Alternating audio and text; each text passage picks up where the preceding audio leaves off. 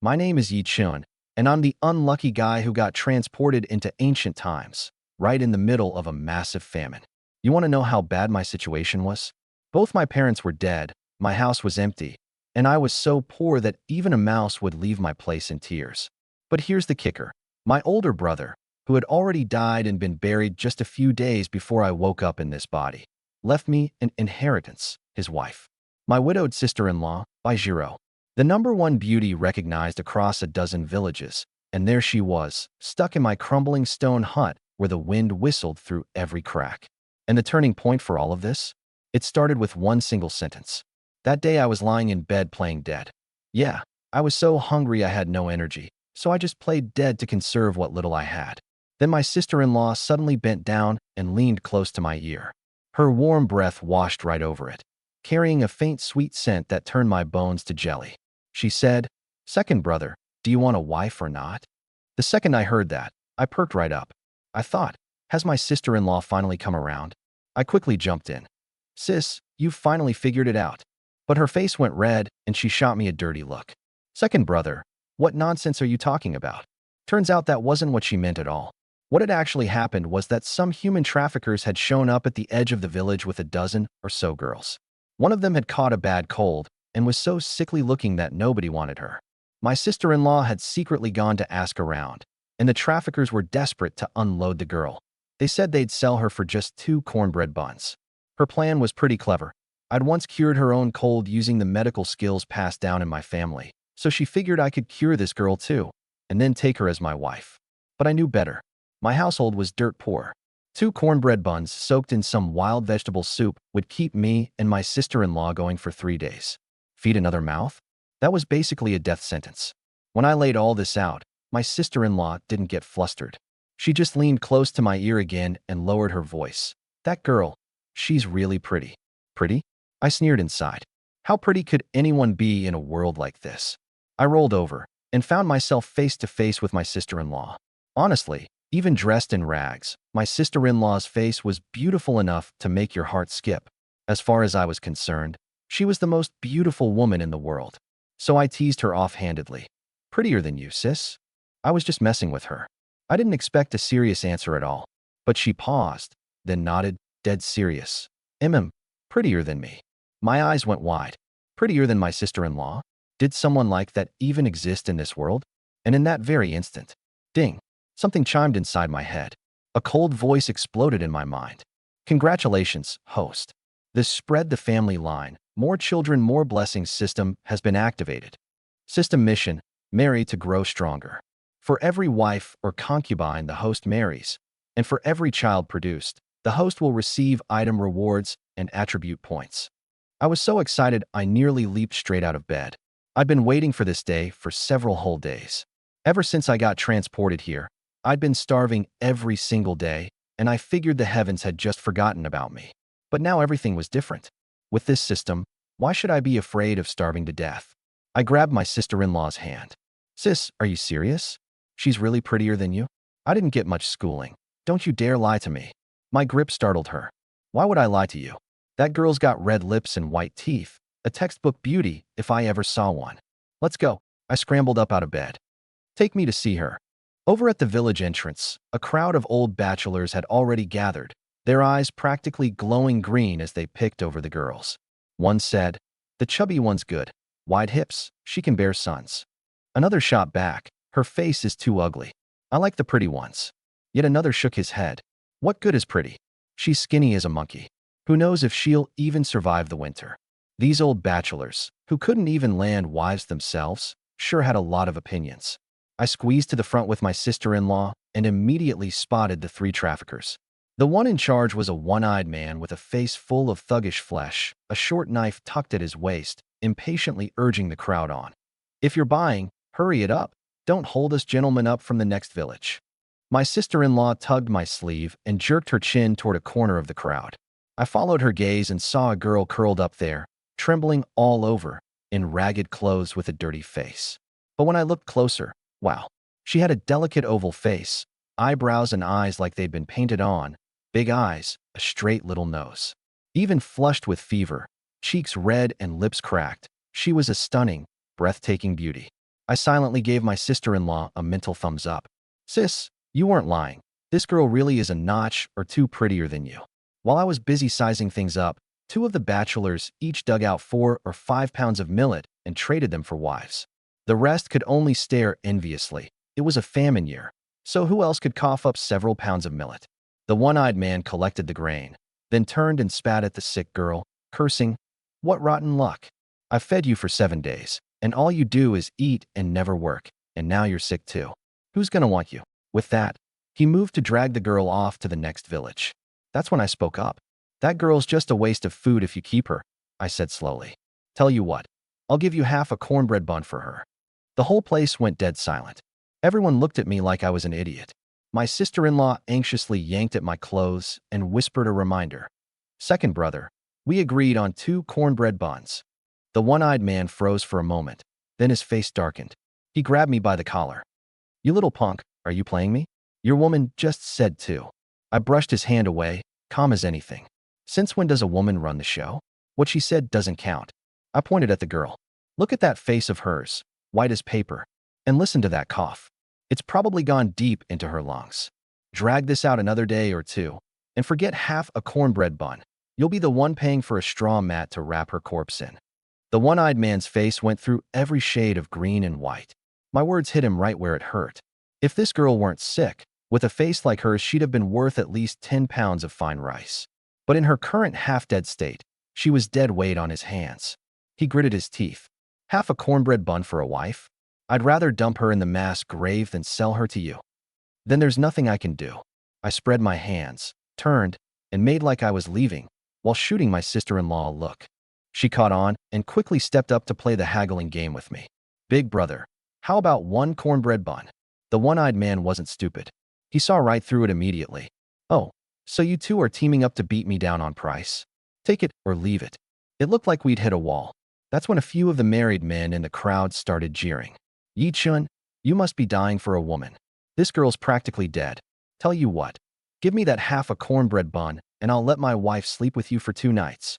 Yeah, give it to me. Give it to me. My wife's game too." The crowd burst out laughing.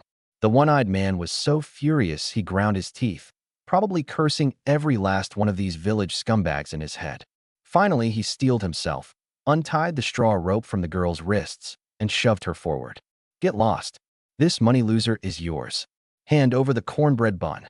Grinning, I pulled the cornbread bun out from inside my shirt and handed it over. "Deal done. Wife acquired." I cheered inside. "System, come on, hand over the reward."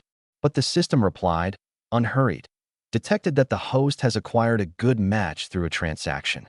Please marry as soon as possible to claim the reward." Oh, so I actually had to hold a proper wedding ceremony. I walked over and helped up the girl who'd nearly been shoved to the ground, leaning in for a close look. Wow. Up close, she was even more flawless, a peerless beauty. "From now on, you're my wife," I said, taking her hand, my tone gentle but with a touch of authority. "We'll get married tonight." The villagers around me looked at me like I was some idiot squandering everything. That ye kid must be so hungry he's lost his mind. Marrying a sickly girl. A whole cornbread bun. Break it up and boil it, and that's enough to feed my whole family. This wife can't even keep herself alive. No chance of her carrying on the family line. Those gloating remarks made the already frail girl shrink even further into herself. She lowered her head and said in a thin, weak voice, "I'm Louis. Thank you, sir, for saving my life. I'm afraid I won't be able to repay this kindness until my next life, when I'll serve you as an ox or a horse." Hearing that, my face fell right there. "What? Am I really that ugly?" She waved her hands in a panic. "You're not ugly, sir. You're very handsome, dignified, and good-looking. There we go." I kept a straight face and spouted my nonsense. "Back where I'm from, a girl only says she'll serve as an ox or a horse in her next life when the man's ugly. But when she meets a handsome fellow like me, what she's supposed to say is, 'Such great kindness can't be repaid, so I can only offer myself to you.'" Louis's little mouth fell slightly open, half embarrassed, half flustered. "When I said next life, it's because with this illness, I'm afraid I won't pull through, and I don't know if I'll even have the chance to repay you in this one." Cough, cough. Before she could finish, she started coughing again, her face flushing red then draining white. She really was seriously ill. I didn't dare waste any more time. I scooped her up in my arms. We'll talk more at home. Sis, let's go. My sister-in-law nodded. Watching me finally get myself a wife, there was relief in her eyes, but somehow an odd trace of loss too, one I couldn't quite put my finger on.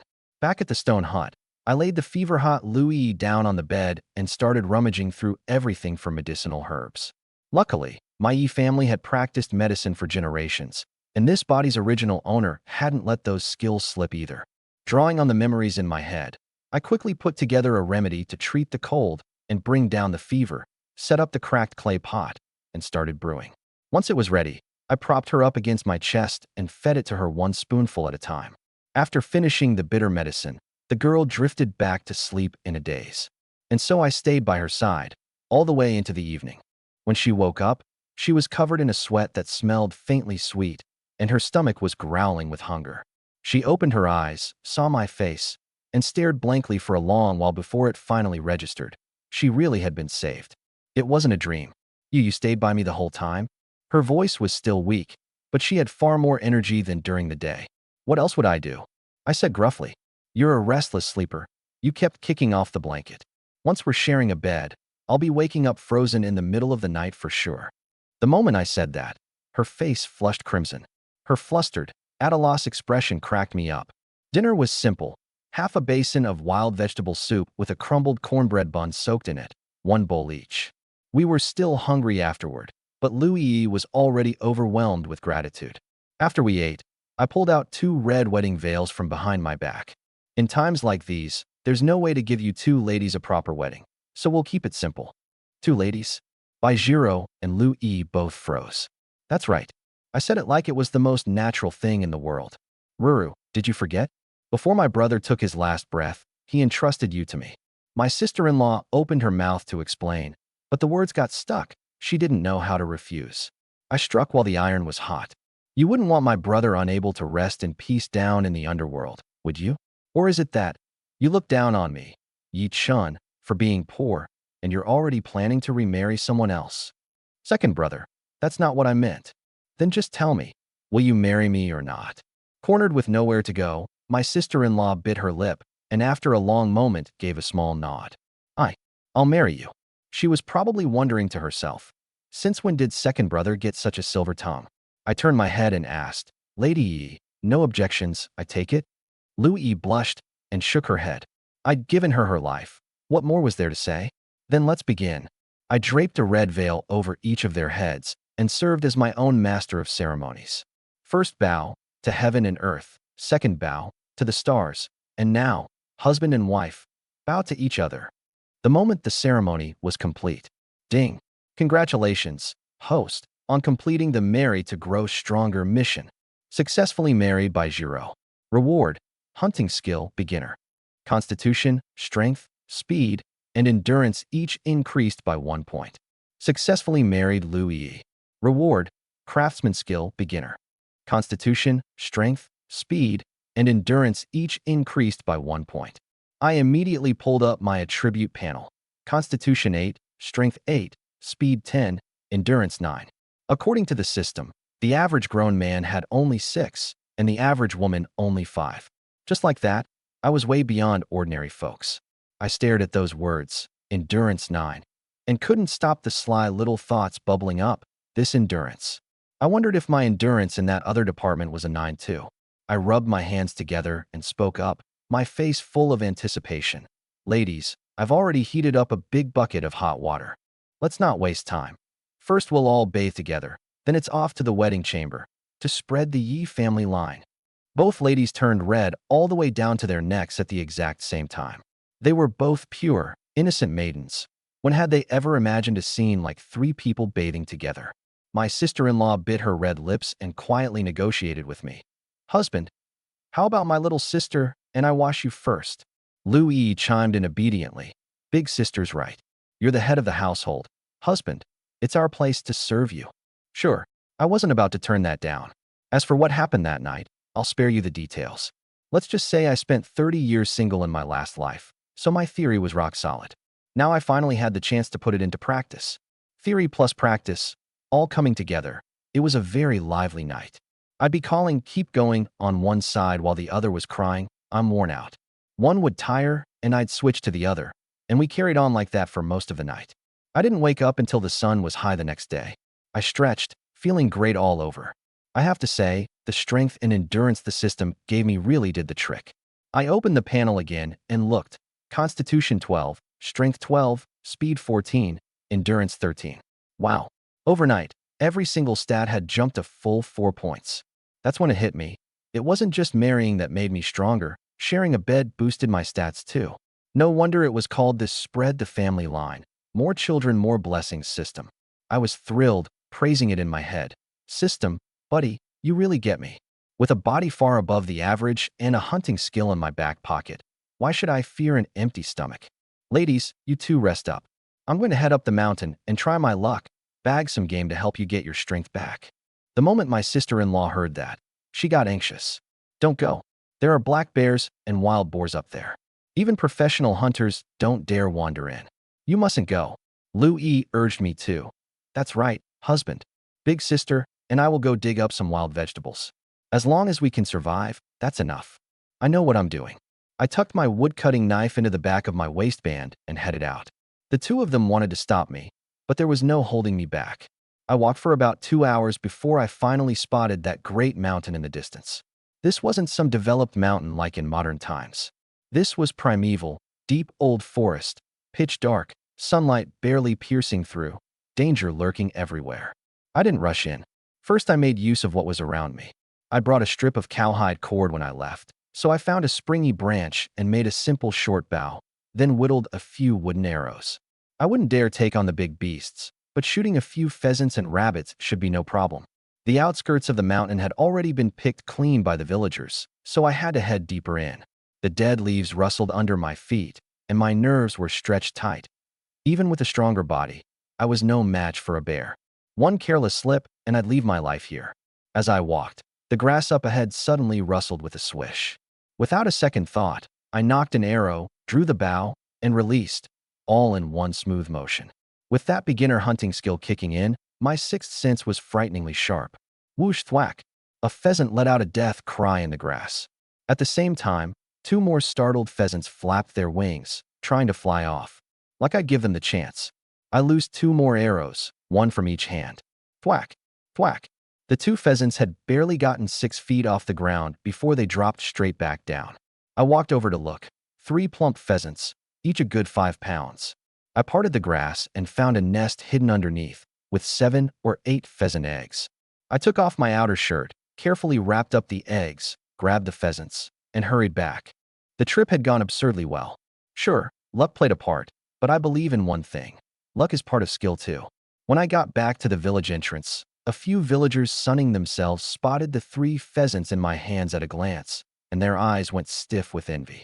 A guy named Sun Jiadi sidled up, grinning, and blocked my path. Brother, spare your big brother one, huh? I'll pay you back too once the famine's over. I didn't even lift my eyelids.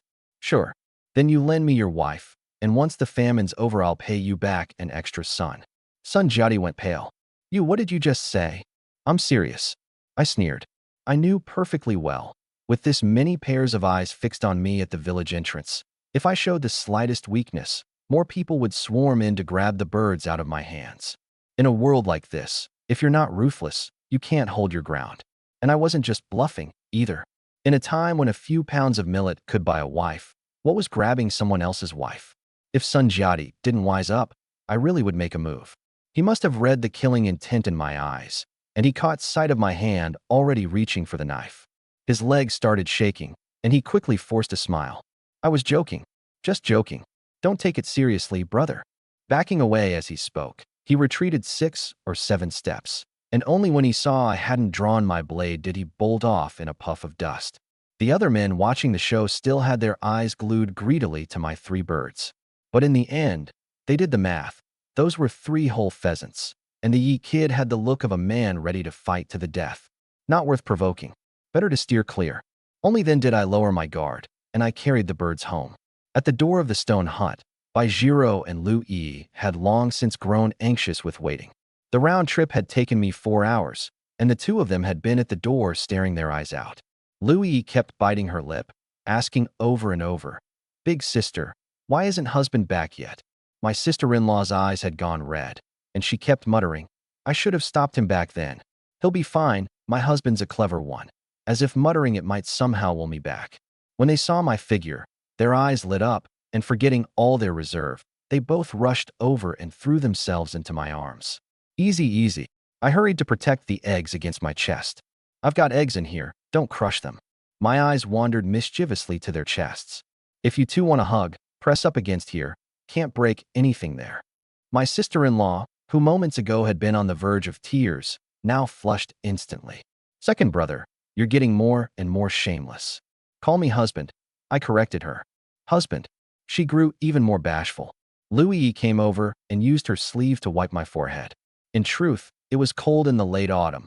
I hadn't broken a sweat at all, just picked up some dust. Looking at their red-rimmed eyes, my heart warmed. I'd come back hauling 3 birds, and their first reaction wasn't, "We've got meat to eat tonight." It was to make sure I was okay. That kind of heart was worth it. Inside, I left the cooking to my sister-in-law. She was capable, boiling water, plucking feathers, gutting, chopping into pieces, tossing it all in the pot and stir-frying, quick and smooth. For seasoning, she used the herbs from my medicine box, which cut the gamey smell and brought out the flavor. Louie didn't sit idle either. She fetched hot water to wipe my hands and face, then kneaded my shoulders and pounded my back. I caught hold of those hands of hers and took a look, pale and soft, long fingers, not a single callus on them. "My lady, you were the daughter of a wealthy family before, weren't you?" She nodded gently, her voice dropping low. "Not exactly wealthy.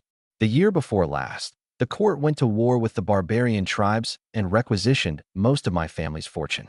6 months later, all the men in the family were conscripted into the army. Only a few women were left. How could we hold on to the family estate? Then came the freezing cold and the total crop failure, and those bad men stormed into our home, grabbing grain, money, people. I was lucky and escaped, only to get caught by the traffickers. If I hadn't run into you, husband." 2 tears fell onto the back of my hand. My heart clenched a little. No wonder she was so beautiful and so understanding. Bought and brought home by me, she hadn't uttered a single word of complaint, only gratitude and total devotion. Only those who've truly tasted a life of drifting and dead ends learn to treasure the little bit of peace right in front of them. I pulled her into my arms. "From now on, I'll protect you." "I believe you, husband." She nodded earnestly and was about to say more when she gave a soft little gasp. I hadn't been able to resist planting a kiss on her. "Sorry, ruined the moment there." I gave a sheepish grin. "It's just that you're too beautiful, my lady, and your husband is young, right at that age when the heart wanders. You really couldn't blame me. In my last life, I'd never so much as touched a woman's hand, and now, in this one, I suddenly had 2 gorgeous wives. How could I not be lost in daydreams all day long?" Louie's cheeks flushed bright red, and she shrank into my arms, her voice as tiny as a mosquito's. "Husband, how about we wait until tonight?" Huh, that wasn't a refusal.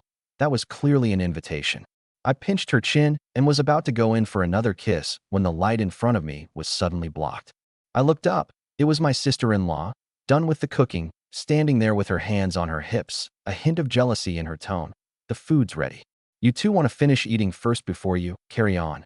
I know my limits. Sure, I'd never been in a relationship, but I understood one thing. There's no such thing as a woman who doesn't get jealous. No matter how well my 2 ladies got along, they'd only known each other a few days. If I played favorites, trouble would come sooner or later. So I reached over and pulled my sister-in-law into my arms too, and without another word, kissed her. "Aya, let's eat first, all right? We're hungry." "Fine, fine, fine, eat first." My own stomach was growling.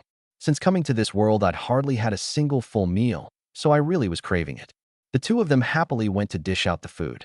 Louie's eyes shone with hunger, and watching my sister-in-law bring the stir-fried chicken to the table, she was practically drooling. We were just about to sit down and dig in when there came a knock-knock at the door. "Who is it?" I called out. No answer, just relentless knocking. My heart lurched. Could someone have caught the smell of meat and come sniffing around? I reached over and grabbed the wood-cutting knife off the wall, tucked it into the back of my waistband, and then went to open the door. Standing outside were 3 local thugs, all with faces full of thuggish flesh, the notorious types from the east end of the village who stole chickens, filched dogs, and bullied widows and orphans. Glancing farther out, I spotted Sunjati and those other young men lurking in the shadows, watching. It was plain as day. If these three managed to grab some food, that crowd behind them would swarm in too. You didn't say a word, so I thought it was a stray dog pawing at the door. I braced one hand on the door, blocking the entrance, with absolutely no intention of letting them in. The one in the lead was named Wang Qingkai, and nothing set him off more than someone making cracks about his family name. The moment he heard it, he blew up. Damn it, who are you calling a dog? Naturally, the one going woof woof all over the place. My eyes turned cold as they swept across the three faces. If you've got nothing to do, get lost. I've got no time to entertain uninvited guests. And I moved to shut the door. Bang. Wang Qingkai kicked the door. Who gave you the guts to talk to me like that? I'll spell it out. We're here to eat chicken. If you know what's good for you, bring it out fast. Otherwise, we'll tear this dump of yours apart. The two behind him piped up in agreement, and one of them leered into the house. Yeah, if you don't bring it out, we'll go in and take it ourselves. And when we do, it won't just be the chicken, your sister-in-law, and that new wife you bought. We'll haul them all off too. Baijiro and Lu Yi were so frightened they quickly hid themselves away. Go ahead and try grabbing one of them. Before the words had even left my mouth, my wood-cutting knife was already pressed against Wang Qingcai's neck. I bore down with my wrist, and the sharp blade broke the skin. Beads of blood welled up. Wang Qingcai's neck stung, and his eyes went wide. Yi-chun, what the hell are you doing? You wouldn't dare. You think I wouldn't? The next instant, the blade flashed. A line of blood spurted from his neck. He clutched his throat, his face full of disbelief, mumbling something unintelligible, and finally toppled straight to the ground. Murder! Murder! The other two were scared out of their wits, their legs shaking so badly they could barely stand. Never in their wildest dreams had they imagined I'd be this ruthless, without a flicker of hesitation in my eyes. What was it you two said just now? You were going to grab what? I stared them down. The two of them dropped to their knees with a thud, kowtowing frantically. We didn't say anything. It was Wang Qingkai. He was the one who wanted to take your chicken and your women. He egged us on. Brother Yi, please spare us. We know we were wrong. I recognized these two. One was named Ding Zhang, the other Zhang Feixiang. They were cut from the same cloth as Wang Qingkai, but at their core they were cowards, bullying the weak and cowering before the strong. I wasn't worried they'd dare take revenge. Among two-bit friends like these, what loyalty was there to speak of? Besides, killing all three in one go would only invite three families out for revenge. For now I still had to lie low and keep growing stronger. Take his corpse and get out. The two of them acted like they'd been granted a pardon, scrambling and stumbling to lift up Wang Qingcai's body, then fleeing on shaky legs. Sun Jiadi and the others peeking from a distance had long since gone numb with fear. Yi Chen actually dared to kill someone. And he did it clean, like he was slaughtering a chicken, not a shred of mercy in his eyes. This kid used to be such a coward. When did he get this ruthless? They looked at one another, and none of them dared scheme after me anymore. Even as wave after wave of the meat's aroma drifted out of my hut, making them swallow hard, they could only bear it. No matter how good the meat smelled, it wasn't worth their own heads. I closed the door and went back inside. Baijiro and Lu Yi hurried up to me, and when they saw the blood on me, their faces went white. Husband, are you all right? I'm fine. It's someone else's blood. I wiped the knife with a rag and said gently, let's eat first. Once we're full, I still need to make a trip to the Wang household. I'd killed Wang Qingkai, and his family was certain to come seeking revenge. Rather than sit around waiting to get stabbed, I'd strike first. Killing Wang Qingkai wasn't something I could just leave hanging. When my sister-in-law heard I was going to the Wang household, her voice trembled a little. Husband, are you really going? Trouble is the kind of thing that, if you don't go deal with it, it comes to deal with you. I said it as casually as if I were heading out to buy groceries. The truth was, I had a plan. In times like these, when everyone was starving, a normal man's constitution maxed out at maybe 4 or 5 points. But me? Constitution 12, Strength 12, Speed 14, Endurance 13. Nearly double an ordinary person. On top of that, the system had given me the hunting and craftsman skills, so I was good at shooting, setting traps, disguise, and tracking, the whole lot. As long as I didn't do anything stupid, there was no danger. Seeing she couldn't talk me out of it, my sister-in-law said no more and put a chicken drumstick in my bowl. Eat more, husband, so you'll have the strength. Louis moved the other drumstick over too. Both are for you, husband. Big sister, and I will wait for you at home. Tonight, you must come back safe and sound. That's what they said, but the worry in their eyes was impossible to hide. My sister-in-law's eyes were red-rimmed, ready to spill over at any second, and Louis' smile was clearly forced. With you two waiting for me at home, how could I not come back safe? I split the 2 chicken wings between them and kept a straight face. You eat too, otherwise I won't be able to eat alone. We ate the whole meal clean. The 5+ pounds of pheasant were reduced to a pile of small bones. I sharpened my wood-cutting knife a bit more and tucked it into my waistband. Lock the door and don't wander off. Come back early, husband. I closed the door and, under cover of darkness, made my way toward the Wong household. That late autumn night had no moon. I could barely make out the road. The whole village was eerily quiet. In a famine year, even the wild grass by the roadside had been chewed down to nothing. Forget crickets chirping. You couldn't find a single dog around. They'd all been eaten long ago. In about the time it takes an incense stick to burn, I reached the Wong household and climbed over the wall into the courtyard. The moment my feet touched down, there came a knock, knock, knock at the door. I immediately shrank into the shadows, slowing even my breathing to its faintest. From inside the house came a woman's voice. Who is it? Outside was a man, his tone carrying a teasing note. Open up, sister-in-law. It's your brother. The door opened, and a woman with a fair share of good looks came out holding an oil lamp. The lamp's glow was limited and didn't reach the corner where I hid. The instant the door was pulled open, the man outside lunged straight in, wrapping his arms around her and nuzzling at her face. By the dim lamplight, I saw clearly. The man was Wang Qingsai's second uncle, Wang Daji, and the one he had wrapped in his arms was Wang Qingsai's mother, In Xiulan. Well, In Xiulan thumped him on the chest. You've got a death wish. Your big brother's out looking for Qingkai. He'll probably be back any minute. Aren't you afraid he'll catch you and beat you to death? Not likely to be that quick. Wang Daji grinned wickedly. If he can't find Qingkai, he'll come looking for me to help. And in this pitch-black night, where's he going to search? I watched with my own eyes as he left the village. He won't be back for a while, so I figured I'd come find you, sister-in-law. With that, he carried her into the house. Not long after, some rather indescribable sounds started coming from inside. Crouched in the darkness, I was frankly dumbfounded. I'd come here to kill someone, and instead I'd turned into a spectator. These ancient folks sure knew how to get up to all sorts, huh? But on second thought, Wang Daji was no decent man either. Perfect. I'd deal with both of them at once. My hand had already gripped the knife handle, and I was getting ready to charge in.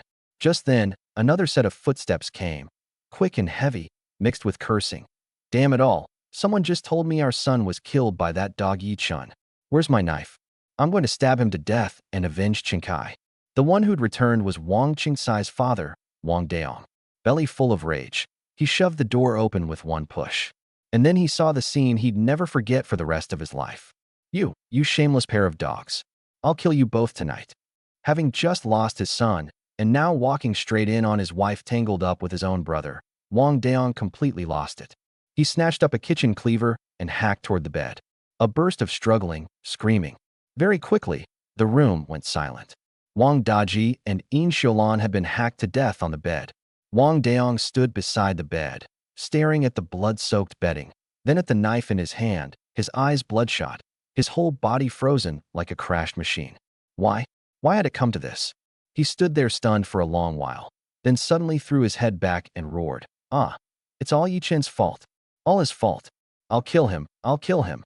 He'd snapped. Gripping the knife, he staggered toward the door to come find me. But the moment one foot crossed the threshold, a cold flash of light swept before his eyes. He only felt a chill at his neck, and before he could grasp what had happened, before he could even see who had struck, he instinctively clutched his throat. Blood gushed out between his fingers. He slumped against the door frame and slowly slid to the ground. He struggled to mumble, I haven't had my revenge yet, haven't killed. Yi. The last word never made it out. He was gone. To his dying breath, he never got a clear look at who had killed him. That single stroke of mine had been fast and merciless, slicing straight through his artery. There was no chance of survival. I wiped the blood off my knife and headed home under cover of night. At the door, I knocked softly 3 times. Open up, ladies, it's your husband. Before the words had even faded, hurried footsteps sounded inside.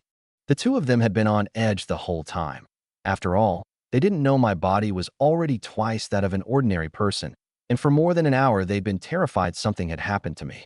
The door opened, and two pairs of eyes looked me up and down. Only after confirming I wasn't hurt did they let out a long breath of relief. My sister-in-law pulled me inside, then cautiously glanced out a few times, and only after making sure no one had followed did she bolt the door shut. Louie's little hands patted all over me. "You really aren't hurt, husband?" "Not a single hair out of place." Went off without a hitch. I pulled the two of them to sit down at the edge of the bed. I'd figured I'd be taking on all three by myself, but it turns out the Wongs turned on each other first. You'll never guess what happened. Turn on each other? Louie tilted her head, brimming with curiosity. "This one, Ruru probably knows about. Ask her." Seeing my sister-in-law's face redden, I teased her on purpose. My sister-in-law's face flushed even redder, like she'd smeared on rouge, and it took her a while to speak up in a small voice. "I heard from the villagers that Wang Dayong's wife was carrying on with Wang Daji. Though I don't know if it's true or not." "It's true, all right," I picked up. When I snuck over to the Wang place, those two were in the middle of their affair, all sister-in-law this and sister-in-law that. Then Wang Dayong came home and caught them red-handed, one stroke each, and the shameless pair was dead. After that he started ranting about coming to find me to avenge his son. Before I left, I dealt with him too, easy enough. When it came to killing, my tone was as flat as if I'd just butchered a chicken. "As long as you're all right, husband," my sister-in-law said softly. In an age when a human life was as cheap as a blade of grass, when a few pounds of grain could buy a wife, killing a whole family over a mouthful of food wasn't exactly news. Neither of them would blame me for being ruthless. They only lamented how worthless life had become in this world and wondered when it would all end. "You've had a hard time, husband, protecting this home," Louie said, bringing over hot water and helping me wash up and change clothes, her movements far more practiced than the day before. "You're my women. Protecting you is what I should do." Once all three of us were cleaned up, I couldn't wait any longer. "It's late. Let's get back to spreading the Yi family line." The two of them blushed, but both nodded obediently. The shyness was real, and so was the anticipation. The reserve was real, and so was the eagerness. Early the next morning, I woke up feeling refreshed and opened the system to check. Constitution 16, Strength 16, Speed 18, Endurance 17. Sure enough, every session of effort raised each of the four stats by 1 point. As for those two skills, though they were only beginner level, in actual use they were sharper than the old hunters and old carpenters in the village. "You two keep resting. I'm heading up the mountain again to bag some game." I was already dressed and ready. Both ladies were so limp and sore they didn't even have the strength to get out of bed. My sister-in-law propped herself up. "Eat something before you go, husband." "I'll get up and cook a little porridge, slice up some chicken, some wild vegetables." "Hold on, I'll be quick." With that she wrapped herself up in her clothes, climbed out of bed, and got to work. Louie hurried to follow. While they were busy cooking, I found another dozen or so straight branches and used pheasant feathers to make fletching. With fletching, both range and accuracy would improve dramatically.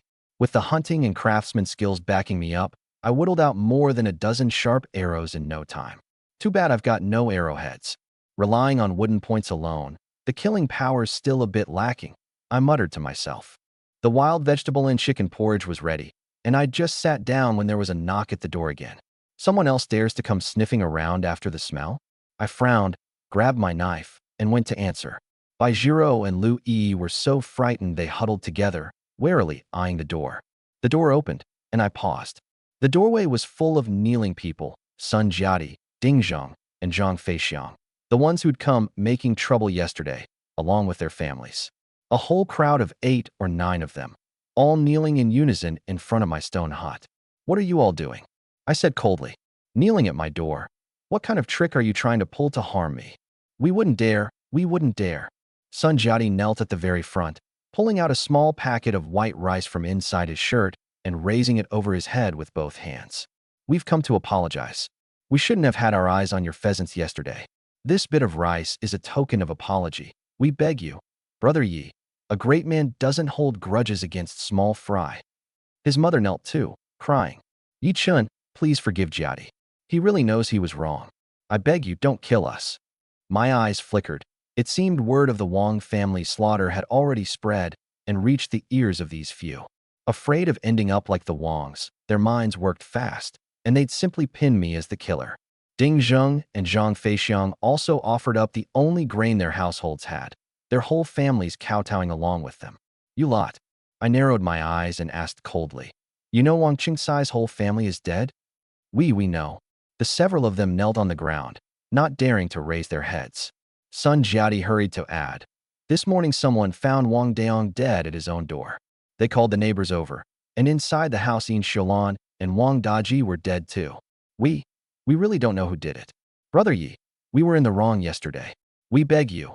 A great man doesn't hold grudges against small fry. Spare us. We'll never dare again. Last night, I did indeed go to the Wang household, I said. The moment I said it, the several of them shuddered with fear and kowtowed even harder, thinking I meant to silence them for good. Then I switched track. But I'm not the one who killed them. In these lean, famine-stricken times, a human life was worth next to nothing, but the county still had a magistrate's office. If they banded together and reported me, that would be trouble. Besides, wiping out an entire family was the kind of thing that could come back to haunt me. So I spoke slowly. When I got to the Wang house, I walked in on Wang Daji and Yin Xiaolan having an affair, and Wang Daong happened to come home right then. When he saw he'd been cheated on, he went berserk and hacked the two of them to death. But he cut his own neck in the process, bled out, and died too. They killed each other. It had nothing to do with me. Right. Sun Jiadi jumped in immediately. Half the village knew Wang Daji and Yin Xiaolan were carrying on. Anybody could see it was a crime of passion, an inside job. Yeah, I saw it too. The Wangs slaughtered each other. We came to apologize to you. Brother Yi, it's got nothing to do with that. We just wanted to make up for offending you yesterday. Brother Yi, will you forgive us? These guys weren't stupid. They followed my lead, swore up and down that the Wangs had killed each other, and then went right back to begging. That little squabble yesterday isn't enough to make me hold a grudge. I took the grain and waved my hand. Get going, all of you. And remember, tell everyone you see, the Wangs killed each other. Yes. Pardoned at last, they scrambled away as fast as their legs could carry them. I weighed the grain in my hands. Over 3 pounds of white rice, over 3 pounds of white flour, and nearly 5 pounds of millet, more than 10 pounds altogether. Enough to feed the three of us for a good while. Only now did my sister-in-law let out a breath. Looking at the pile of grain, her eyes lit up. This much, it'll last us more than half a month. She looked me over carefully, her eyes full of delighted surprise. My husband's really something now. He can hunt, and he can make the village bullies drop to their knees and beg. But privately she was wondering, is this really my Erling? How did he change into a whole different person? Maybe losing his older brother forced him to grow up overnight. Made him realize he had to be the man of the house now. Amazing. And my husband knows medicine too. He saved my very life. Louis gazed at me with pure adoration, her almond eyes shining like they held stars. Keep praising me and my head's going to float away. I pulled them both into my arms and pressed my luck. But talk is cheap. If I'm really that great, how come neither of you has kissed me? Two faces flushed crimson at once. So not kissing me means you were lying? I grinned wickedly. I wasn't lying. Louis blurted, and quickly planted a kiss on my cheek. She knew perfectly well I was goading her, but she was more than happy to fall for it. After the kiss, she couldn't resist stirring the pot. As for whether Big Sister was lying, well, I wouldn't know about that. You little traitor. My sister-in-law pretended to be angry, then, blushing, gave me a quick peck on the cheek, light as a dragonfly skimming water, gone the instant it touched. Louis giggled beside us, looking for all the world like a little fox who'd gotten her way. While I basked in it, I secretly started grading my two wives in my head. Louis, 16, features like a painting, a fair, delicate oval face. Sweet, well-behaved, and dainty, about 5'6", with a graceful figure. Curves in all the right places, nothing lacking. Overall score, 98. My sister-in-law, by Giro, 21, a classic Eastern beauty with a dignified, egg-shaped face, a lovely figure, and a gentle, sensible temperament. She listened to her husband in all things, full of the charm of a devoted wife. Overall score, also 98. Why not a 99 or a 100? I'd just arrived, and already, in one tiny place like Zhou Village, I'd stumbled onto two beauties like this. If I didn't hold back those 2 points, then when I met someone even prettier down the road, How would I score her? Once we'd fooled around enough and I'd eaten my fill, I told the two of them to wait at home while I took another trip up the mountain. Be careful, husband. Safety first, they said in unison. Don't worry. I'll be back before you know it.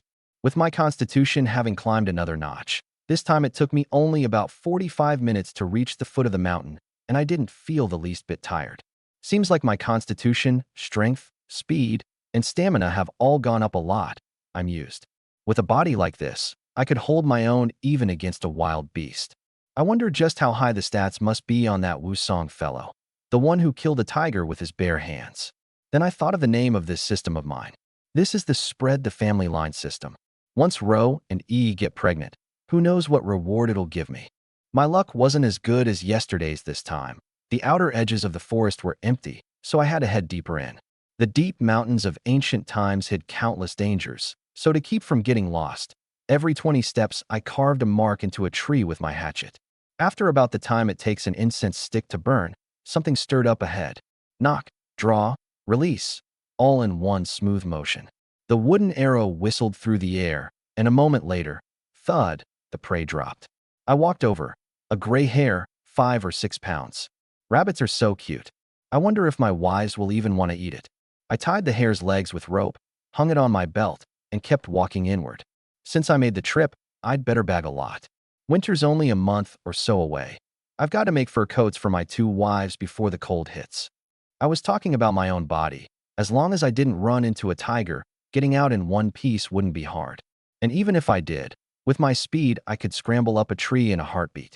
A big tiger can't climb high, and a small one? It probably couldn't beat me anyway.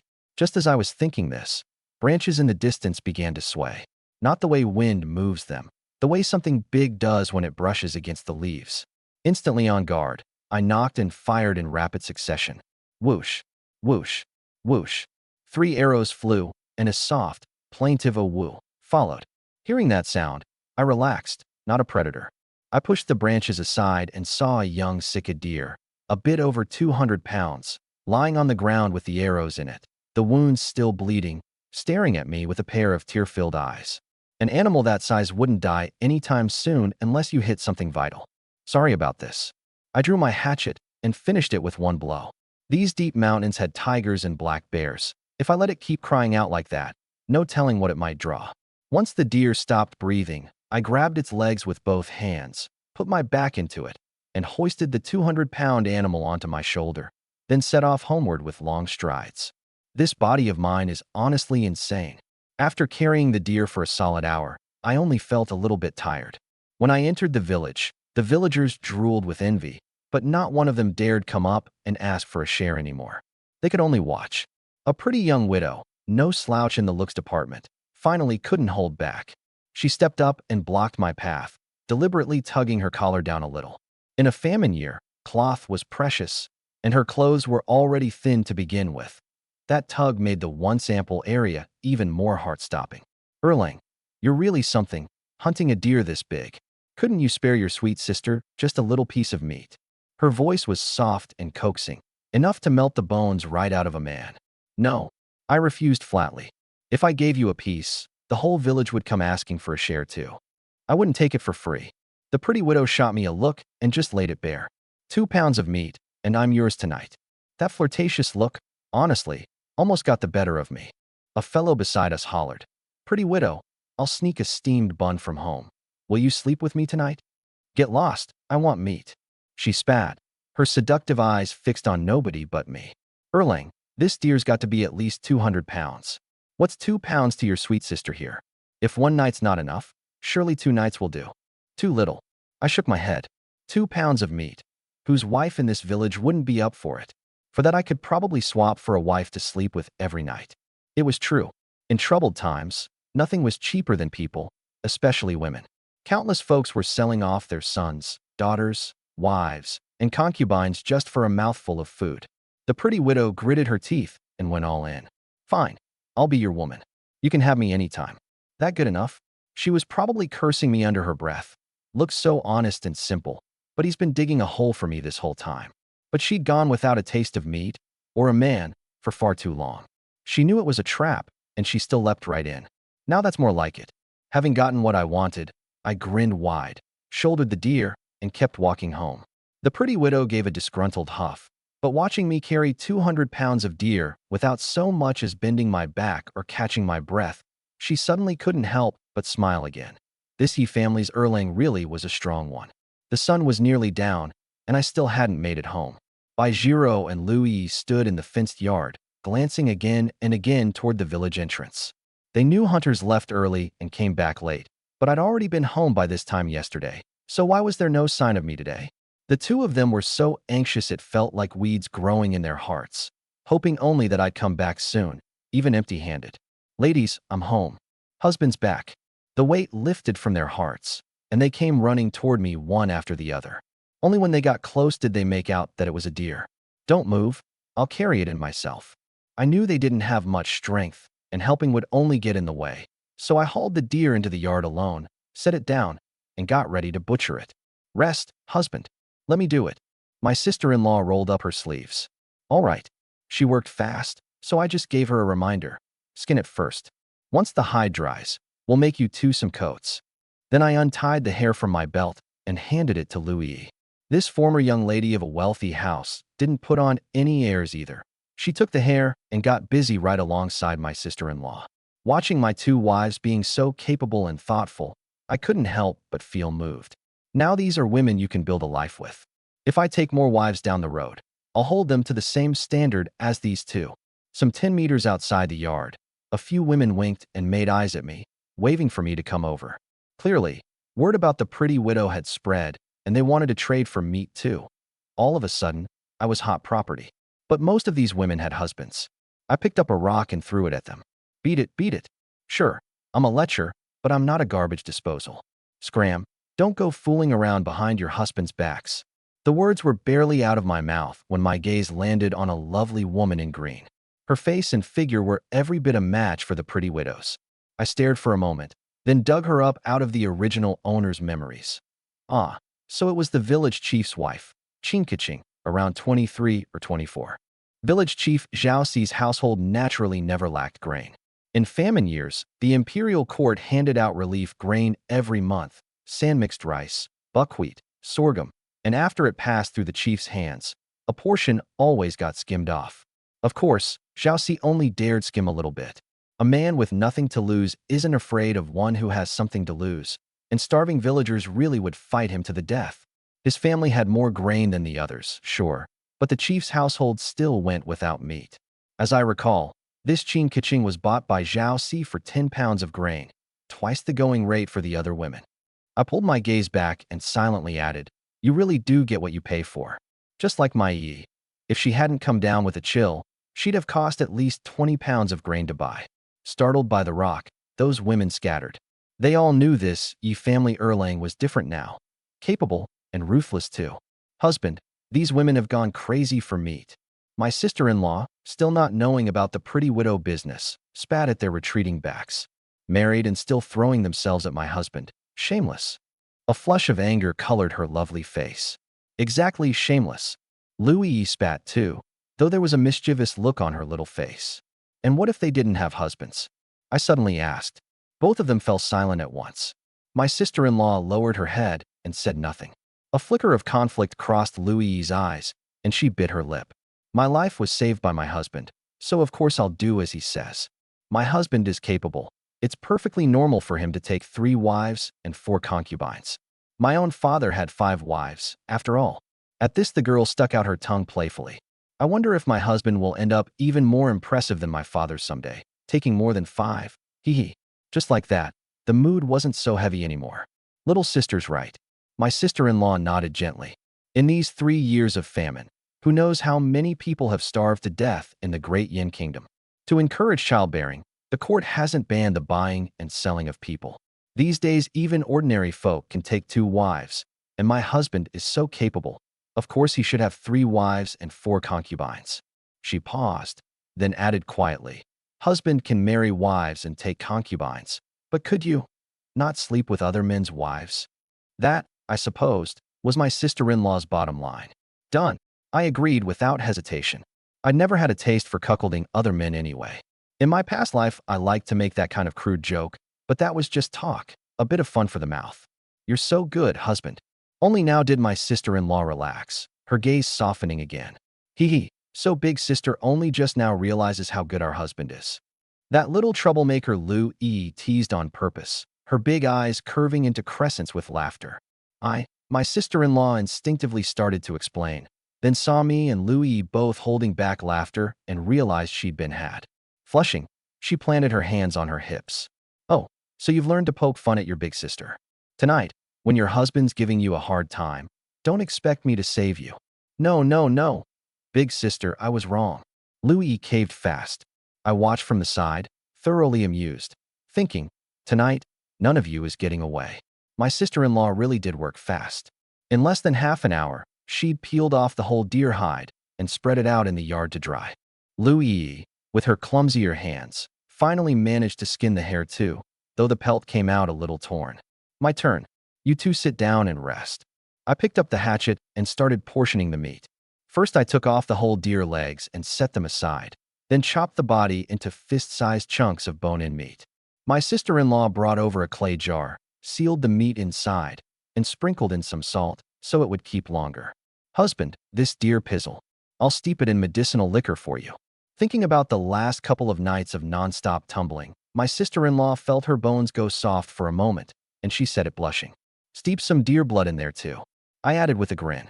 My constitution was already triple a normal man's, but what man ever complains about being too capable? Bottom line, more tonic is always better.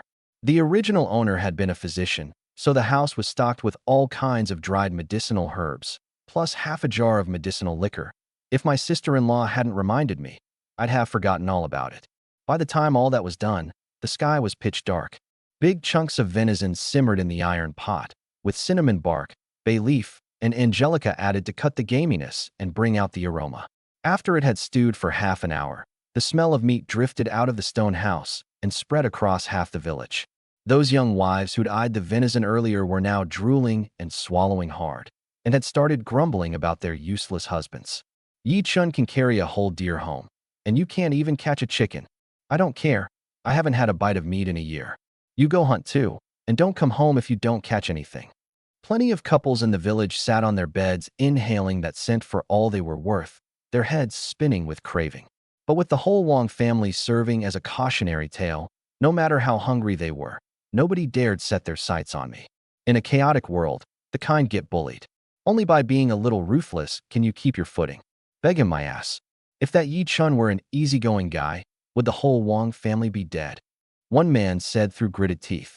First thing tomorrow, I'm heading up the mountain too. If I'm lucky, I'll haul back a wild boar and let you eat your fill.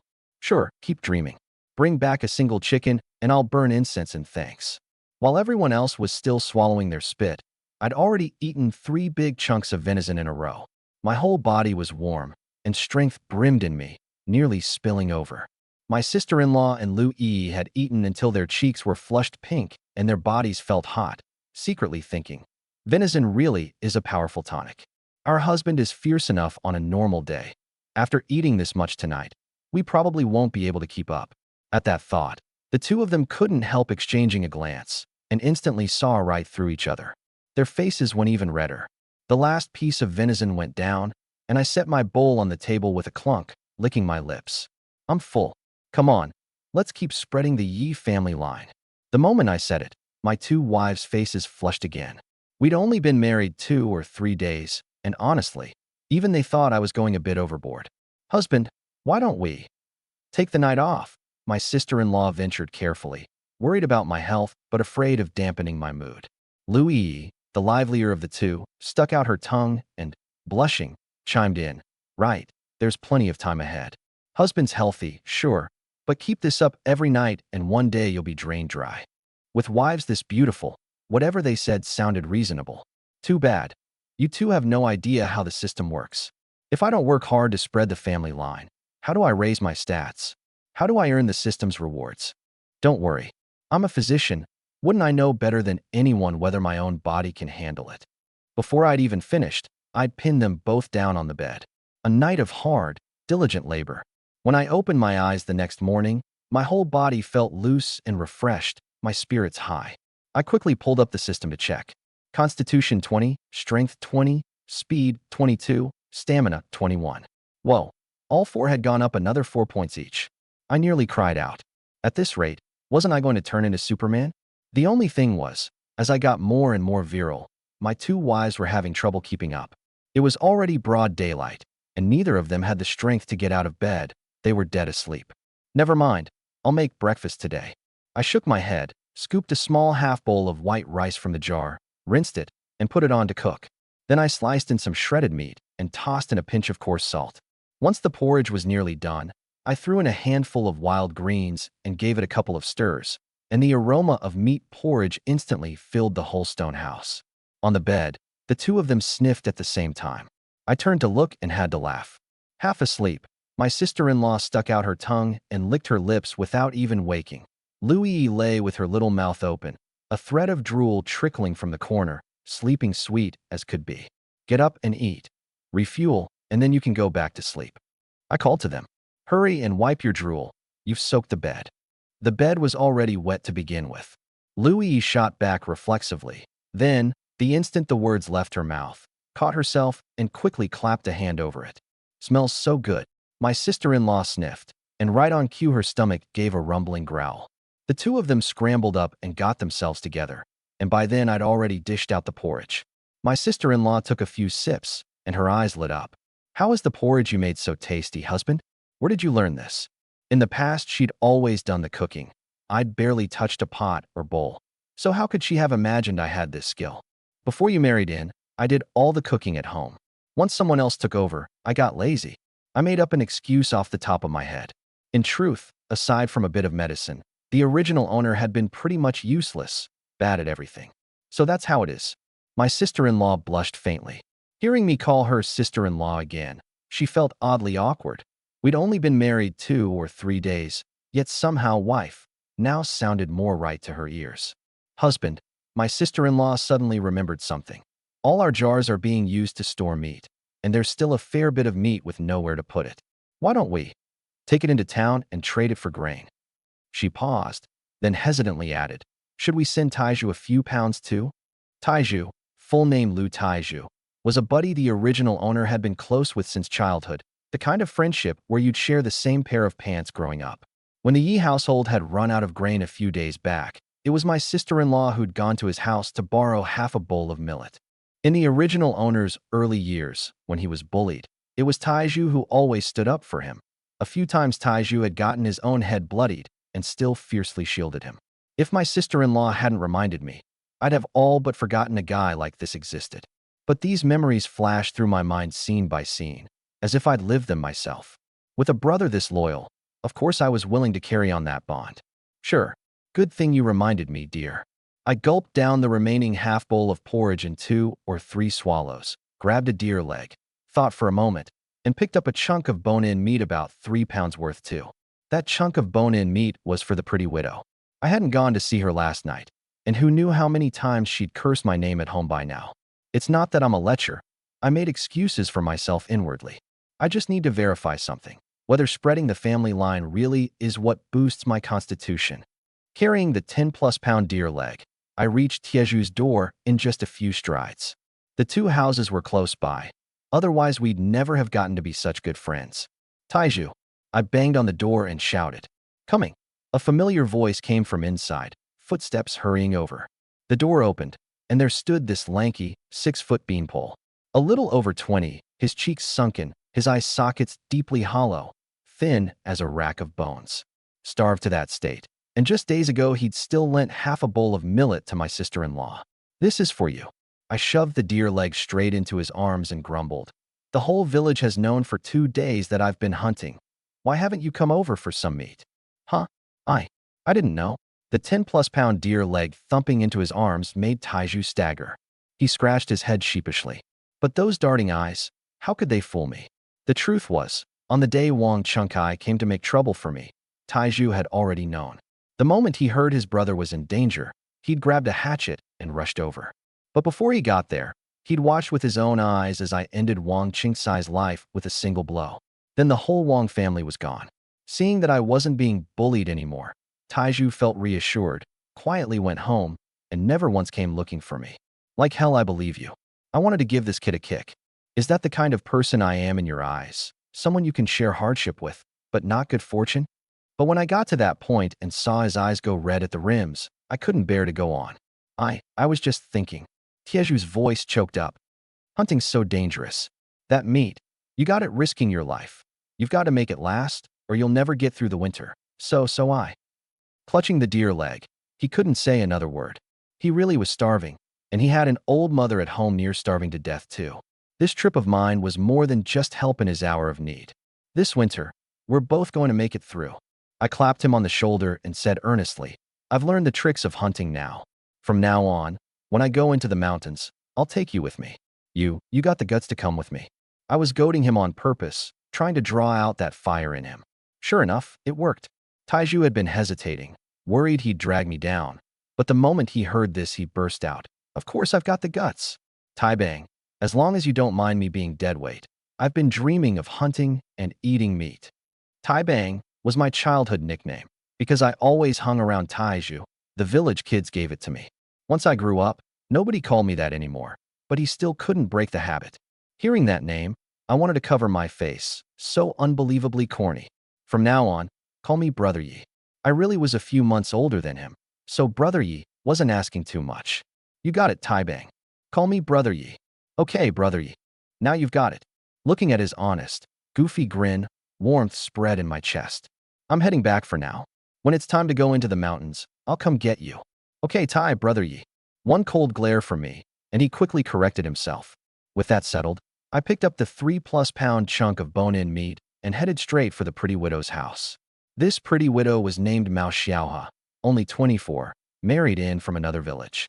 Just days after the wedding, her groom went to the river to catch fish so he could give her a better meal, and slipped, drowned, and by the time they fished him out, his body was bloated white. Then the great famine came. Her mother-in-law starved to death, and now she was left all alone. That damned Yi Erlang promised to bring me 2 pounds of meat, and then he stood me up. Mao Xiaoha was viciously biting into a cornmeal cake, having cursed my name in her heart at least 18 times. With any other man, she wouldn't have bothered to give him a second glance. But in this village, only the Yi family Erlang had those clean, handsome features and that tall, sturdy build. Before, he'd been a bit soft and frail, useless as some scholar. But now it was different. The man seemed reborn, gone all hard and manly, learned to hunt, and carried a whole deer while walking as strong as an ox. What woman wouldn't get her heart set on a man like that? Rotten liar. It's your loss if you don't come. This lady is a flower in full bloom. And you're not the only one who can hunt, she muttered to herself, mostly just trying to give herself a way to save face. When you do come back, 2 pounds of meat won't be enough to send me off with. The words had barely left her mouth when her window creaked open and a head poked in. If 2 pounds of meat won't send you off, then I guess this fellow will just be on his way. Who else would it be but me? Yi Erlang. Mao Xiao's eyes lit up. Then she immediately put on a stern face, striking a "you'd better work to win me over now that I'm mad" pose, and huffed. So you finally remember to show up? I figured you couldn't bear to part with those 2 pounds of venison. How could I? I saw right through her act, and, smiling, shut the window, then circled around to knock on the door. Coming. Deep down she'd been dying for me to show up, and she trotted over to open it. But the moment it was open, she put her reserve back on and feigned aloofness. Where's the venison? If I hadn't gone so long without a taste of meat, I'd never let you get away with this. Talking like that takes all the fun out of it. I hefted the meat in my hand and said helplessly, it may be a transaction, but I'd like a little emotional value too. You're just awful. Seeing that I wasn't the kind of sucker who loses his head at the sight of a pretty face, she dropped the act too, leaned in on her own, and softened her voice. You really think I'm doing this for the meat? In my eyes, you're a whole lot tastier than any venison. Now that's more like it. The corner of my mouth curved up, and I swept her up in my arms. Time for the experiment. The pretty widow was, after all, no stranger to this sort of thing. A little jingle from the internet in my past life popped into my head. Knows when to give and take, reads the room, can act cute and coax with the best of them, charming by day, alluring by night, leaves a man smitten and drunk on her. Mao Xiaohe wasn't quite that age yet, but with everything she had going, exaggerated proportions, a supple figure, she fit the bill just fine. I don't know how long we went at it, But when I opened the system again, Constitution 21, Strength 21, Speed 23, Stamina 22. Just as I thought. Everything was crystal clear now. As long as I worked hard to spread the family line, whether or not she was my wife, my constitution would go up. The only difference was that Ro and E had gone through a proper wedding ceremony with me. They were my lawfully wedded wives, which was why the system had thrown in the 2 bonus skills of hunting and craftsmanship. In other words, to earn skill rewards, I had to marry a wife, carry on the family line, and get her pregnant. Otherwise, it was just a simple stat boost. I was overjoyed inside. This system was practically tailor-made for building a harem. Beside me, Mao Xiaohe had gone completely limp, unwilling to move even a finger. Never in her wildest dreams had she imagined the Yi family Erlang could be this incredible. I fell right into your trap. She lay sprawled on my chest, gloating even as she'd come out ahead. If you're going to work me over like this every single time, I'm going to have to knock that 2 pounds of venison down. In your dreams, I patted my own 8-pack. With skills like mine, out in the wider world, top-tier rich ladies would be showering me with gold to beg for my attention. Too bad this rundown village doesn't even have a single rich lady. And I even heaved an exaggerated sigh. Mao Xiaohe was tickled into a fit of giggles. What would an ancient person know of jokes like this? They all took being kept or living off a woman as a disgrace. So how was it that when I said it, it sounded like something to be proud of? But she knew I was teasing and didn't take it seriously. She just found this Yi family Erlang sweet-talking and fun. That's it for today's constitution-boosting training. Seeing that it was getting late and I still had real business to attend to, I couldn't afford to keep dawdling. Back home, my sister-in-law was washing mushrooms. These had sprouted from a rotten log in the corner of the yard. A few days ago, they'd still been small. Now they were just right for picking. Louis was draping the clean deer hide over a frame to drain. That pelt had been washed until it gleamed, without a single scar on it. "Husband, you're back?" The moment I walked in, 2 lovely faces broke into smiles at once. Watching my 2 wives being so industrious, and then looking at the coarse cloth clothes on their backs, patched over layer upon layer, I felt a pang inside. Especially Louis. When she'd first been sold over, her clothes had been torn in several places, so she'd had to wear my sister-in-law's. But their figures were different. My sister-in-law was tall and slender, while Louis was petite, with narrow shoulders and a slim waist. So my sister-in-law's clothes always hung loose and empty on her. "I'm planning to make a trip into town," I said. "I'll trade the 2 deer legs for some fine rice and white flour." I didn't mention the part about buying cloth to make new clothes for my wives. Louis hadn't known me long enough to catch on, but my sister-in-law would definitely refuse to let me trade a deer leg for money just to buy her clothes.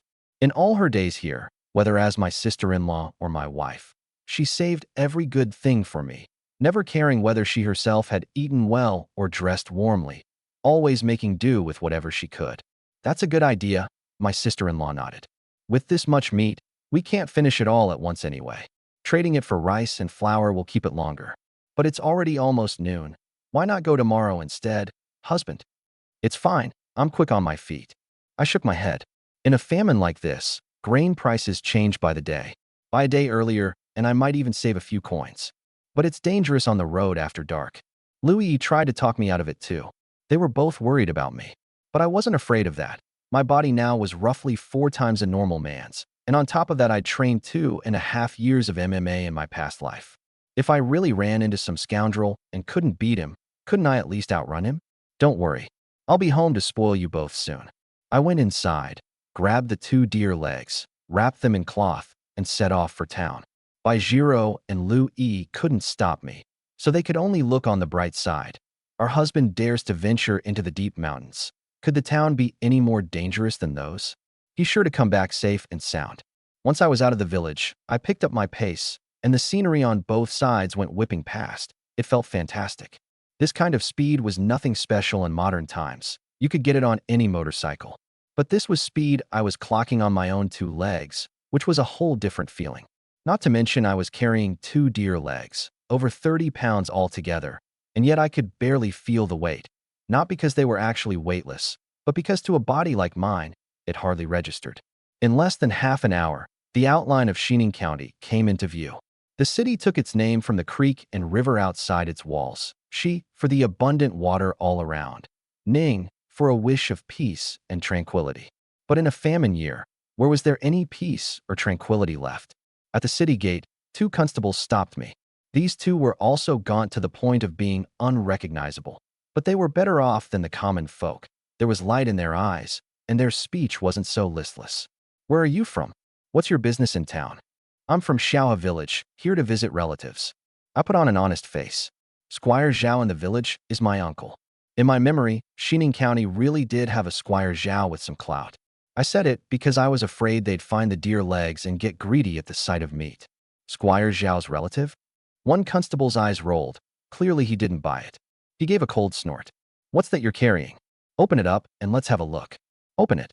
The other one urged impatiently too. No getting out of it. A flash of hard intent crossed the depths of my eyes. These petty devils really were a pain. But I didn't rush to act.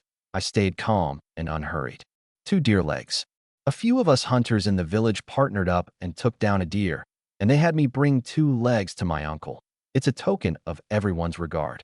There was a message hidden in those words. I've got a whole crew of hunters behind me. Plus, I'm Squire Zhao's nephew, so weigh your options carefully. You have to understand, in ancient times, anyone who dared to hunt in the deep mountains had some real skill, more or less like a martial man, the type bold enough to break the law by force. Deer legs. The 2 constables' eyes first lit up, but hearing the latter half, their brows knitted again. This fellow looked clean and handsome, not like a liar. If his uncle really was Squire Zhao, and he had a crew of hunters backing him, then these 2 legs were a prize they wouldn't dare touch. All right, go on in. Even the fierce constable backed down and impatiently waved me through. Thank you, officers. The corner of my mouth ticked up, the hard intent in my eyes vanishing without a trace. Consider yourselves lucky, I thought. If these 2 had really dared set their minds on those deer legs, I'd have shown them right then and there exactly why the flowers bloom so red. In ancient times, there were no surveillance cameras anyway. One dash, and they'd never even figure out which village I was from. As for Xiaohe village, it really did exist, but it wasn't mine. Inside the city, I saw plenty of begging men hunched along the roadsides, every one of them sallow and emaciated, cold and hungry, without a shred of light in their eyes. As for why there were no women begging, the moment any woman dared beg on the streets, she'd be spotted and snatched away by human traffickers within half a day. Only elderly women could escape that fate, but in times like these, even the young could barely survive, let alone the old. If it were just 1 or 2 beggars, I could give something. I sighed inwardly. But a whole street full of them. That's a job for a savior, not for me. The meat in my hands was something ordinary people simply couldn't afford. To sell it, I'd have to go to the best restaurant in town, one that catered to the wealthy, or else deal directly with a rich household. Failing that, barter. I turned it over in my mind. After walking about 15 minutes, I found a rather grand-looking restaurant, 3 stories tall, with a waiter at the door glancing this way and that, hoping for well-off customers. Hey, sir. Seeing me about to go in, the waiter frowned and blocked my way. Do you have any idea how much a single meal costs at our Yingjian Tower that you just barge on in? This was the #1 restaurant in Xining County, beyond the means of ordinary families, let alone in a famine. I couldn't be bothered to argue with him and just unwrapped one of the deer legs. Sir, are you looking to sell some game? The waiter's eyes lit up as he sized up the quality. A whole, fresh deer leg, and this man had 2 of them in hand. I didn't waste words. 2 deer legs. Go ask your manager if he'll buy them. If the price is right, we could even do business long term. Right away, please wait a moment. The waiter dashed inside like a puff of smoke. Before long, out came a slightly plump middle-aged man with a pair of pointed mustaches, dressed in silk, an emerald green thumb ring on his finger, the very picture of the sort who's rich and heartless with it. Young man, how much for these deer legs? Hushotsai stroked his mustache with a scornful air. I held up 2 fingers. The manager raised an eyebrow. 80 coppers. I shook my head. 800 coppers. 800 coppers. Hushotsai's voice shot up at once, and he sneered. Young man, you're really opening your mouth wide as a lion's. Wild boar in town goes for how many coppers a pound? These 2 legs are worth 400 tops. Opening my mouth wide as a lion's? You're the one taking me for a fool. I crouched down, patted the firm meat of the deer leg, and said flatly, can wild boar even compare to venison? Wild boar reeks, but venison is a powerful tonic. 2 legs, over 30 pounds. 800 coppers isn't expensive. Don't want them? I'll take them to another shop. Seeing that I wasn't easy to fool, Hushotai's face darkened, and he began inspecting the goods carefully. Fresh, indeed, and the weight was there too. 500 coppers. From start to finish, he put on a cold, uninterested show, the message being take it or leave it. Someone else might have been swindled by this crook, but I wasn't buying it. I wrapped the deer leg back up in the ragged cloth and made as if to leave. 800 coppers, not a coin less. If you don't want them, there are plenty of restaurants that'll fight to take them. I didn't slow my feet and kept walking toward the door. Wait, wait, wait. Hold on, young man. Hushotsai hurried to stop me, piling on the smiles. The price is negotiable. Here's what we'll do, 550 coppers, and that's as high as I can go. Call it making a friend. I kept moving, heading for the exit. Fine, fine, fine, 800 coppers. Only when my left foot had already crossed the threshold did he finally relent, still grumbling under his breath. You young people won't haggle down even a bit. Ruthless, truly. Since I didn't jack up the price, of course I won't haggle with you. Only then did I smile, satisfied, and toss the venison leg back onto the table. 13 of us men from my village went into the mountains to hunt together, so there'll be plenty more game to sell down the road. If you pay up quick, shopkeeper, I'll be a regular. Sounds good, sounds good. Hushotsai's eyes lit up. He turned and told the waiter, go get 800 coppers from the boss's wife. Count it out, give him the full amount.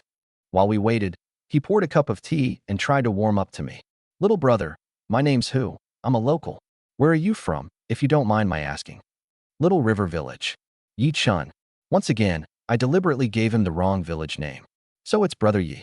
Let's do lots of business from now on. Before long, the waiter lugged over a heavy sack of copper coins. I took it, hefted it, and figured the weight was about right. That line about 13 men earlier was pure intimidation, so he wouldn't shortchange me. If he did, 13 strapping men would show up at his door to make trouble. Satisfied everything checked out, I tied the coin sack to my waist, cupped my hands, and said, pleasure doing business. Then I turned and left, clean and simple. Watching my back, Hushotsai stroked his beard and said to the waiter, go find out who that kid is. Next time he's got goods this good, I want to be the first to know. Right away, boss. With a few hundred coppers tucked away, I headed straight for the grain store. In a famine year, the store's entrance was surrounded by beggars and people on the brink of starvation. The owner had hired 3 burly men armed with clubs to drive them off whenever needed. The moment I walked in, I asked, boss, how much for the fine rice? 15 coppers a pound. And your best white flour? 16 a pound. My heart sank. Those prices were highway robbery, easily 4 or 5 times the usual. Let me see the quality. I patted the coin sack at my waist, meaning I had money, and it was up to him to show me his goods were worth it. The shopkeeper immediately turned friendly, pulling me inside and laying out the fine rice, ordinary rice, and various white flours side by side for comparison. Different grades, different prices. Which one do you want, sir, and how much? His eyes were fixed on my bulging coin sack, and he was grinning so wide his eyes narrowed to slits. 20 pounds of fine rice, 10 pounds of white flour. After I paid, the coin sack had gone flat by more than half. Shouldering the rice and flour, I ducked into the cloth shop next door and bought enough silk fabric to make 2 changes of clothes each for my sister-in-law and Louis. I also picked up some coarse cloth, planning to make myself something sturdy that could take a beating. Then I stopped by the shoe shop and bought 4 pairs of women's shoes. After settling the bill, only a few lonely coppers rattled around in the sack. I glanced down at the straw sandals on my feet, worn clean through, my toes poking out, and gave a bitter little laugh. Looked like new shoes for myself were out of the question. Boss, how much for a pair of soles? Soles are cheap. 5 coppers a pair. I'll take a pair. I picked up 2 thick, well-stitched soles, figuring I'd have my sister-in-law sew on the uppers when I got home, so I'd have something to make do with. Once I bagged more game and made some money, I'd get myself a proper new pair. I had to thank this body of mine, too. Otherwise, there was no way I could have carried this whole pile. By the time I left the town, the sky had gone fully dark. I was quick on my feet. Compared to hauling a 200-pound elk, this load of rice, flour, and cloth was nothing. About 4 miles out of Shinan County, I suddenly heard shouting up ahead. This little wench is a real firecracker. Awfully pretty, too. She'd fetch a good few dozen pounds of grain easy. Grab her, girl, You're already hurt. Quit struggling. If you push us, we won't hesitate to rough you up, pretty face or not. The moment I heard that, I knew I'd run into slave traders up ahead, so I slowed my steps. These traffickers were all about money and grain.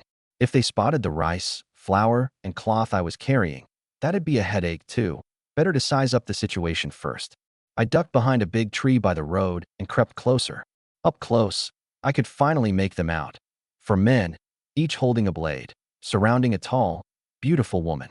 The woman was clearly no ordinary girl, dressed in a red gown, gripping a blood-stained longsword, with a spirited, heroic air between her brows and a cold, hard look on her face.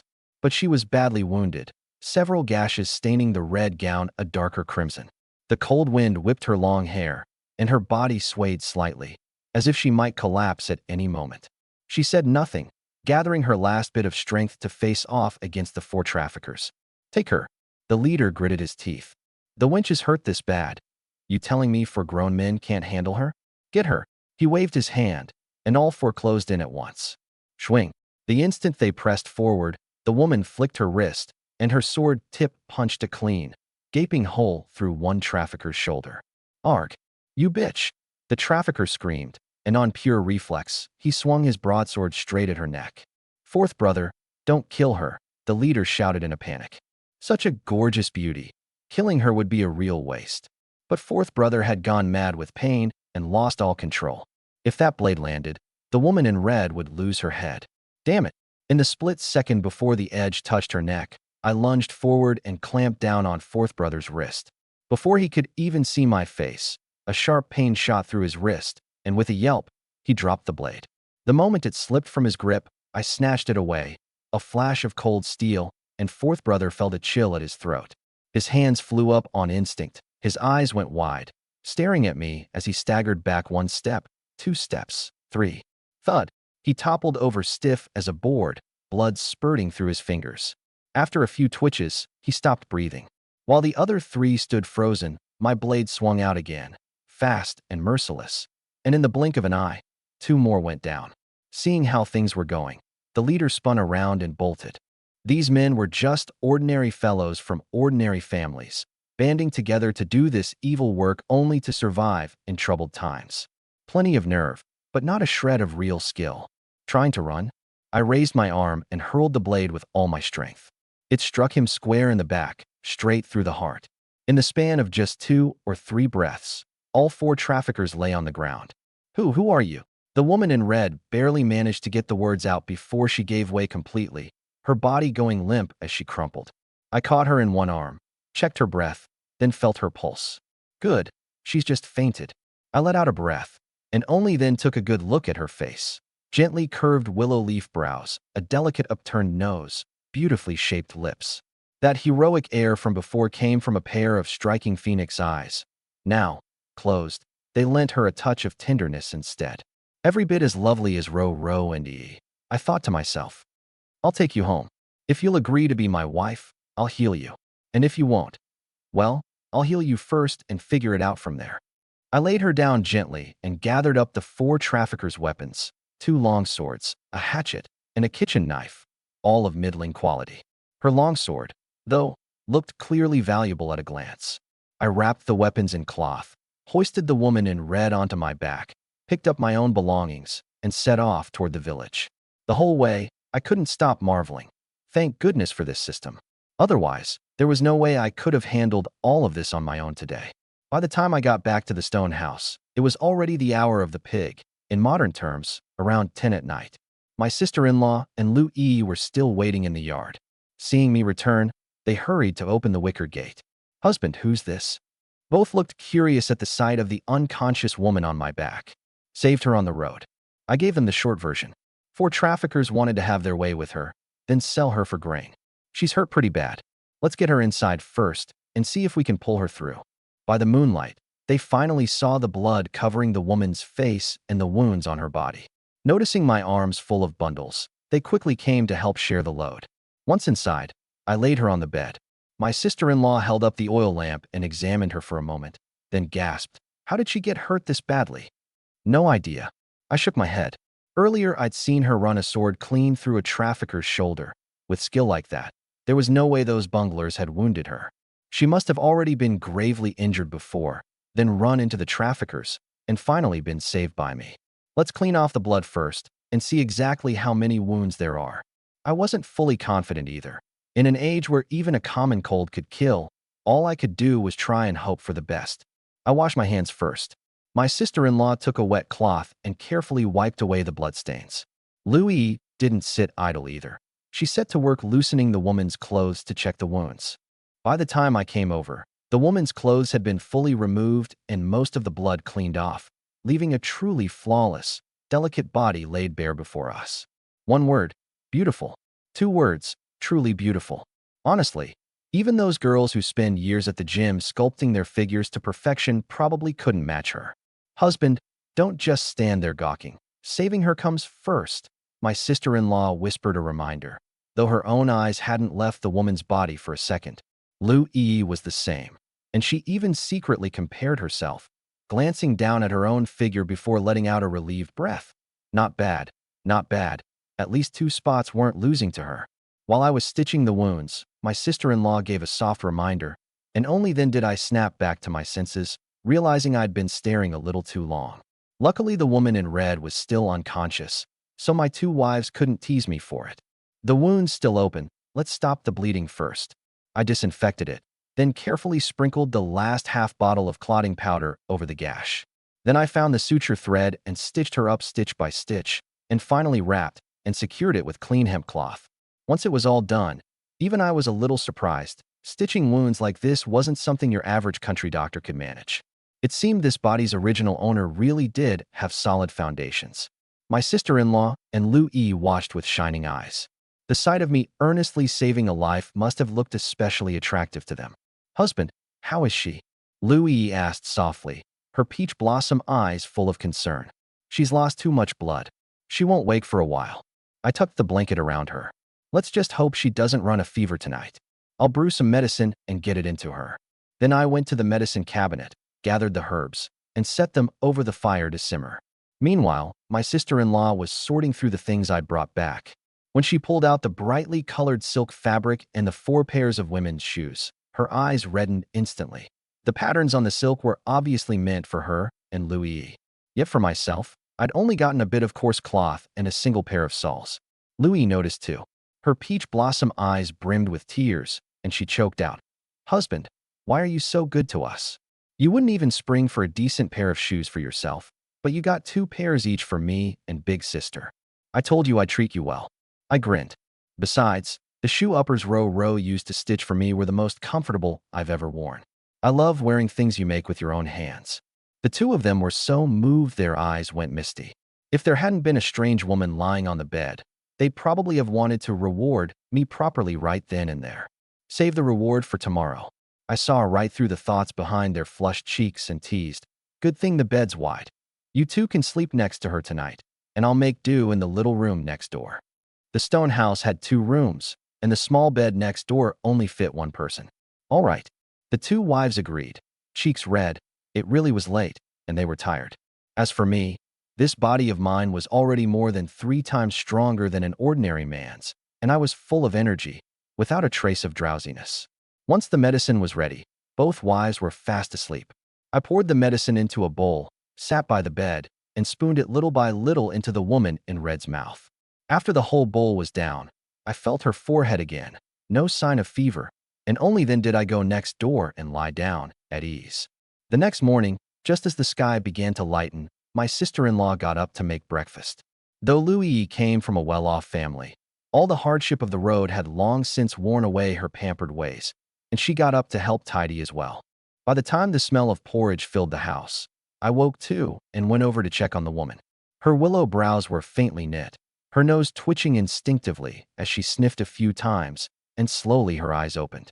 Her name was Gu Qinghan, though I didn't know that yet. She gazed at the unfamiliar shabby room and the unfamiliar man before her, dazed for a moment, before it slowly came back to her. She'd been fleeing gravely wounded, been surrounded by traffickers, and this strange man had saved her. "Thank you for saving my life." Her voice was weak. She tried to sit up, then realized she was bare beneath the covers and froze. Her wound had been neatly dressed, and there was a faint, bitter taste of medicine lingering in her mouth. My clothes. My wife took your clothes off, I said plainly. But I'm the one who dressed the wounds, and I fed you the medicine last night too. As I spoke, I watched her reaction, calculating in my head. If you dare accuse me of ruining your virtue, I'll throw you out right now. Thank you. In an emergency, one does what one must. I'm not an unreasonable person. Her pale cheeks flushed slightly, and she said nothing more. Huh, quite sensible. I nodded, pleased, then turned and called out. Ro, find a clean set of clothes for this young lady. She's awake. My sister-in-law brought over a set of clothes. Miss, your clothes are all bloody and torn in a few places. Let me wash and mend them, and then you can wear them again. Thank you. The words were barely out before she realized she'd said thank you several times over, and the man didn't even know her name yet, so she added, My name is Gu Qinghan. Go ahead and change. I'll step outside. I nodded and withdrew. Before long, Gu Qinghan had changed into my sister-in-law's clothes. Her wounds weren't healed, but that didn't stop her from managing small movements. She neatly gathered her loose hair into a high ponytail. Even in coarse cloth, she couldn't hide that dashing, valiant air. Wow, this big sister is so cool. Louis stared, mesmerized. Isn't she? Like a lady warrior. My sister-in-law laughed too. Honestly, purely in terms of looks, my sister-in-law and Louis weren't the least bit inferior to her. It was just that a woman like Gu Qinghan, trained in martial arts, was so rare, and with those beautiful phoenix eyes, her presence really stood out. You're all his wives? Gu Qinghan was puzzled too. How could two beauties like this be living in such a rundown house? Yep. Louis, lively as ever, jumped in. It used to be just husband and big sister Ro, the two of them. I was kidnapped by traffickers, and back then I'd caught a cold and was nearly dead. Husband saved me. Our husband is amazing. He knows medicine. He can go into the mountains and hunt all on his own, and he treats us really well. She was practically running an ad campaign for me. Where are you from, miss? My sister-in-law asked. Yinzhou. My parents and family were all killed by villains. At the mention of it, a flash of grief and anger crossed Gu Qinghan's brow, quickly suppressed. Now I don't even know where I should go. Where can I go? Why not stay here? I said. I'm not sure when I'd wandered back over, grinning as I spoke. How about being my wife? At those words, Gu Qinghan froze. But from the way I said it, it didn't seem like a joke. Yeah, big sister, just stay. Louis rushed to back me up. In a famine year, there are traffickers everywhere out there. Big sister, you might as well marry husband and live together with us. A flicker of hesitation crossed Gu Qinghan's face. Her home was gone, and where to go next left her at a loss too. And this man had saved her life. Marrying him could count as repaying that debt. She fell silent for a good while, staring at me for a long time, then thought again of what Louis had just said, and decided this man before her was no villain. Finally she nodded. You saved my life. Marrying you wouldn't be settling for less. Don't worry. Marry me, and I'll never treat you poorly. I grinned. Another pretty wife, tricked into the fold. Then let's eat first, and once we're full, we'll do a simple wedding ceremony. All right. Gu Qinghan agreed, muttering to herself. This soon? My sister-in-law and Louis were long used to my ways, and actually figured another pair of hands around the house was a good thing. Otherwise, with just the two of them, I often wore them out. The snow-white fine rice was boiled into porridge, with shredded chicken and diced mushrooms mixed in, the aroma drilling straight into your nose. Gu Qinghan hadn't eaten in days and couldn't help licking her lips. Eat up. My voice was very gentle. Only then did she pick up the bowl, not even caring that it was scalding, and gulp down a big mouthful. Before she'd even swallowed, her stomach already felt at ease. After one bowl, it was like she'd come back to life. Ro, get her another bowl. Gu Qinghan really was famished, and she didn't stand on ceremony. She drank 2 bowls in a row. Her regard for me kept climbing. She could tell this was nothing more than an ordinary farming household. Yet in a famine year like this, they could still eat fine rice porridge with meat in it. This man truly had ability. And, just as Louis had said, I treated all my wives well. Let's have the ceremony. Gu Qinghan spoke up on her own after finishing the second bowl. All right. I really was in a bit of a hurry. Counting on my sister-in-law and Louis to conceive would take who knew how many rounds of plowing, all down to luck. But marrying a wife and holding the ceremony, the system's reward would land right away. The same simple ceremony. Bow to heaven and earth. then bow to each other as husband and wife. Right after, the system's chimes sounded in my head. Ding! Congratulations, host, on successfully marrying Gu Qinghan. You have obtained a storage space of 10 cubic meters, basic level, plus 1 constitution, plus 1 strength, plus 1 speed, and plus 1 endurance. The storage space allows items to be stored and retrieved by thought. Time is frozen within the space, keeping items perfectly fresh indefinitely. Now that's awesome. I nearly cried out in my head. I'm a man with his own portable space now. If I'd gotten this thing sooner, I wouldn't have been in such a sorry state yesterday, carrying Gu Qinghan on my back while lugging a huge pile of stuff. From now on, when I went hunting in the mountains, even if I bagged a black bear, I could stuff it straight into the space and carry it home. And when I went to town to sell game, I wouldn't have to watch out for constables searching me anymore. In a word, awesome. I couldn't help grinning ear to ear. To my 3 wives, that expression just looked like a man happy about having taken a new bride. When you married us, you didn't smile this happily. Louis pouted, a little put out, not exactly angry, but genuinely a touch jealous. My sister-in-law felt a pang too. Erlang used to gaze only at me, so smitten, and now he's married Yi, and Gu Qinghan too. If he keeps marrying more and more, will he still treasure me the way he used to? Huh. Only then did I snap to. I wanted to explain, but didn't know where to start. I could hardly tell them I had a system in my head. I'm not playing favorites. I quickly steered elsewhere. I was just worrying. 3 wives at night.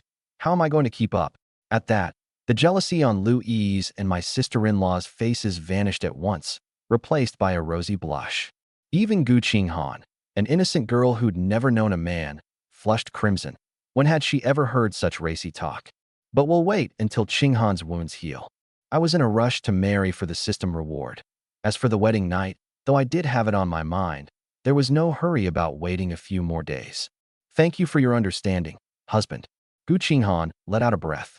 Agreeing to marry was one thing, but consummating it, she wasn't ready for that. Especially when she thought about, well, she didn't dare let her mind go there. After the meal, everyone busied themselves. My sister-in-law helped me stitch shoes, with Lu Yi beside her earnestly learning. I prepared the herbs and handed them to Gu Qinghan, telling her to brew her own medicine and recuperate, while I grabbed a hammer and went out into the yard. Before long, the clang and clatter of hammering rang out in the yard.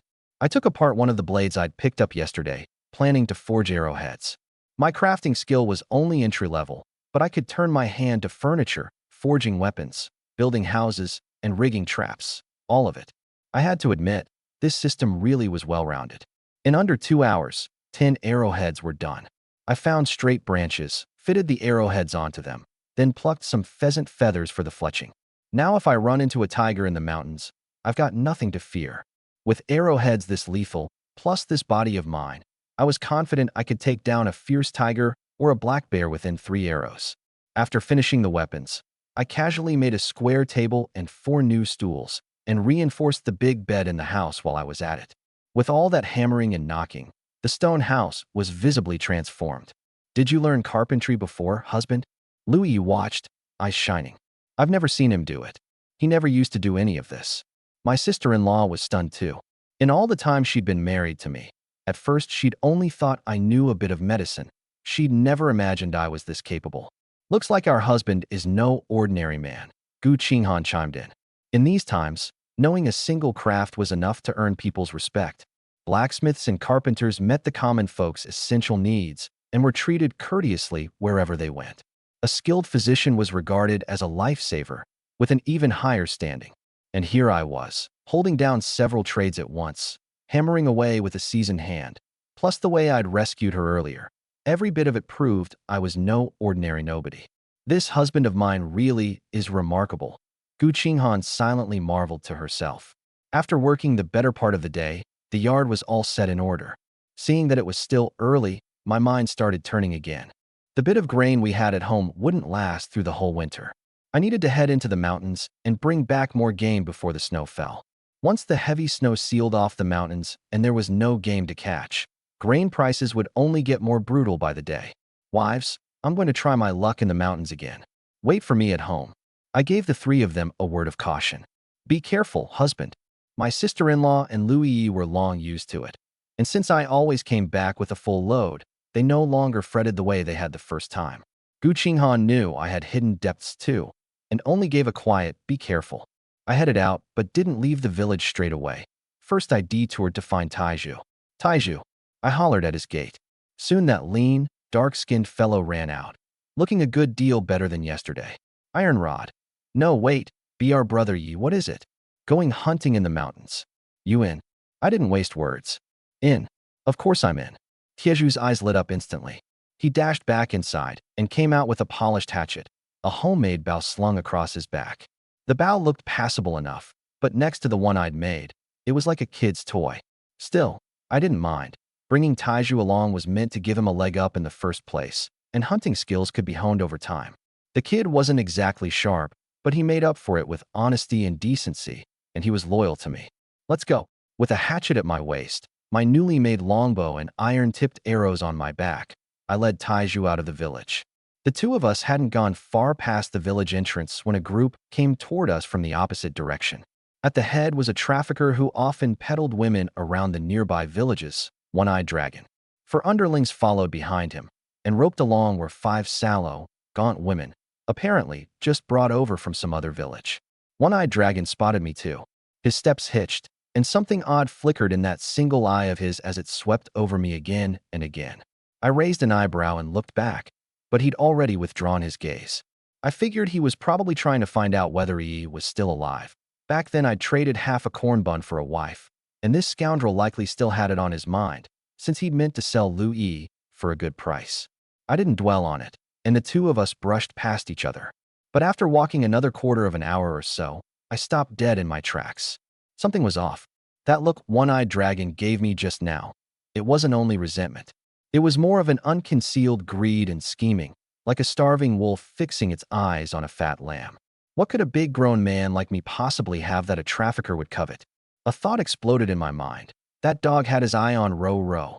Back when I'd bought the wife, it was my sister-in-law who'd stepped up to negotiate with him.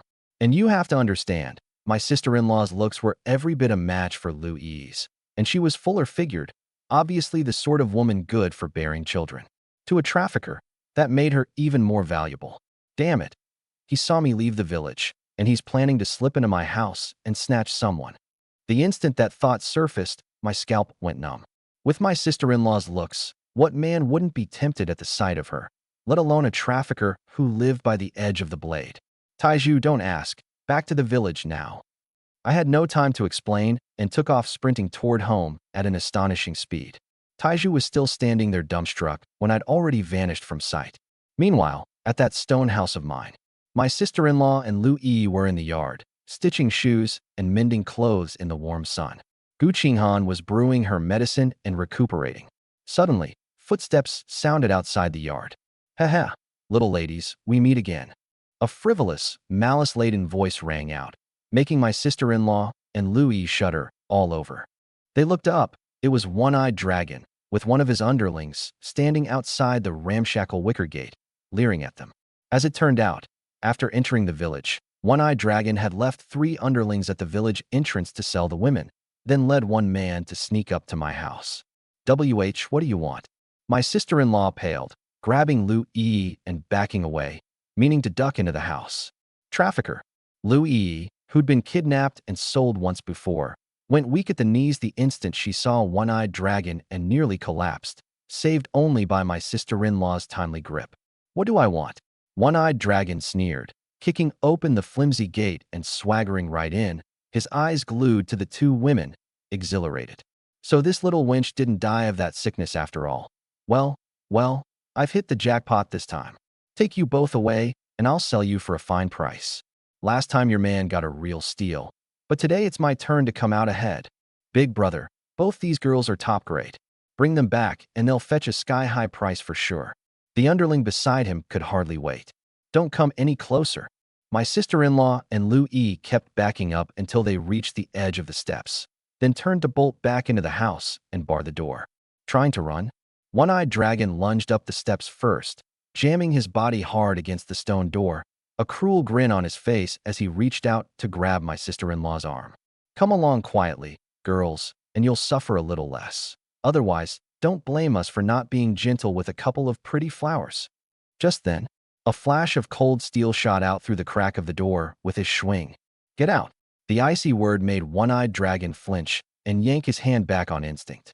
The door was pushed open from the inside, and Gu Qinghan stood in the doorway, longsword in hand, face cold as frost, shielding my sister-in-law and Lu Yi behind her. One-eyed dragon was startled at first, then ecstatic. Another one, and a beauty with thorns, no less. He could hardly believe his luck. He'd thought there were only two, never imagining a third was hidden inside. Her looks not the least bit inferior to the two out here. Three peerless beauties in all. If he could haul all of them off and sell them, he'd be set for the rest of his life. I'm rich. My ancestors' graves are smoking with good fortune today. I've struck it big. One-eyed dragon rubbed his hands in excitement and barked at his underling. What are you standing around for? Get her. Tie all three up. And be careful. Don't mark up their faces. Yes, big brother. The underling got fired up too, brandishing his short blade as he charged at Gu Qinghan. Gu Qinghan's lovely face turned murderous. She flicked her wrist, her long sword spinning into a flourish to meet him. But the moment she moved, the wound on her shoulder tore open. NGH. A wave of searing pain hit her, and she grunted, her movements instantly losing their form. Fine beads of cold sweat broke out on her forehead, and blood swiftly stained her clothes red. The stone house's door was flimsy to begin with. Even shut, two grown men like One-Eyed Dragon could smash it open in no time. The best option right now was to hold the doorway. Gu Qinghan gritted her teeth, a cold glint flashing in her phoenix eyes. Take one more step, and I'll kill you. Huh. Turns out you're just a wounded, sick kitten. Seeing this, One-Eyed Dragon grew even more insolent. I'll take that step forward on purpose. Go on, try killing me. And with that, he really did press one step closer. Gu Qinghan's face was frost-hard. Her right hand clamped tight around the sword hilt, but she didn't move. She was waiting. This wasn't yet the ideal thrusting range. One-Eyed Dragon simply thought she was scared. Grinning cruelly, he closed in step by step and stretched out a filthy hand straight for the wrist holding her sword. Sister Qinghan, dodge quick.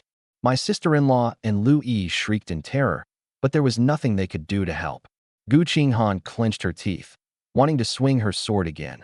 But at that crucial moment the wound tore once more, the pain wringing cold sweat from her. One-Eyed Dragon laughed, his grimy hand about to seize her wrist and wrench the sword away. Suddenly, an icy, bone-chilling voice drifted over from the yard gate. Reach that claw one more inch forward, and you won't be needing it anymore. One-Eyed Dragon's movements jerked to a halt. Thinking, how did that kid get back here? He turned his head and opened his mouth. Kid, what can you do to? There at the ramshackle wicker gate, I stood quietly, a short bow in my hands drawn full as the moon, a cold glinting iron arrowhead aimed right between his brows. The instant he turned his head, my arrow had already left the string. Whoosh thump. That line, what can you do to me? The last word never made it out. The arrowhead had already punched through his skull. The next moment, One-Eyed Dragon's eyes bulged wide as he toppled over stiff. His underling froze on the spot. Before he could react, I'd already drawn the bow full again, aimed the arrowhead at the man's forehead, and loosed without hesitation. Whoosh thump. The second head was pierced through with the sound. The man didn't even have time to cry out before he fell. Husband, seeing me return and drop two traffickers in a single exchange, my sister-in-law and Lu Yi were both shocked and overjoyed, their voices trembling. It's over now, don't be afraid. I strode quickly to the door and, seeing Gu Qinghan's shoulders soaked with blood, said with concern, get back inside first. I'll clean it out and redress it for you.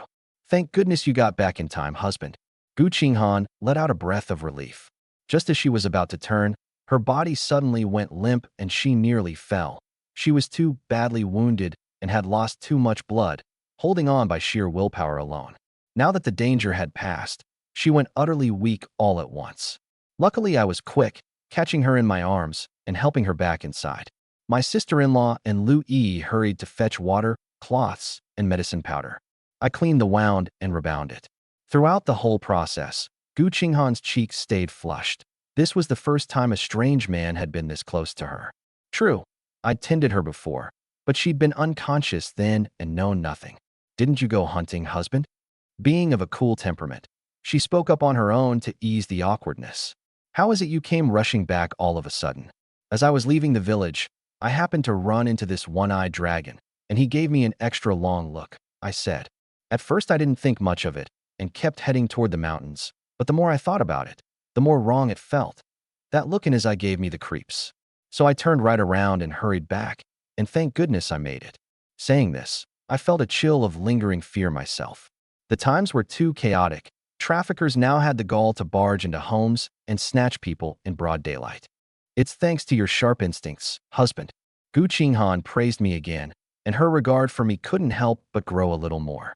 To one side, my sister-in-law and Lu Yi wore the look of people who'd narrowly escaped death, and said in unison, "Thank goodness you kept us on your mind, husband, and came back to check, or else."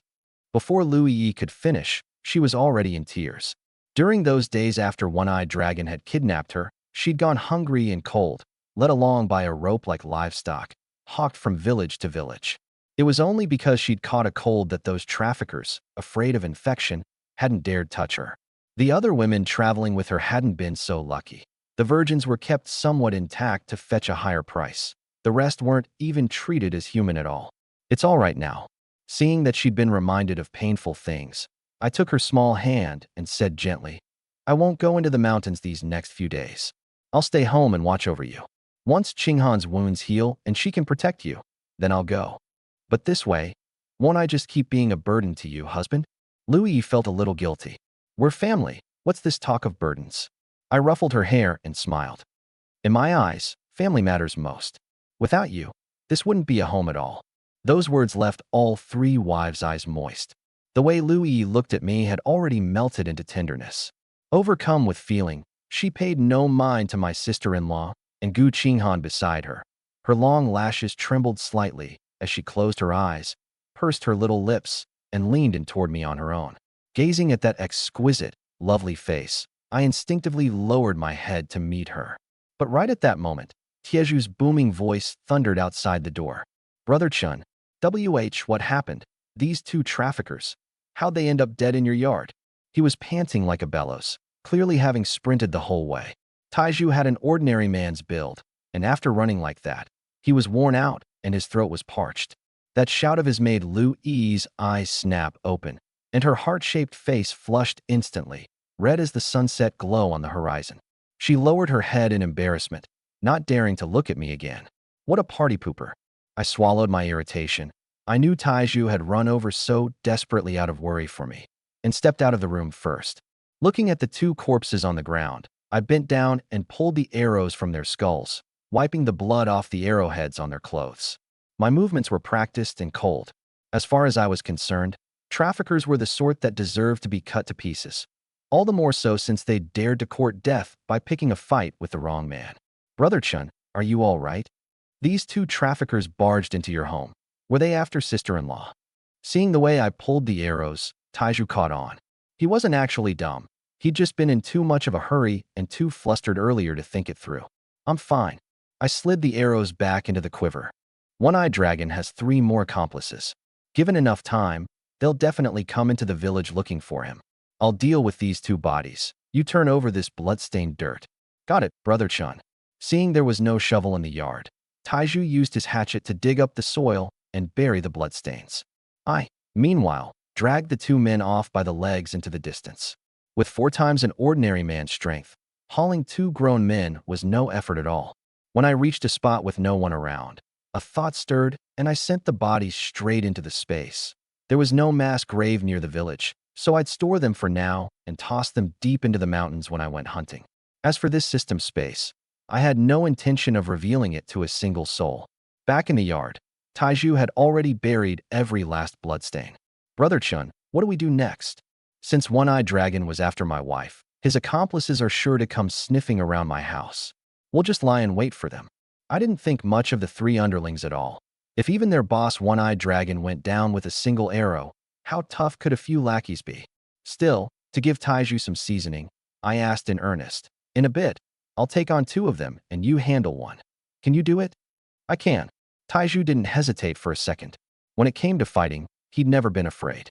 "This time it's not a fight, it's killing." I gave another reminder, watching his reaction. "I know." Taiju gripped the hatchet at his waist and said, word by word, "They want you dead, Brother Chun." so I'll hack them to death. That's the spirit. I clapped him on the shoulder. I knew I hadn't misjudged you.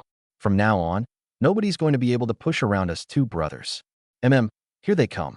Taiju looked in the direction I pointed. 3 traffickers leading the roped women along. In times like these, not every household had the money and grain to buy a woman, and traffickers didn't always make a sale. Seeing that the women weren't selling, the 3 had followed the markers One-Eyed Dragon left behind, tracking their way here, planning to take these few pieces of new merchandise and leave together. Big brother, I remember that wench was a real looker. Wonder if the boss has had his way with her yet. Bet he has. I figure the boss is enjoying himself right about now, or he'd have come back to meet up with us already. Walk faster. Maybe there'll still be some scraps left for us. About 100 meters from my stone house, the 3 traffickers strolled along daydreaming, completely unaware they'd been marked long ago. Along with my boosted constitution, my senses of sight and hearing far surpassed an ordinary man's, and with my hunting skill on top of that, nothing stirred within 100 meters that could escape me. You're here. Iron Pillar spotted the 3 men the moment he laid eyes on them. He whipped out his machete and cursed. Let's just go chop these 3 sons of bitches to pieces. Let's go. I didn't want to dirty my own yard again. Besides, my sister-in-law and Willow E were the timid type. Only Gu Qinghan wouldn't have cared about that kind of thing. As I spoke, I drew my own machete and led Iron Pillar forward to meet them. It's you. One of them recognized me and froze. Weren't you off hunting? Where's my boss? I'm here to send you off to join your boss. The words hadn't even finished leaving my mouth before I moved. My toes dug into the ground, and I launched myself forward like a leopard, my machete going straight for the man's throat. No, don't. The man seemed to want to beg for his life, but the moment he opened his mouth, before he could even get the 3rd word out, a cold flash of steel, my blade had already slashed across his throat. The strike was fast and merciless. An ordinary person wouldn't have had time to react. He died on the spot. The other 2 just stood there dumbstruck. It wasn't like they'd never killed before, but they'd never seen anyone as ruthless as me, charging in and slitting a man's throat before he could even finish a sentence. Who wouldn't fear a stone-cold killer like that? And besides, what I just said made it crystal clear. One-Eye was already dead by my hand too. You have to understand, One-Eye was the strongest fighter and the leader of their whole crew. We surrender. We were wrong. The 2 of them instantly turned to cowards. One dropped straight to his knees, begging for mercy. No, you're not sorry. You're just scared of dying. My eyes were cold, without a shred of pity. The very instant that man knelt, my machete swept out, still fast as lightning. Under the sunlight, that blade flashed with a blinding gleam. The next second, the man clutched his throat and toppled over. Blood sprayed out. He twitched twice, and then he was gone. Die, you bastard. As I swung my blade, Iron Pillar didn't drop the ball either. He charged straight at the last slave trader. I told him I'd handle 2 and he'd handle 1, and he'd kept that firmly in mind. He wasn't as clean a killer as I was, but he knew how to learn. 1 strike, straight for the man's vitals. 1 slash, a scream rang out. A second slash came down, and the man couldn't make another sound. Once it was done, Iron Pillar flicked the blood off his blade and looked at me, waiting for my next order. Good. I nodded, satisfied. A brother like this would never drag me down. I don't mind a man being simple. I only mind a man being stupid. Iron Pillar had proven himself with real action. Spare us. Don't kill us. We were captured by the slave traders too. Please, masters, don't kill us. We'll do anything. We'll be your servants, your slaves, whatever. Just let us live. The 5 women tied together by rope, all thin and sallow-faced, were already scared out of their wits.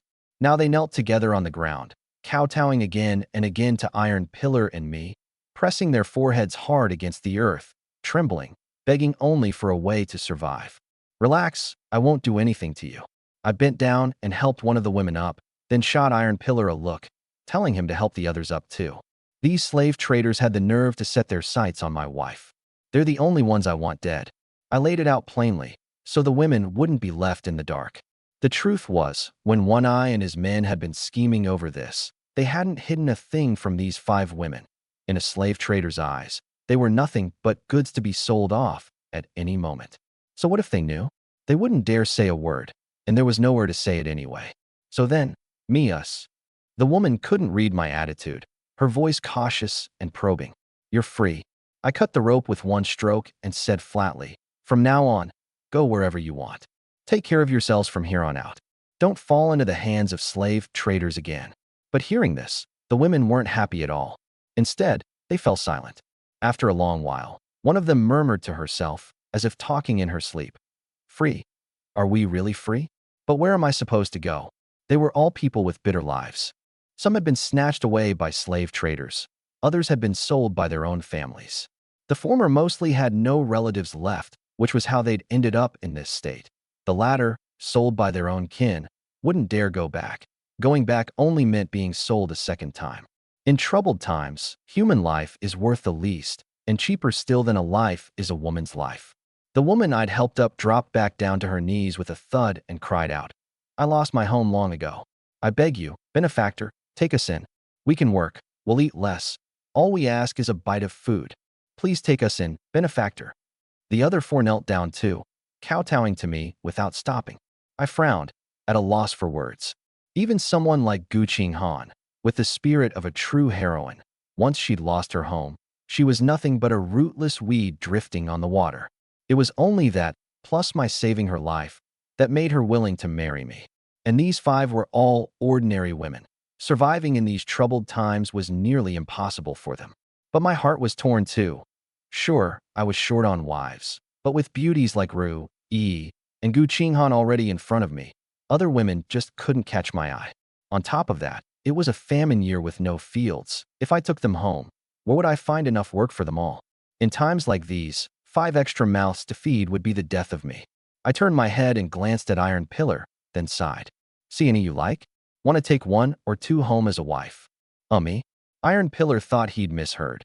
Getting himself a wife was something he'd only dared dream about. I really can't say. The big oaf actually got shy, his eyes sweeping over the 5 women's faces one by one. But he was too embarrassed to speak up. "Brother Chun, you pick one for me." The moment he said that, all 5 women were scrambling and pleading on the ground to be chosen. Seeing that they were all about equal in looks, all plain enough to vanish into any crowd. I couldn't be bothered to be picky, so I just asked the most important question: "Which of you is still an unmarried maiden?" At those words, the women all went quiet. After a moment, one of them said with a red face, "Me? I am." "Then it's her." Iron Pillar wasn't stupid either. He asked happily, "You willing to be my wife?" "I am." The woman nodded eagerly. I looked her over. Not ugly, actually pretty nice features, the type who looked like she could settle down and live a steady life. So I let Iron Pillar have her. The remaining 4 women were still kneeling on the ground, kowtowing without end.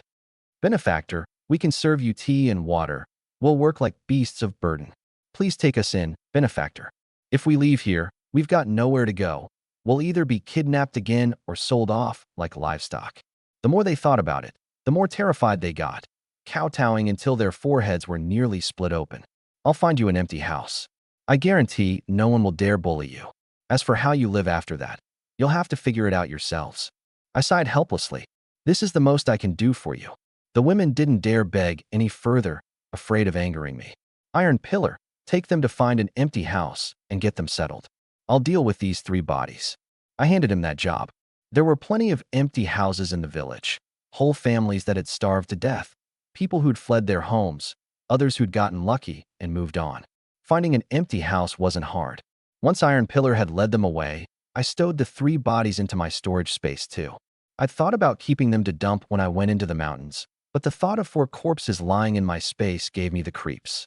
Luckily, I was fast on my feet, so I just headed straight out of the village. In ancient times, there was plenty of wasteland, so I walked 7 or 8 li toward an area with no people, spotted a big pit overgrown with weeds, and dumped one eye and his men's bodies all into it at once. Once it was done, I stared at my now empty storage space and felt a little wistful. The system's really not pulling its weight. If it had just handed out some grain and meat, in a famine year like this, wouldn't I have it made overnight? I couldn't help mulling it over on the way back. No, wait. With a system like that, the protagonist usually has to lie low and grind, farming in his little space. Compared to that, I still prefer the women route. In my past life, I was a serious bookworm, and after weighing it all carefully, I still figured this spread your seed, more sons, more blessings system was the best of them all. No man alive could turn it down.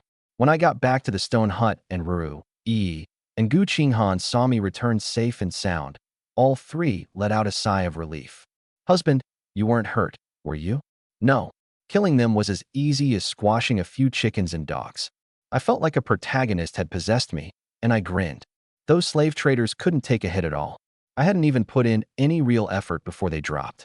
Once I finished them, I even picked out a wife for Iron Pillar. The other 4 women, I had Iron Pillar find an empty house to settle them in. After that, they're on their own. Husband, you did a good deed, a truly great deed. Willow was very moved, especially hearing that all the slave traders had been killed and that some women had been saved. She was genuinely happy for them. She herself had been kidnapped and sold by One Eye, so she knew better than anyone how hard life was for a woman in troubled times. Husband, you really are becoming more and more capable. Ruru said the same from beside her, her eyes bright as she gazed at me, so different now from the man I'd been. She didn't know why I'd changed so much, as if I'd become a whole new person, but she liked who I was now. Husband, have you trained in martial arts? Gu Qinghan voiced the question in her heart. She'd noticed long ago that I was unlike the ordinary farmers. Not only did I know a great deal, but I was decisive in my strikes, well-versed in the principle of cutting the grass out by the roots. As my wife, and someone I'd saved, she didn't feel it right to pry into my past. She was simply curious. Had I perhaps had some strange encounter, run into a hidden master from beyond the mortal world? I've never studied martial arts. I shook my head and said with a straight face, it's all natural-born strength, plus being ruthless enough. That was actually the truth. In my past life, I'd trained in free fighting for a few years. Strictly speaking, it couldn't really be called martial arts, just a set of combat skills, and I hadn't even mastered those. Then husband must have a great talent for martial arts. Gu Qinghan could tell too that although my strikes were fast and vicious, they had no form or technique to them. It was all raw ferocity. Once your wound heals, you can teach me martial arts and train me into the best fighter under heaven. I said with a laugh. The best under heaven? Gu Qinghan couldn't help letting out a soft chuckle, thinking her husband was quite amusing. She nodded.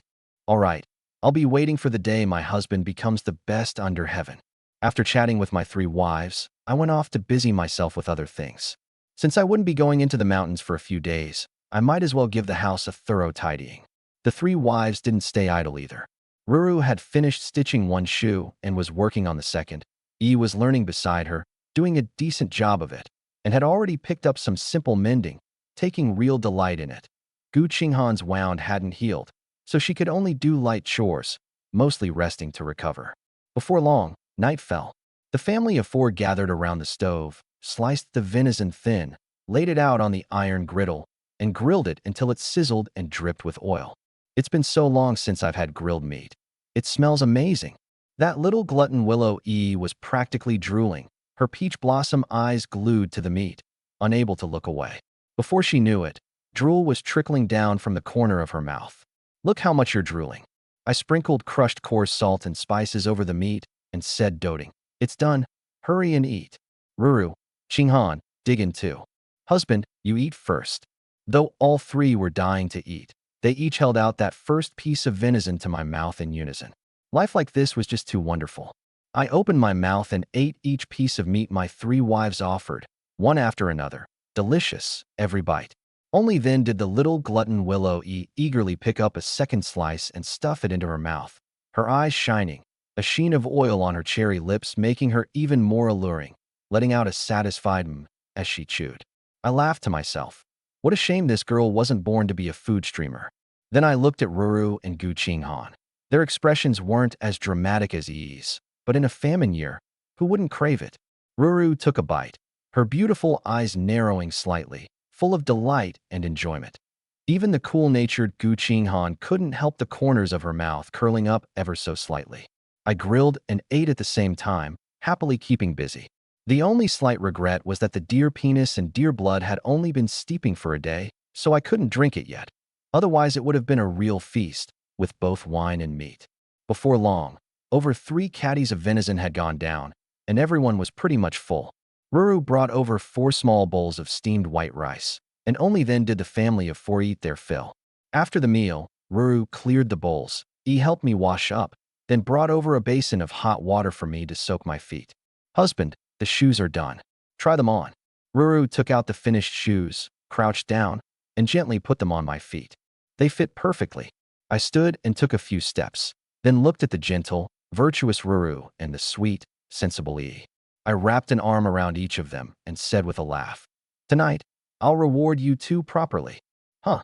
Neither of them expected me to say that so suddenly, and their eyes instinctively drifted toward Gu Qinghan.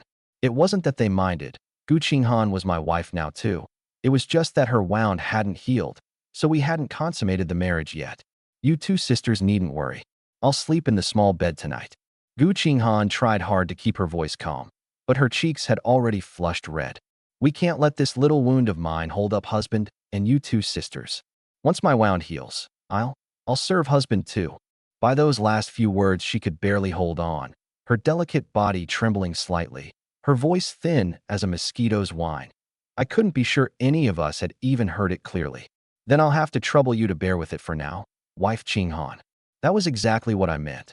I still had to work hard at spreading my seed and completing the system's mission, so I could hardly let her wound stop me from touching Ruru and Yi too. Could I? "It's no trouble," Gu Qinghan answered in a soft, delicate voice. Even this cold-faced heroine now had a tremor in her voice. It really was hard on her. That night, Gu Qinghan lay on the small bed. The so-called next room was really just the two rooms separated by a single wooden partition, with no soundproofing at all. Every bit of the commotion on the other side came drilling clearly into her ears. Sister Ro is such a gentle person. How can she cry out so pitifully? Sister E looks so demure, yet she's this bold. Didn't husband fix the bed? Why is it still creaking away non-stop?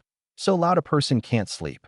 With no other sounds around, the commotion next door was amplified beyond measure, leaving Gu Qinghan restless and flustered, her cheeks burning, praying only that the noise would stop soon. But a long, long time passed. She'd broken out in a sweat herself, and the other side still hadn't quieted down. How she got through that night, even she didn't know. It wasn't until nearly dawn that heroine Gu, with a pair of dark circles under her eyes, finally sank into a heavy sleep. The sun's up, another fresh and refreshing day. I stretched luxuriously, looked at my two wives who'd just fallen fast asleep, and pulled up the system panel. Yi Chun, Constitution 26, Strength 26, Speed 28, Endurance 27. Hunting skill and craftsmanship both at beginner level. Storage space, 10 cubic meters. My physical stats had climbed another notch. An ordinary adult averages about 5 or 6 in each of these stats, which means my body is now 5 times that of a normal person. I got excited. By that math, if a normal person's punch has 50 caddies of force, then my punch has 300. And that's just a casual punch. If I threw a full-power critical hit, it'd be even scarier. With strength like this, if I ran into a full-grown tiger, I could kill it barehanded. And it's not just strength. Constitution, speed, endurance, all 5 times over. System, you're awesome. I couldn't help praising it again, then got up to head out, planning to chop some wood and make a few things. Gu Qinghan's wound would need more days to heal. If I kept out of the mountains this whole time, relying only on the bit of stored grain we had, this winter would be tough to get through. I couldn't just sit and wait for death. Crossbows existed in this world. There were even repeating crossbows that could fire 7 bolts in a row. Hidden within the hunting and craftsmanship skills the system had given me were the methods and steps for making a repeating crossbow. The moment those skills had drilled into my mind, it was as if I'd known them all along. Using them was as natural as moving my own arm. Since Gu Qinghan was wounded and couldn't fight, I'd make a few more repeating crossbows to arm my wives for self-defense. I'll make 6, 2 per person. As long as no more than 10 troublemakers show up, they can shoot every last one of them dead. Decision made. I grabbed my machete and went off to fell trees. Yes, a machete. We were so poor we didn't even own an axe, just a machete and a kitchen knife. Luckily the blade was sharp and my strength was great, so I brought down a big tree in just a few strokes. I figured, since all 3 wives were catching up on sleep right now, I'd just do the work out here, so the banging wouldn't wake them. I kept at it until afternoon, and finally the 6 repeating crossbows were finished.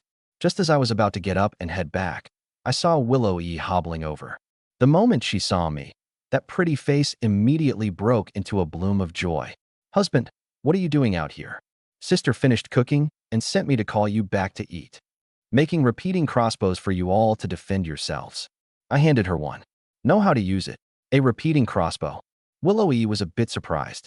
She widened her big, watery eyes and studied it for a good while, then shook her head. No, I saw my father use one before. He said this thing could take a life in an instant. It's simple to use. Just aim and pull here. I taught her hands on how to handle it. Too bad there were no bolts at the moment, but Willow had a good time all the same.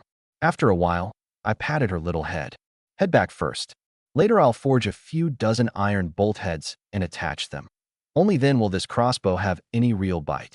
Since these were weapons to protect my wives, the power had to be there. I hadn't used up all the slave traders' blades yet. I'd heat that iron until it glowed red and hammer it into a dozen or so bolt heads. More than enough. Okay. Willow nodded obediently and followed behind me, still hobbling as she walked. Did you twist your ankle on the way over, wife? I asked with concern. No. She shook her head. Then why are you limping? It's not that it hurts, it's that it's weak. Weak?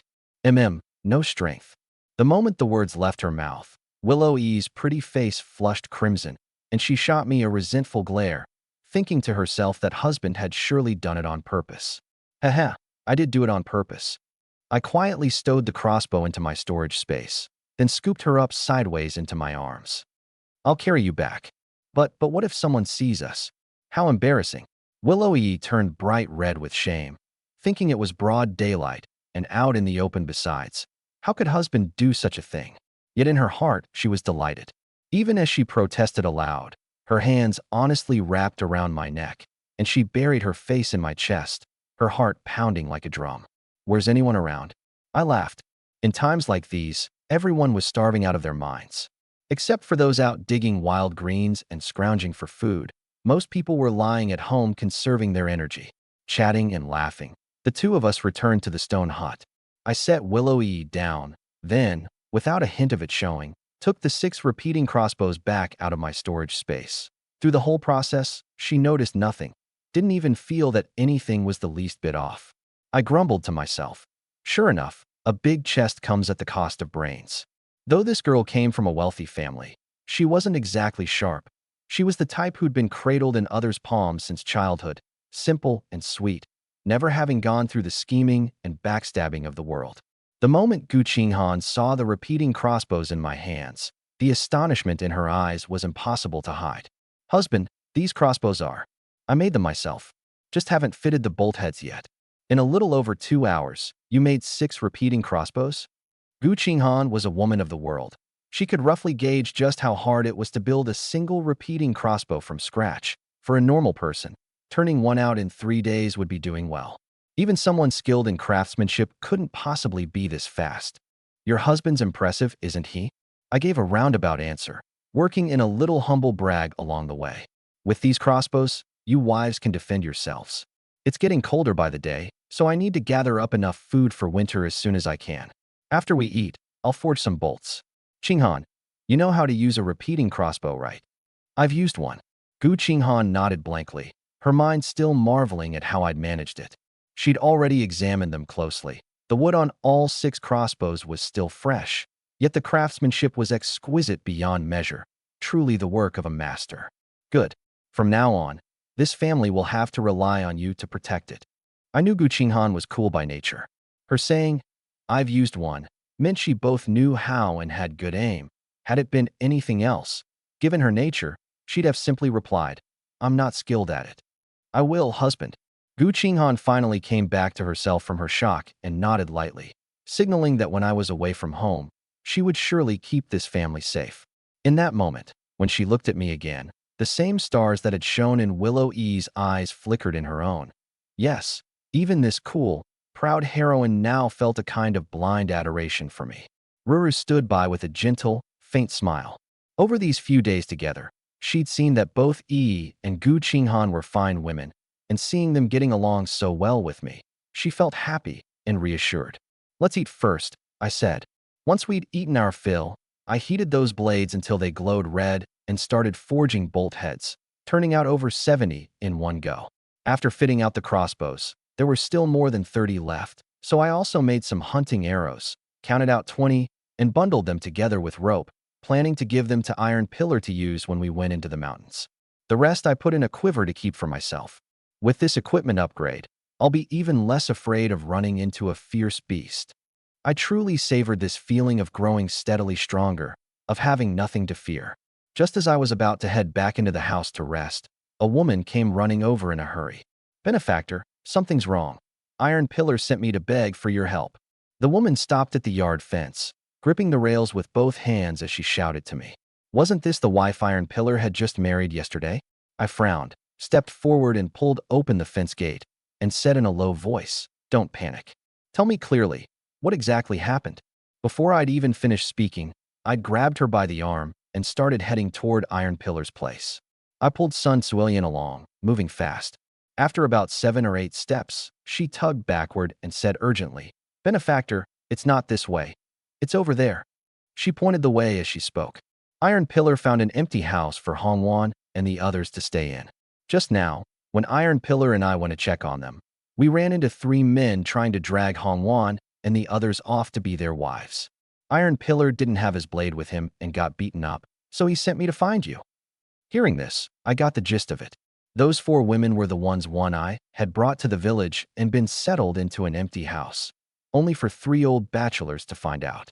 Those 3 figured the women were unclaimed goods and wanted to seize them by force. Truthfully, if they'd been willing to offer up a bit of grain and say they'd support these women, taking them away wouldn't have been hard at all. Most likely this bunch is just insatiably greedy. I frowned slightly and followed Sun Tzuilian, hurrying to that empty house. I had a vague memory of this house. It seemed to belong to Iron Pillar's uncle's family, who'd left the village half a year ago. Before I'd even reached the door, I could hear several men bellowing inside. "Iron Pillar, don't you fucking stick your nose in other people's business. You've already got a wife. What do you care about this? These 4 women aren't your wives. Get out of the way now. They're just women a slave trader brought in. Why the hell do you care? Scram, or we'll really beat you to death." Then came Iron Pillar's cursing. "Don't think I don't know what filthy scheme you're up to. I won't stop you from marrying a wife properly, but you want to defile them the second you walk in the door? You dogs. Wait till my brother Chin gets here, he'll finish you off." Mixed in with the cursing were the sobs of several women. Now I understood everything. It was these men who had struck first. Damn it, let's beat Iron Pillar into submission first. Then we'll enjoy these women. I haven't touched a woman in over a year. Anyone who gets in my way, the King of Heaven himself, couldn't stop me. Beat him. The 3 men cursed and swore, 2 of them pinning Iron Pillar down, while one drew back his fist to slam it into his gut. "Go ahead, try throwing that punch." Just as the fist was about to land, I'd already stepped into the yard, my voice icy cold. "Looks to me like you 3 old dogs are tired of living. Yi-chun." The 3 froze for a moment. All 3 were bachelors from this very village. The bald one was called Lu the Bachelor, the one with the mustache was Zhou Ergu, and the youngest was Li Yu. "Brother Chun, you finally came." The instant Iron Pillar saw me, his face broke into a grin, and he wrenched himself free with a jerk.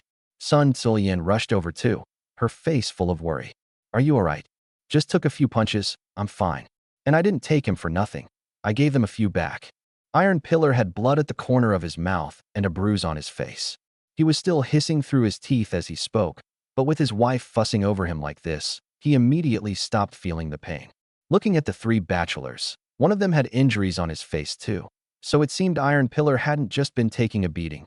He'd at least landed a few counterpunches. The benefactor is here. The 4 thin, sallow-faced women, Hongwan and the others, looked at me as if they'd grabbed hold of a lifeline. The 3 bachelors fell silent for a few seconds, and then the oldest, Lu the Bachelor, spoke first. "Yi-chun, these 4 women are ones the slave traders left behind, right? Since you don't want them anyway, why not just let us have them? We're all from the same village. Why help outsiders?" That's right, that's right. Zhou Ergu and Li Yu chimed in. "The 4 of them can't survive all alone. We're saving them." "No, it's not true, benefactor. The moment they came in, they tried to defile us." Hongwan cried out loudly, and the other 3 burst into tears too, hoping I'd take their side. It was true they wanted a place to belong, but what they wanted was absolutely not villains like these, who turned violent the second they met. We just got a little too eager. It's really been too long since we touched a woman. Lu the Bachelor was still trying to make excuses. "Enough of your noise." I suddenly moved. Bang. A whip kick swept straight at Lu the bachelor's kidneys. Before he could finish his sentence, his whole body flew off like a ball struck by a whip, crashing to the ground with a scream, knocked out cold on the spot. The two who remained, Zhou Ergu and Li Yu, were scared stiff. Earlier, when I'd killed Wang Chengcai's whole family and hauled a whole deer down the mountain, word had spread through the village that the Yi family's second son had gotten tougher and more ruthless. But even though everyone feared my ferocity, they always figured I'd only managed to kill Wang Qingcai's family because I had a blade in hand. This one kick now completely shattered that notion of me. I was wrong. The two dropped to their knees without hesitation, kowtowing frantically. Brother Yi, we were wrong. It was all Lu the bachelor's idea just now. I apologize to you. I apologize to Brother Iron Pillar. I apologize to the sisters. Zhou Ergu kowtowed again and again to Iron Pillar and Hongwan and the others too, looking as spineless as could possibly be, performing the phrase, bully the weak and fear the strong, to absolute perfection. Next time, I'll kick you to death. Carry Lu the bachelor and get lost. I cursed impatiently. Yes, yes, yes, we're going right now. The two acted as if they'd been granted a pardon, kowtowed twice more, then hoisted up Lu the bachelor and fled as if for their lives. Lucky for them, they got away. Iron Pillar watched their retreating backs and let out a cold snort, not angry that he'd been beaten, but angry that these three had just tried to lay their filthy hands on Hongwan and the others. It's not that they're lucky. It's that I wanted the whole village to know what I'm capable of. I hadn't killed them outright, not out of mercy, but to use this one kick to tell the entire village. I, Yi Chun, am not only stone-cold ruthless, my strength is downright terrifying. That kick just now had nearly taken Lu the bachelor's life. Without a skilled doctor to treat him, he'd cough up blood for a few days and then die of his injuries. And where would this poor village get a skilled doctor? For over 10 li in every direction, I was the only one who knew medicine. Even if he did run into a skilled doctor, could Lu the bachelor pay the fee? Lu the bachelor is a dead man for certain. Once everyone learns I can kill a man with one kick, no one will dare come make trouble anymore. I added silently to myself. This one kick was, in the end, to save my wife's future trouble. Ruru, Yi, Gu Qinghan. Each one was blessed by the heavens with beauty. If some fool in the village kept his eye on them and came stirring up trouble while I was off hunting in the mountains, with this one kick, plenty of men would have to snuff out that thought. Little Zhou village wasn't big, but news traveled fast. Back when Wang Chengcai's whole family died horribly, it had spread through the entire village in less than half a day. Sun Jiadi and those men had come kneeling in my yard begging for mercy first thing in the morning, which just went to show what a village of wagging tongues and quick ears it was. Word of my crippling Lu the bachelor with one kick would spread before long, and once he breathed his last, they'd only be more shocked. Benefactor, thank you. You've saved us several times over now. Hongwan and the other 3 women knelt down again in gratitude, their voices choked with sobs. It's only a shame we don't have the fortune to serve you. In our next lives, we'll repay you by working like beasts of burden. As they spoke, they began kowtowing again. Why did the ancients love kowtowing so much? I was a little speechless. After thinking it over, I didn't go to help the 4 women up. I just took Iron Pillar by the arm and left. Brother Chun, you've got something to tell me? I nodded, glanced at Sun Tzulian, who'd tactfully stayed behind, and asked, going to check on those 4 women, was that your idea or your wife's? It was mine. Iron Pillar scratched his head sheepishly. Brother Chun, is there a problem with that? As long as it wasn't your wife's, good. Only then did I relax. I patted him on the shoulder. Those 4 women are pitiful, sure, but everyone has their own selfish motives. Them putting on such a pitiful act was just to get me to soften up first. Once they realize how heartless I am, they'll set their sights on you. So don't go checking on them anymore from now on. We've already saved them twice. Whether they live or die from here on out is up to their own fate. Hongwan and the others really were pitiful, but pitiful people don't necessarily lack their own scheming. I understand, Brother Chun. Iron Pillar nodded solemnly, promising, I won't go check on them again. Brother Chun, is there anything else you need to tell me? That's all. I gave a satisfied smile, thinking to myself, thank goodness you're not a soft-hearted pushover. If the system I carried were a savior system, I'd truly be willing to go save more people. But mine just happened to be a spread your seed, more sons, more blessings system, and I myself had to go hunt in the mountains just to have a bite to eat. After parting ways with Iron Pillar, I didn't head home. Instead, I turned off toward the head of the village to find Mao Xiaohe.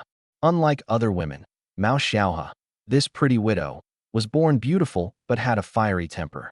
Some time ago, a man had made a pass at her, and she'd chased him with a stick for 3 whole streets, setting the whole village pointing and gossiping and laughing about it for a good while. After that, everyone only dared think about her in their hearts, muttering behind her back. No one dared provoke her to her face. It was only that I'd gotten lucky. I was decent looking, and I'd caught her at a time when she hadn't had any meat in a long while, which was how that little opportunity had come about. That kid hasn't come by in 2 or 3 days. Mao Xiaohe lay half reclined on the bed, listless. The 3 caddies of venison had long been eaten up, and there was only a bone left, which she'd used over and over several times, tossing it in every time she cooked millet or wild greens, at least to get a bit of oily flavor. She wasn't exactly hungry right now, but she couldn't quite say herself whether she was longing for Yichen the man or for the meat that Yichen could bring. Rotten kid, pull up your pants and don't recognize a soul afterward. Last time we already had the arrangement settled. Even if you came empty-handed, it wouldn't have mattered. She grumbled in her heart, feeling a hollow emptiness. Just as she was thinking this, there came 3 knocks at the door. Knock, knock, knock, and then silence. Who is it? Mao Xiaohe's eyes lit up, thinking, has that kid finally remembered his old lady? But no one outside answered. Who's there? She raised her voice and asked again, and still there was no sound outside. She grew a little annoyed, figuring it was probably some tactless villager come to make a nuisance of himself again. Knock, knock, knock. The 3 knocks sounded at the door once more. Who's here to bother me again? Mao Xiaohe got irritated. She got up, hid a pair of scissors up her sleeve, and went to open the door. The moment it opened, the face that met her eyes was the very one she'd been longing for. Who else could it be but Yi Chun? You wretch! I called out several times, and you didn't make a peep. Her anger vanished in an instant, replaced by a charming, seductive smile. She pulled me inside and quickly shut the door. I just wanted to test whether you'd open the door for any man who knocked. I looked at her with a smile as she put the scissors back where they belonged, feeling rather pleased. What kind of woman do you take me for? Umph. Mao Xiaohe gave a coquettish snort and deliberately turned her head away, refusing to look at me. A constitution-boosting training device, I blurted out. Constitution what device? Her eyes were full of confusion. She hadn't understood a single word. You don't need to understand. Just do as I say. As my constitution shot up, Ru and Yi together were no match for me. And Gu Qinghan's wound wouldn't heal anytime soon, so I could only come here to the pretty widow's place to keep training. All right, whatever you say, I'll do it. Mao Xiaohe had long since gotten a taste for it and grown addicted, so she didn't even ask when I'd bring her meat. With a seductive smile, she pushed me down onto the bed, a stretch of tender passion. By the time I left, the sky had already gone dark. Out of the pretty widow's house, I pulled up the system panel and took a glance. Yi Chun. Constitution 28, Strength 28, Speed 30, Endurance 29. Wasn't a wasted trip. I felt smug. But next time I'll have to bring some meat, or the pretty widow's stamina won't keep up. If you want the horse to run, you can't be stingy with the grass. Humming a little tune, I headed home. The meal at home was already prepared, everyone waiting for me. Ruru sat by the oil lamp, mending my clothes with coarse cloth, each stitch especially careful. Yi held some coarse cloth in her hands too, learning to sew some simple work in Ruru's style. Gu Qinghan was a bit bored. She really wasn't good at needlework, and with her wound not yet healed, she felt she couldn't help with anything, which left her a little dejected. Smells great. I caught the aroma the moment I stepped inside. Husband's back. Ruru and Yi set down their needlework, and all 3 wives came to greet me together, expectation on their faces. You're all hungry, aren't you? I reached out and patted each of their little heads. The 3 reacted differently. Ruru gave a gentle smile, with a touch of shyness. Yi laughed happily, looking sweet and obedient. Gu Qinghan smiled faintly. Proud as she wasn't quite used to this yet, but she was making an effort to go along with it. Hurry and eat. Everyone eat plenty. Build up your strength. My next words made all 3 wives' faces change color at once. So we can keep making babies tonight. The moment, keep making babies tonight, left my mouth. All 3 wives froze on the spot. Ruru and Yi widened their eyes, staring at me in disbelief. I'd bet they were both wondering to themselves, doesn't the old saying go, there's only the ox worked to death, never the field plowed to ruin? So how had that saying gotten flipped around when it came to me? Gu Qinghan wasn't faring any better. She'd hardly closed her eyes the night before, getting by entirely on the sleep she'd caught up on during the day. If there was another round tonight, when in the world would her wound ever heal? Why aren't any of you wives saying anything? I patted my chest. Don't worry about me. I'm exceptionally gifted. I can take it. E stuck out her little tongue and cheekily shot back. It's not that we're worried about husband. It's that we're worried about ourselves. Husband's exceptional gift isn't something just anyone can handle day after day. Well now, this little slip of a girl was actually getting racy with me.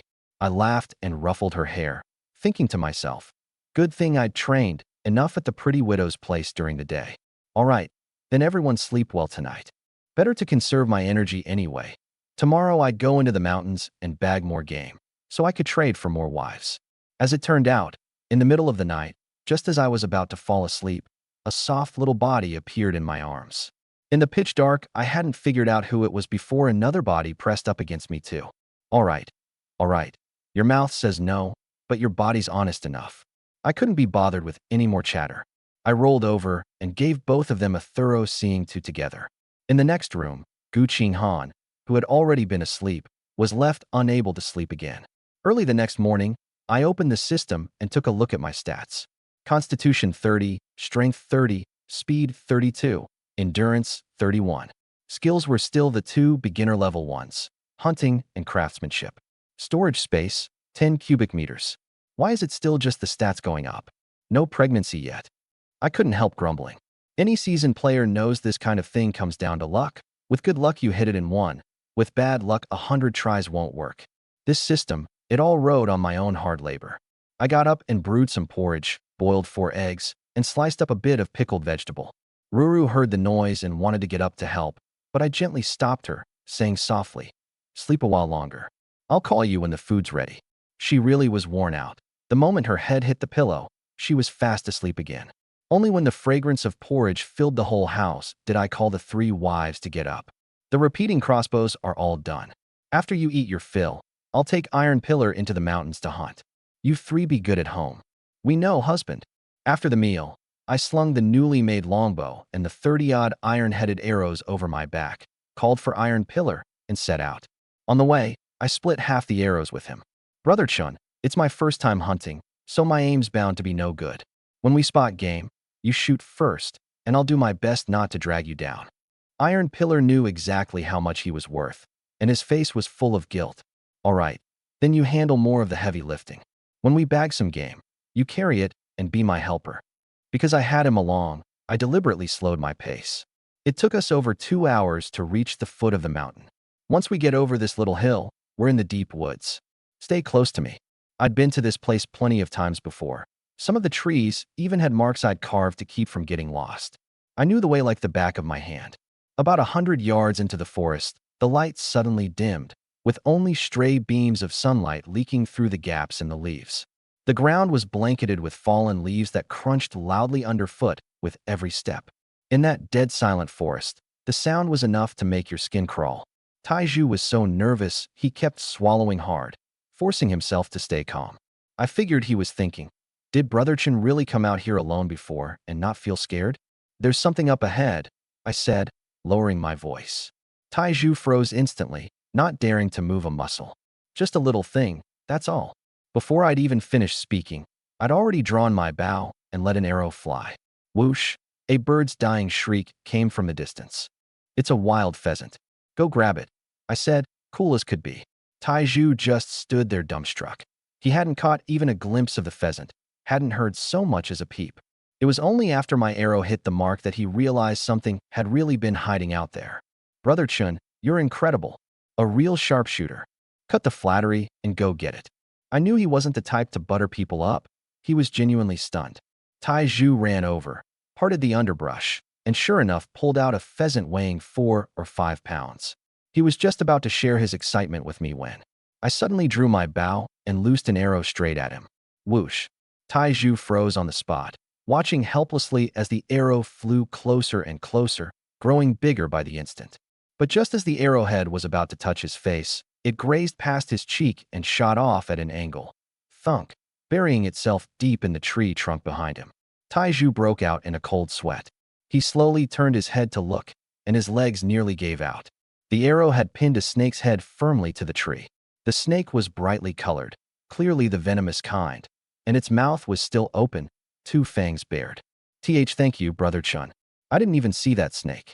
I nearly got bitten, and that would have been the end of me. He was still trembling with delayed terror. Shame it's a poisonous one. Otherwise, we could have made a pot of snake soup. I sighed, then used my machete to cut the snake open, removed the gallbladder and stuffed it into a small porcelain vial, and squeezed some venom from its fangs into another bottle. Brother Chun, what are you doing that for? Snake gallbladder can be used as medicine. As for the venom, I'm keeping it just in case. Those thugs, lowlifes, and human traffickers, I could butcher them without batting an eye. In this dog-eat-dog world, out in a remote backwater like Little Zhou Village, nobody would give a damn whether some ordinary commoner lived or died. But what if one day I ran into an enemy I couldn't kill or couldn't afford to kill out in the open? This little bit of snake venom just might come in handy.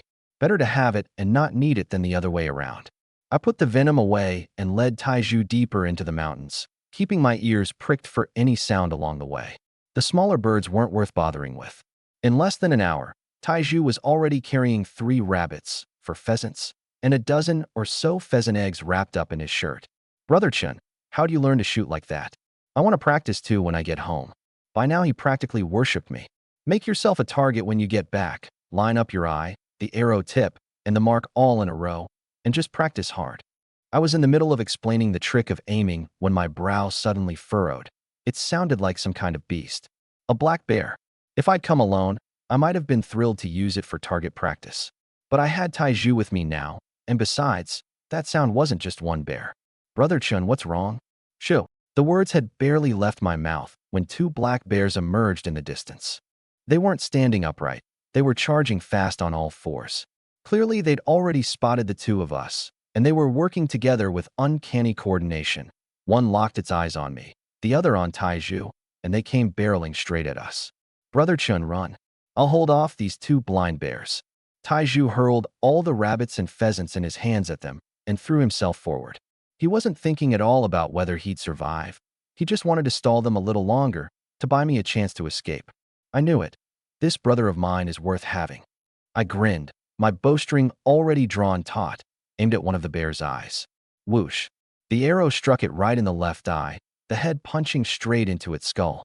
The bear collapsed in pain, threw back its head with a furious roar, then flipped over and lunged at me again. I didn't stop. My second arrow pierced its right eye. Now it was completely blind, both eyes gushing blood, thrashing wildly on the ground. In the gap while it rolled, my third arrow drove clean through its neck. The beast dropped dead on the spot. The other bear was just about to pounce on Taiju, but when it saw this, it was so terrified it spun around and fled. I knew, though, that black bears are clever and hold grudges. There was no way I could let it get away. I fired 3 arrows in quick succession, and the bear hadn't gotten far before it too crashed to the ground. The whole thing took less than half a minute. Taiju watched, mouth hanging open, completely stunned. Was this even something a human being could do? In his mind, even the most undefeated general in history probably couldn't shoot like that. Don't just stand there gaping. Help me hack off the bear paws so we can sell them in the city for money. I clapped him on the shoulder and pulled out my arrows one by one, wiping off the blood and putting them away. Bear meat doesn't taste good, but rich folks love bear paw as a way to show off. It would definitely fetch a high price. Oh, right. Taiju finally snapped out of it, looking like a man who'd just cheated death, and pulled out his sharpened machete to start cutting off the paws. Watching him, I felt a pang of emotion. I had the system backing me up. My physique was already far beyond an ordinary person's, so a bit of danger like this was nothing to me. But Taiju was just an ordinary man, and even the bravest man will feel fear when his life's on the line. In the moment those 2 bears charged, he'd been willing to throw his life away to save mine. That kind of loyalty is rare.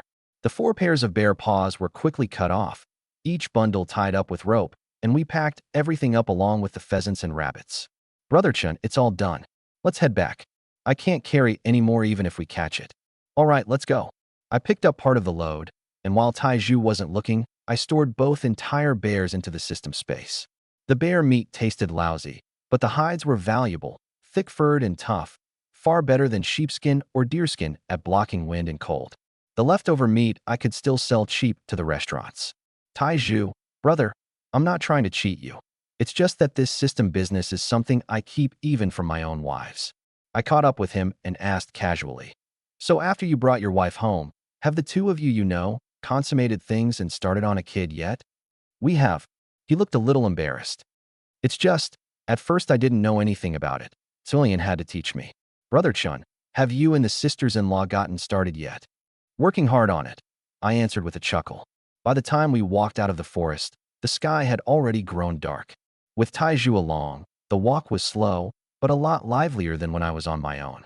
We'd been walking about another half hour when I suddenly stopped and grabbed Taiju, ducking behind a big tree. There are people up ahead. Taiju immediately clamped his mouth shut and even slowed his breathing. In this world, we were carrying rabbits, pheasants, and bear paws. If anyone spotted them, they'd surely have murder on their minds. He might be an honest man, but he wasn't stupid. Seeing the grim look on my face, he was too scared to even breathe loudly. There's a good 20-some of them. Listening to the footsteps, I figured we'd wait for the group to pass before coming out. But just as I was making that plan, a sharp arrow, screaming through the air, came flying straight at my forehead. That arrow was frighteningly fast. Almost on pure instinct, I jerked my head to the side, and the arrowhead grazed past my skin. Thud! The arrow buried itself in the big tree behind me, with splinters flying, the tail still vibrating violently with a buzzing hum. If I'd reacted even a split second slower, I'd have a hole in my head right about now. A flash of cold menace crossed my eyes. Looking at that arrow embedded deep in the wood, the temperature in my heart dropped to freezing. Who's that skulking around over there? Come out. An arrogant voice called from the distance. It was a middle-aged man on horseback, gripping a longbow, still holding the pose from having just fired. Clearly, that arrow had been his. Brother Chun. Taiju's face went white, and he clutched at the hem of my shirt. They look like they're some kind of officials. Don't do anything rash. I've got it under control. I nodded and stepped forward, looking the man dead in the eye. Taiju was scared, but he didn't chicken out. He stuck close behind me, gripping that rusty machete for dear life. He'd dared to fight black bears. If these men tried to harm me, he'd rather die taking one of them down with him. Across from us were 22 or 23 people. The three at the front, all on horseback, were middle-aged men. Two of them had sabers strapped to their waists, and one held a longbow. Those three wore bright, fine robes, some kind of official uniform. The remaining 20 followed on foot, also in uniforms, though of a lower grade of fabric, with sabers hanging at their sides all the same. This was a fictional era, and my former self had only been a country doctor, so I couldn't tell what sort of people these were. But their clothing was far more elaborate and imposing than a county constable's. They were definitely no ordinary bunch. Who are you two? The man with the longbow spoke. He had a goatee, a few strands of gray at his temples, and bright, piercing eyes that seemed to see right through people. Clearly a master archer. We're hunters from the village. We just caught some game, and we're heading home. I tucked away the coldness in my eyes, figuring it was better to avoid trouble than invite it. We heard a noise just now and hid. Mostly we were afraid our catch would get stolen. The man nodded, studying us with a scrutinizing gaze. From our appearance, he could tell we were ordinary farmers. Yet we were carrying 8 bear paws, 3 rabbits, and 4 pheasants. These two brought down 2 black bears. And judging by the size of those paws, they were both from full-grown bears. These two were probably not so simple after all. Seeing that the man didn't seem inclined to make trouble, Taiju let out a breath and bowed. This humble commoner greets you, sirs. I cupped my hands in a salute as well, neither groveling nor defiant. Nice reflexes. An ordinary hunter couldn't have dodged that arrow just now. Which village are you from? The man with the bow continued. Little River Village, I answered without hesitation. Last time I'd gone into the city to sell venison, I'd used Little River Village as my cover story, so I stuck with it this time too. The man gave a slight nod and tugged on his reins, as if about to leave. But at that moment, a middle-aged man with a scar on his face suddenly spoke up. Leave the bear paws. They're fresh. Let the officers have a taste. And leave the pheasants and rabbits too. The moment he said it, everyone else's eyes lit up, fixed greedily on the game we were carrying. The blood hadn't even dried yet. It was at its freshest. Instinctively, I looked toward the man with the bow. I could sense he was the real leader of this group. Leave them, the man with the bow said coldly. All right, I nodded. Just when everyone thought I was about to obediently hand over our catch, I spoke instead. In a restaurant, one bear paw sells for 30 taels. These are raw, so I'll give you a deal, 20 taels each. How many would you gentlemen like to buy?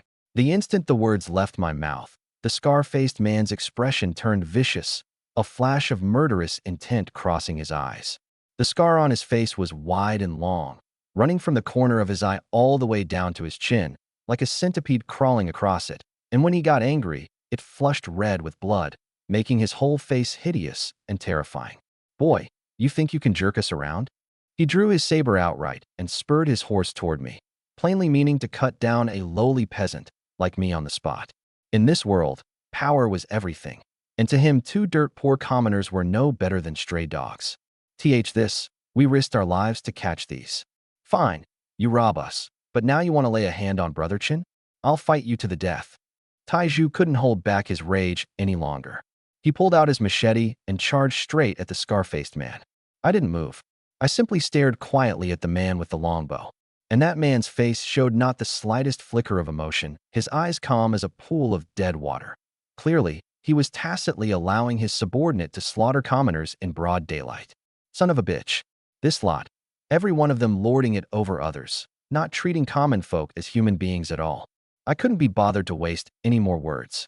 Just as that saber was about to fall on Taiju, and Taiju, knowing he couldn't dodge, gripped his machete tight, meaning to at least hack hard at this corrupt official's leg before he died. I drew my bow and loosed an arrow. This one was faster and deadlier than the shots I'd fired at the bears, because I knew these men had martial training, and I couldn't afford to be careless. Thwack! The arrow punched straight through the scar-faced man's neck. To his dying moment, he never imagined a lowly peasant would not only defy an order, but dare to shoot him in return. The thought had barely flashed through his mind before the breath left him. He stared at me with wide, unblinking eyes, then toppled off his horse and died right there. Taiju's machete followed up with a chop to his body for good measure. Lord Wu. No one had seen this coming. The 20-foot soldiers drew their sabers in unison, ready to hack the 2 of us into mincemeat. The 2 remaining mounted men frowned as well. They'd never dreamed this little hunter could be so formidable. Taiju, get behind the tree. Before they could rush us, I barked out the order and drew my bow again, firing 3 arrows in quick succession. Those 3 arrows all targeted the other 2 men on horseback, cut off the head, and the body dies. Those 3 middle-aged men were definitely the most capable fighters among them. Once I took them down, I could still take my chances against the remaining soldiers with my physique. Otherwise, going toe-to-toe with these ancient men who'd trained in martial arts for years and were armed to boot, my killing skills weren't quite up to par yet. Brother Chun, I'm not scared. I'll fight alongside you. Taiju was afraid, but fear was one thing. A man can be afraid, but he can't be a coward. Clang. One of my 3 arrows was knocked away by the saber-carrying mounted man, but another pierced his left arm, sending a wave of humiliated fury and murderous intent into his eyes. As for the master archer with the longbow, he'd already predicted the arrow's path from the motion of my draw and tilted his head aside, dodging it in advance.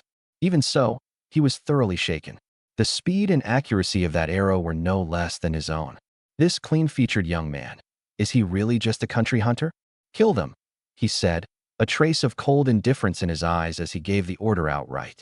He was puzzled about my identity, but that didn't matter. What mattered was that this boy had dared to raise his hand against them. And that was a capital crime, the kind that got your whole family wiped out. Kill. The 20 elite soldiers obeyed and swarmed forward like a pack of wolves. They were well-trained and worked in perfect coordination, some pressing a frontal assault, others flanking around the sides, and in the blink of an eye they'd formed a deadly ring around us. My expression stayed blank as I backed away, my hands moving too fast to follow. Pull an arrow, knock it, draw the bow, release, smooth as flowing water, all in one fluid motion. Whoosh, whoosh, whoosh. 3 arrows in a string. The 3 elite soldiers charging in front hadn't even seen the arrows pass before a bloody hole appeared between each of their brows, and they dropped straight to the ground. What? The man with the arrow in his left arm suddenly shrank his pupils. That archery. Even a military sharpshooter couldn't do better than that. Panicked, he looked to the leader with the longbow, his voice cracking. Lord Zhao, This fellow's no ordinary man. Strike, quickly. He needn't have said it. The instant those 3 elite soldiers fell, the leader, called Zhao Baichuan, had already drawn his bow to full and lined up the sight on my forehead. He could have shot faster at my body, but the fact that my 3 arrows had all struck the men right between the brows had stirred his competitive spirit. He refused to believe he could lose to some nameless nobody. And it was that very moment of hesitation that let me draw my bow to full again, even faster than before. Whoosh, whoosh, whoosh. 3 arrows shot straight at Zhao Baichuan. To dodge them, he had no choice but to abandon his own attack. These 3 flew faster and deadlier than the last, tearing through the air with a piercing shriek. In the instant he twisted aside, 1 arrow pierced clean through his right hand, the one holding the bow. Arg! Zhao Baichuan let out a muffled cry as his longbow flew from his grip, his entire right hand skewered by the arrow, blood pouring out. I'd seen early on that he was a master archer, capable of predicting my arrows' trajectories. So of those 3 arrows, 2 were meant to kill, and 1 was aimed specifically at his right hand. In a moment of crisis, he was bound to save his own life first. My calculation had paid off exactly as planned. Protect Lord Zhao. The remaining elite soldiers instantly fell into disarray, some retreating to shield Zhao Baichuan, others rushing at me even more frantically. A pack of paper tigers. The more I killed, the more fired up I got. I gave a cold snort. Your leader's already crippled. What makes you think you lot can take me? Taiju, keep them busy. Neither my crafting skills nor the storage space were of any use right now. The one thing that could save my life was this hunting skill of mine. As I backed up quickly, using the terrain to keep opening up distance, the hunting bow in my hands became a scythe reaping lives. Taiju gritted his teeth, and even wounded, he swung his machete for all he was worth to hold them off for me. With him stalling them, I had the room to fight back. Every twang of the string dropped a man, if not through the throat, then between the brows, or through the heart. Not a single arrow missed. In the span of just a few dozen breaths, more than half of those 20 ferocious elite soldiers had fallen. The 4 or 5 who remained looked at the corpses littering the ground, and terror finally showed on their faces. This is no hunter. This is a battlefield sharpshooter. Why you? Who the hell are you? Zhao Baichuan clutched his ruined right hand, his face ghastly pale, his voice trembling now that the archery he'd taken such pride in had been crippled. I'm the man who's come to take your lives. Once you draw the bow, there's no calling the arrow back.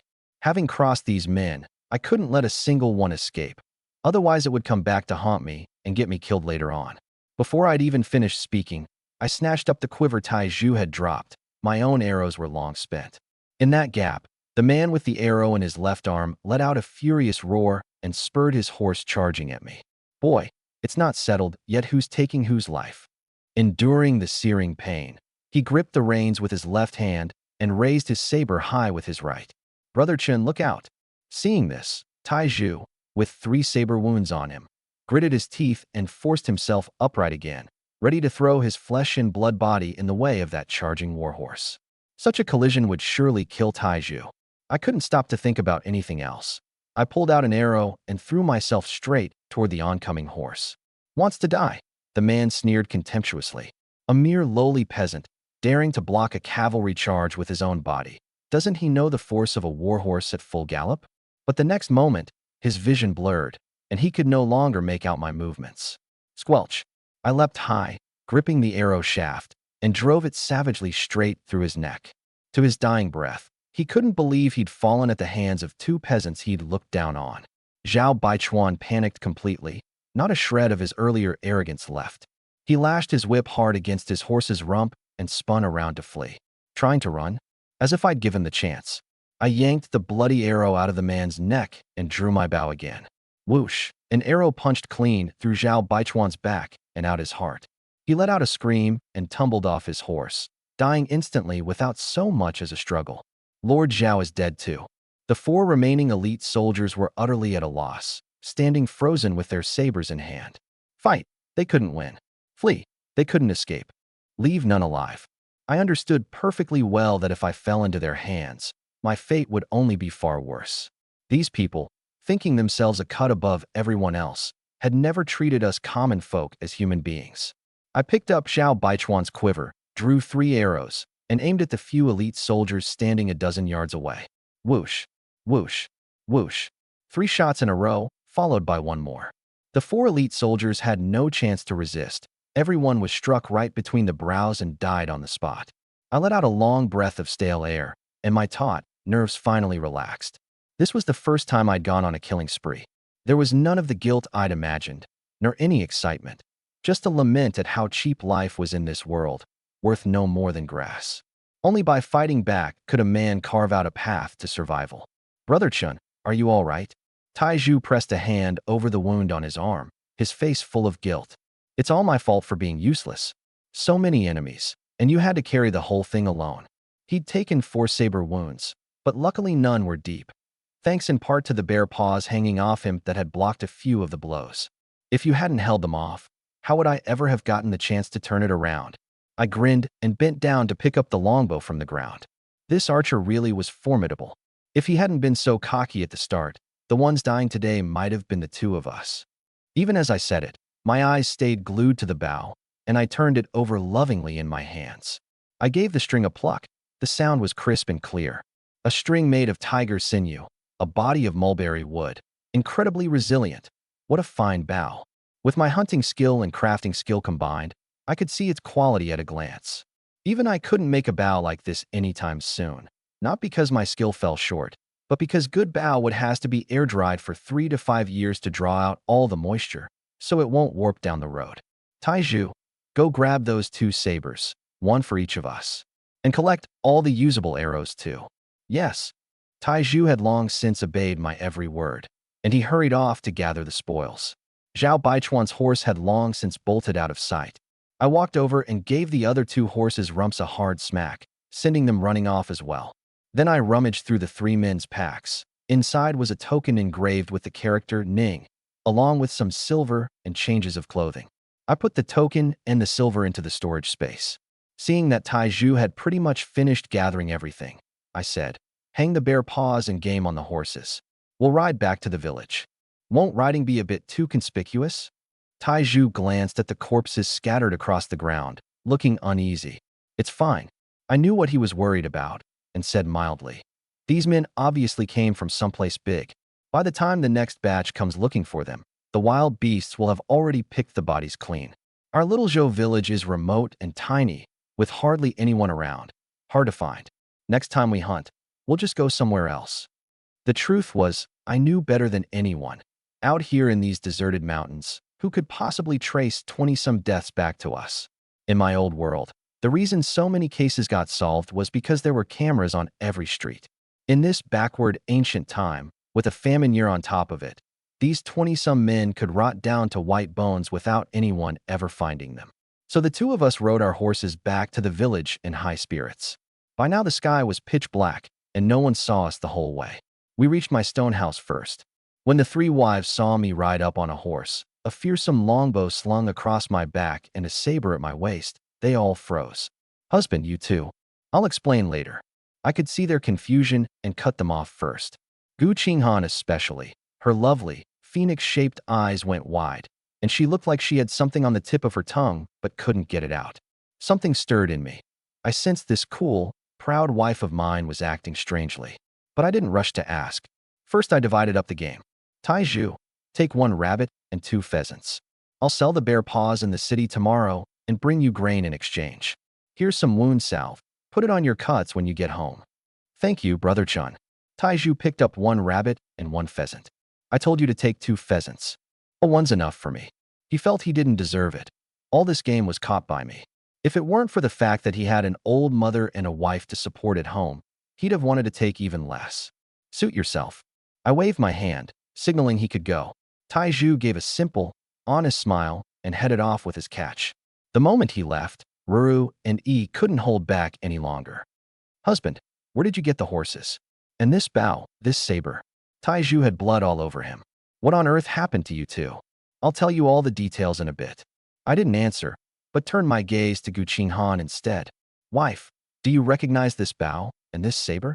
I had a feeling. Those men were very likely connected to her. It seemed too much of a coincidence, but my instincts told me.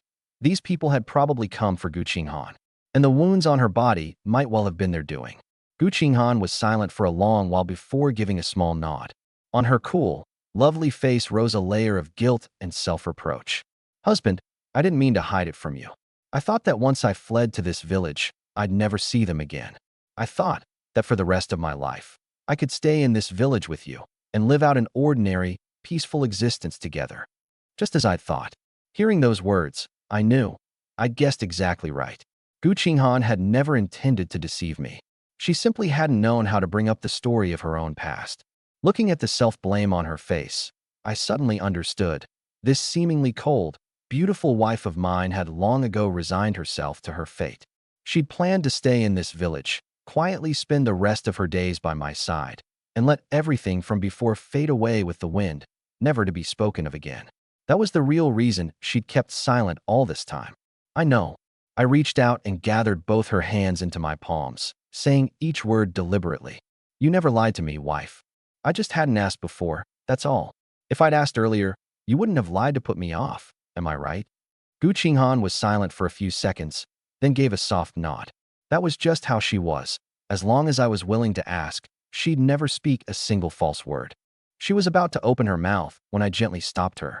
Let's talk inside first. It's too cold out here. The late autumn night wind was bone-chilling, cutting straight through to the marrow. Ruru and Yi were shivering too, hunching their shoulders, and they hurried to carry the game and bear paws back inside. I led the two horses to the right side of the stone house and patted their backs. Make do for tonight. Shelter against the wall out of the wind. Tomorrow I'll build you a stable. Back inside, the meal had long been prepared, but no one had any appetite. 3 pairs of eyes were all fixed on Gu Qinghan.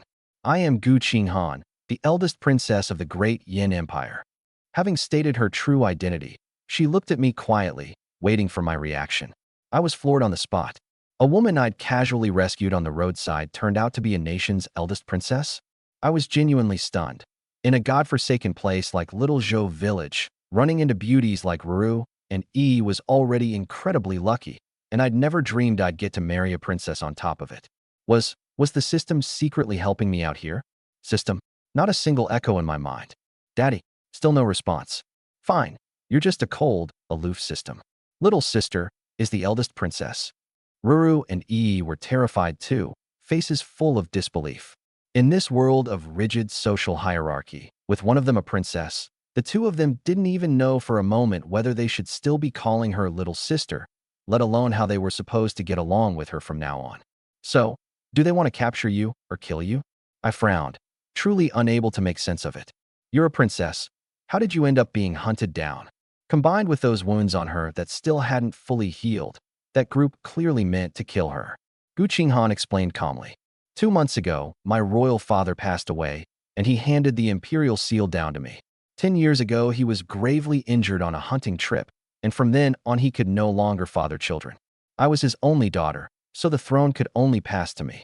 I sighed inwardly. News traveled so slowly in ancient times, especially to a remote village like this, utterly cut off from the world. The emperor of the mighty great Yin Empire had died 2 whole months ago, and we hadn't caught the faintest whisper of it out here. I understand now.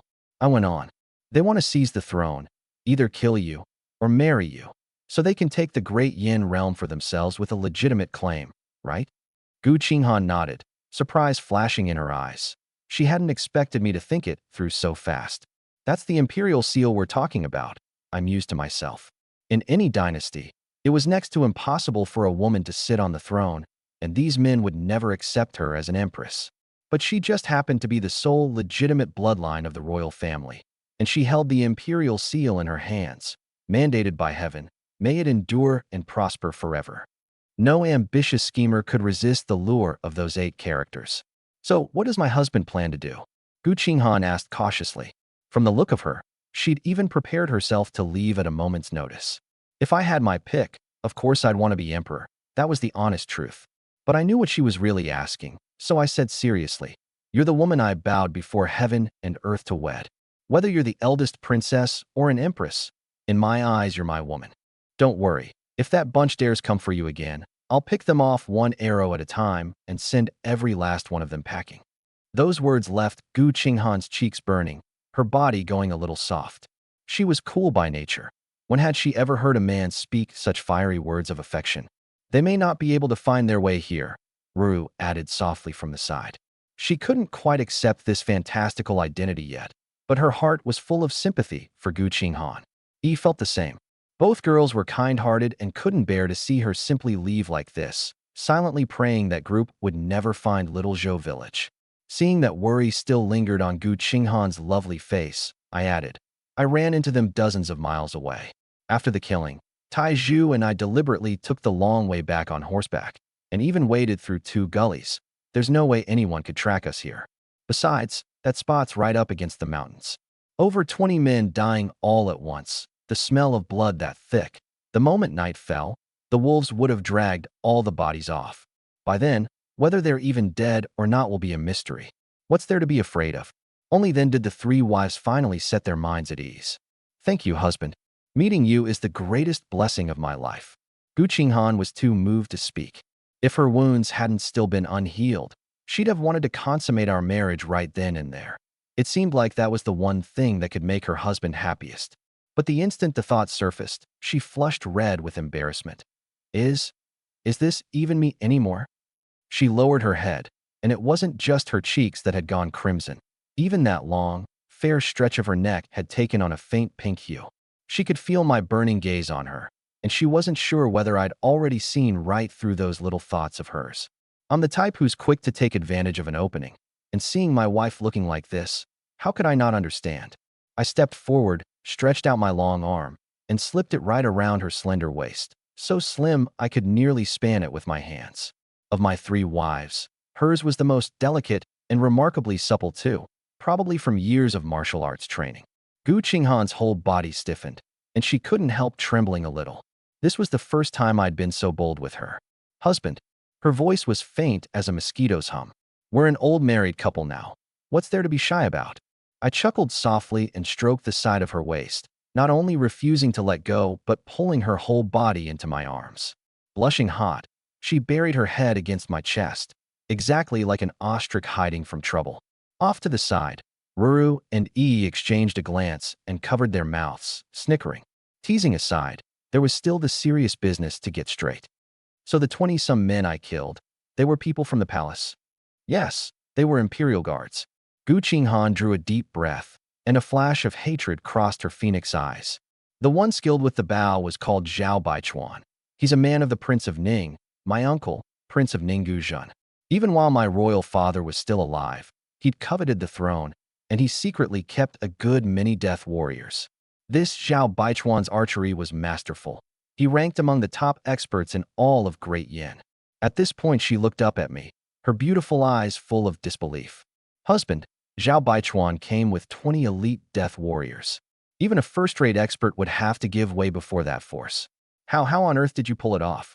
Even having seen the spoils I'd brought back with my own eyes, she still found it hard to believe that was Zhao Baichuan, the cream of the imperial masters, and he'd fallen to a mountain village hunter. Mainly it's just that I'm exceptionally gifted. I raised an eyebrow and spun a casual lie. That fellow underestimated me too badly, and Tai Zhu helped hold them off at the risk of his life. Just got lucky, that's all. Lucky, Gu Qinghan murmured, repeating it. To survive Zhao Baichuan's arrows and then kill him in return. That was absolutely not something the word lucky could explain. He was supposedly just a mountain village hunter, yet he possessed such terrifying skill and nerve. Prince of Ning, Prince of Horse, whoever. I didn't want to keep circling this topic, and gave her smooth, tender cheek a pinch.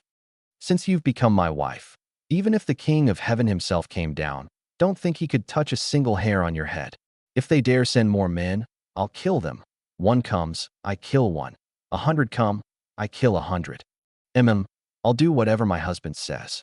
The great weight on Gu Qinghan's heart finally lifted. She'd laid her whole identity bare, and her husband was neither afraid nor resentful of the burden she brought.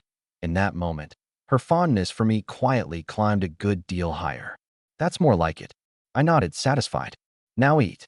You need a full belly before you've got the strength for the real business. The real business? Yi blinked her big eyes, all innocence. It's already nighttime. What real business is there to do? I gave her a meaningful look, my gaze sweeping over her full chest. Carrying on the Yi family line, of course. Don't you think our household's a little short on members? All 3 wives' faces flushed red at the very same instant. That night, the harvest was bountiful. Deep in the quiet of the night, Gu Qinghan lay on that crude little bed, tossing and turning, unable to fall asleep no matter what. The sounds from next door came through the thin wooden plank wall, clear as day. Face burning, she pulled the blanket up over her head to shut out those noises, but the images surfaced in her mind against her will, and she could only bite her lip and touch her own still unhealed wound. It was destined to be another sleepless night. As for me, this night had been more than worth it. The system panel floated up in my mind. Physique, strength, speed, endurance. Every stat had gone up another 4 points. The system's the best. The next day, at the first crack of dawn, before the village roosters had even crowed, I woke up. Refreshed and clear-headed, no aching back or sore legs. That was the real value of a physique of 34. I just sat up when a crisp electronic voice suddenly sounded in my mind. Ding. Congratulations, host. Your wife Baijiro has successfully conceived. Ding. Congratulations, host, on completing the phased mission, carry on the family line, blessed with many children. Reward being issued. Congratulations, host, on obtaining the 36 Heavenly Star Saber Techniques, beginner. My whole body jolted. I nearly cried out. She's finally pregnant. Truly, heaven rewards those who put in the work. I turned my head to look at E, still fast asleep, and thought happily to myself. E, my dear, you'd better step up too and give me a big, healthy boy soon. The thought had barely formed when a massive flood of information surged into my mind. Image after image of saber practice, as if a faceless little figure were drilling the techniques over and over inside my head. Cleave, chop, sweep up, hook, slash, wipe. Every move simple and vicious, without a shred of flashy showmanship. All of it the real art of killing. In the space of just a few breaths, this set of 36 Heavenly Star Saber techniques was as good as carved into my bones, thoroughly mastered, as if I'd already practiced it for a dozen years. What a fine saber technique. Paired with this monstrous physique of mine now, the power would be downright terrifying. If I ran into another master on Zhao Baichuan's level, I was confident I could cleave him clean in two in the span of a single breath. I rubbed my hands together in excitement, then quietly got dressed and slipped out of bed. My wives were still asleep. Ruru lay on her side. Her jet-black hair spread across the pillow, revealing a stretch of snow-white neck. Beside her was E's little head. The two of them nestled together, their lovely figures tucked snugly under a thick quilt. From now on, I'll have to make sure Ruru eats plenty of good food. Can't shortchange the baby in her belly. I stretched, then went to rinse the rice and get some porridge going, and set the pheasant we'd caught last night to stew as well. Once all that was done, I walked out into the yard and took out from the system space the saber I'd taken off the dead men. Shing! The long saber slid from its sheath, its cold light stark and menacing. A flick of my wrist, and the blade moved with my body. Amid the flashing saber light, the air let out a sharp shriek of being torn apart. Cleave. A simple downward chop, yet it carried the force of 1,000 pounds, as if it could split anything in its path clean in two. Fast, precise, and vicious. Those three words were the very essence of this saber technique. I practiced for a while, then sheathed the blade, my whole body feeling wonderful. That sense of holding raw power in my own hands. It was truly a marvelous feeling. After finishing my saber drills, I led the two horses out past the village to a little river to graze, then sat on a big rock by the water and started planning out the day's work. The bear paws needed to be sold fast, and the hides and meat from those two black bears could fetch a good bit of silver too. With money in hand, I could buy more fine rice and white flour, and the medicine chest was nearly empty. Gu Qinghan's wounds needed good medicine to heal properly. The courtyard wall had to be reinforced as well. Last time that one-eyed guy kicked the fence right open with a single blow. There was just too much to do. I figured I'd hand the wall-building job to Taiju and have him round up a few reliable men to work on it together. By the time the horses had eaten and drunk their fill, the sun was already high. I led them back to the stone house, and the moment I stepped into the yard I saw that all three of my women were up. Ru was finishing the breakfast I'd left half done, E was sweeping the floor, and Gu Qinghan was wiping down the table and chairs. A truly warm, happy little family. Husband, you're back. Ruru forced herself to perk up and started to rise to greet me. I didn't bring up her pregnancy. The baby was only just barely settled in, and besides, if I suddenly knew the future, it would only make these three clever women suspicious. The food came to the table. Several bowls of steaming white porridge, a small dish of finely chopped pickled vegetables, and that wild pheasant stewed until it was falling apart tender. The aroma filled the whole little stone house.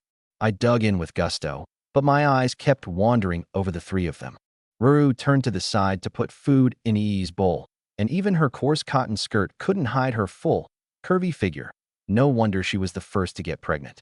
Ii, that girl, had her cheeks stuffed like a little squirrel guarding its food.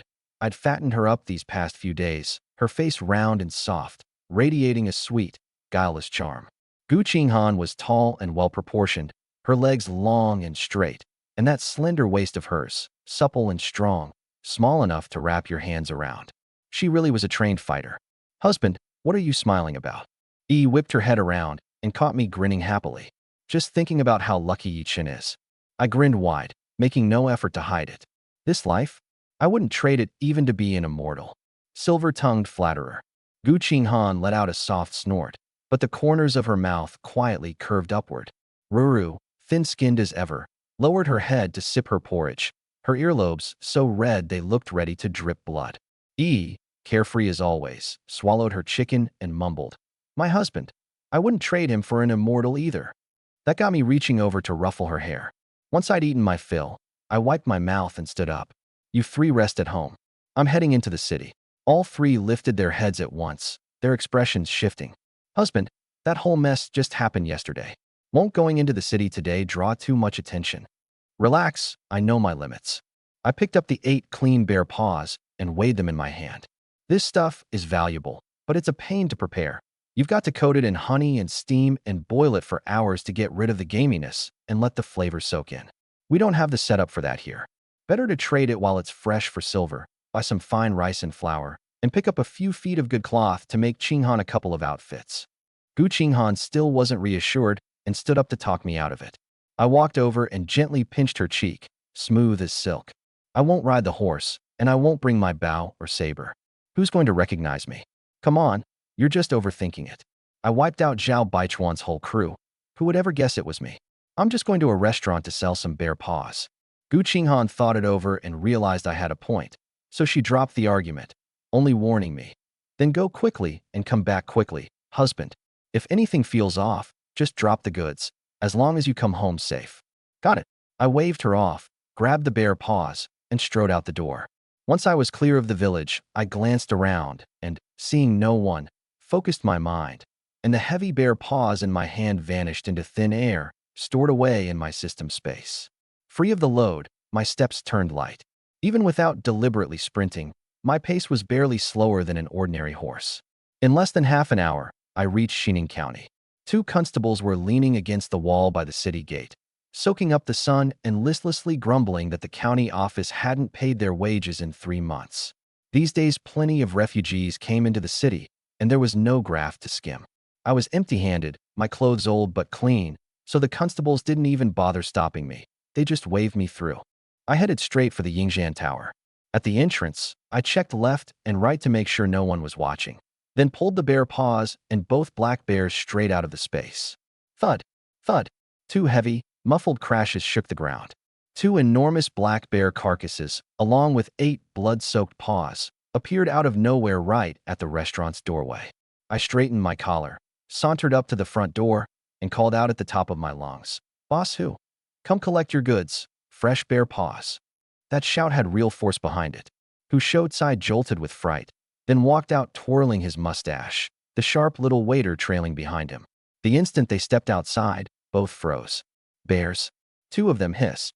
The sound of them sucking in sharp breaths came at the same time. "Brother Yi, this was your kill?" Hu Shoutsai swallowed hard, and the way he looked at me changed completely. "Me alone? I don't have that kind of skill." I made up a story on the spot. A dozen brothers from the village took them down together.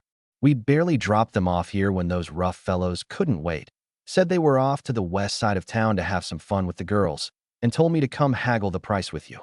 I even put on a what-can-you-do kind of look. Hu Shoutsai bought it 8/10 of the way and quickly told the waiter to fetch the kitchen staff to haul the goods in. Then, all fawning smiles, he invited me into the main hall and personally poured me a cup of top-grade Longjing tea. "Brother Yi, you really don't show your true colors. These goods are clearly fresh. Incredible. Only, this bear meat. Well, the texture's tough, hard to sell. And as for the paws. Stop. I cut him off flat and gave a cold laugh. Boss who? If you're going to talk like that, then I won't be coming back next time. These days, rich folks live for this kind of wild game. The fiercer the beast, the more face they get eating it. Don't play dumb when you know exactly what's going on. Caught in the act, Hushotsai wasn't the least bit embarrassed. He gave a sly chuckle. All right, brother Yi, you name a price. I'd already worked out the numbers on the way over. Bear paw is a showpiece dish for high officials and nobles.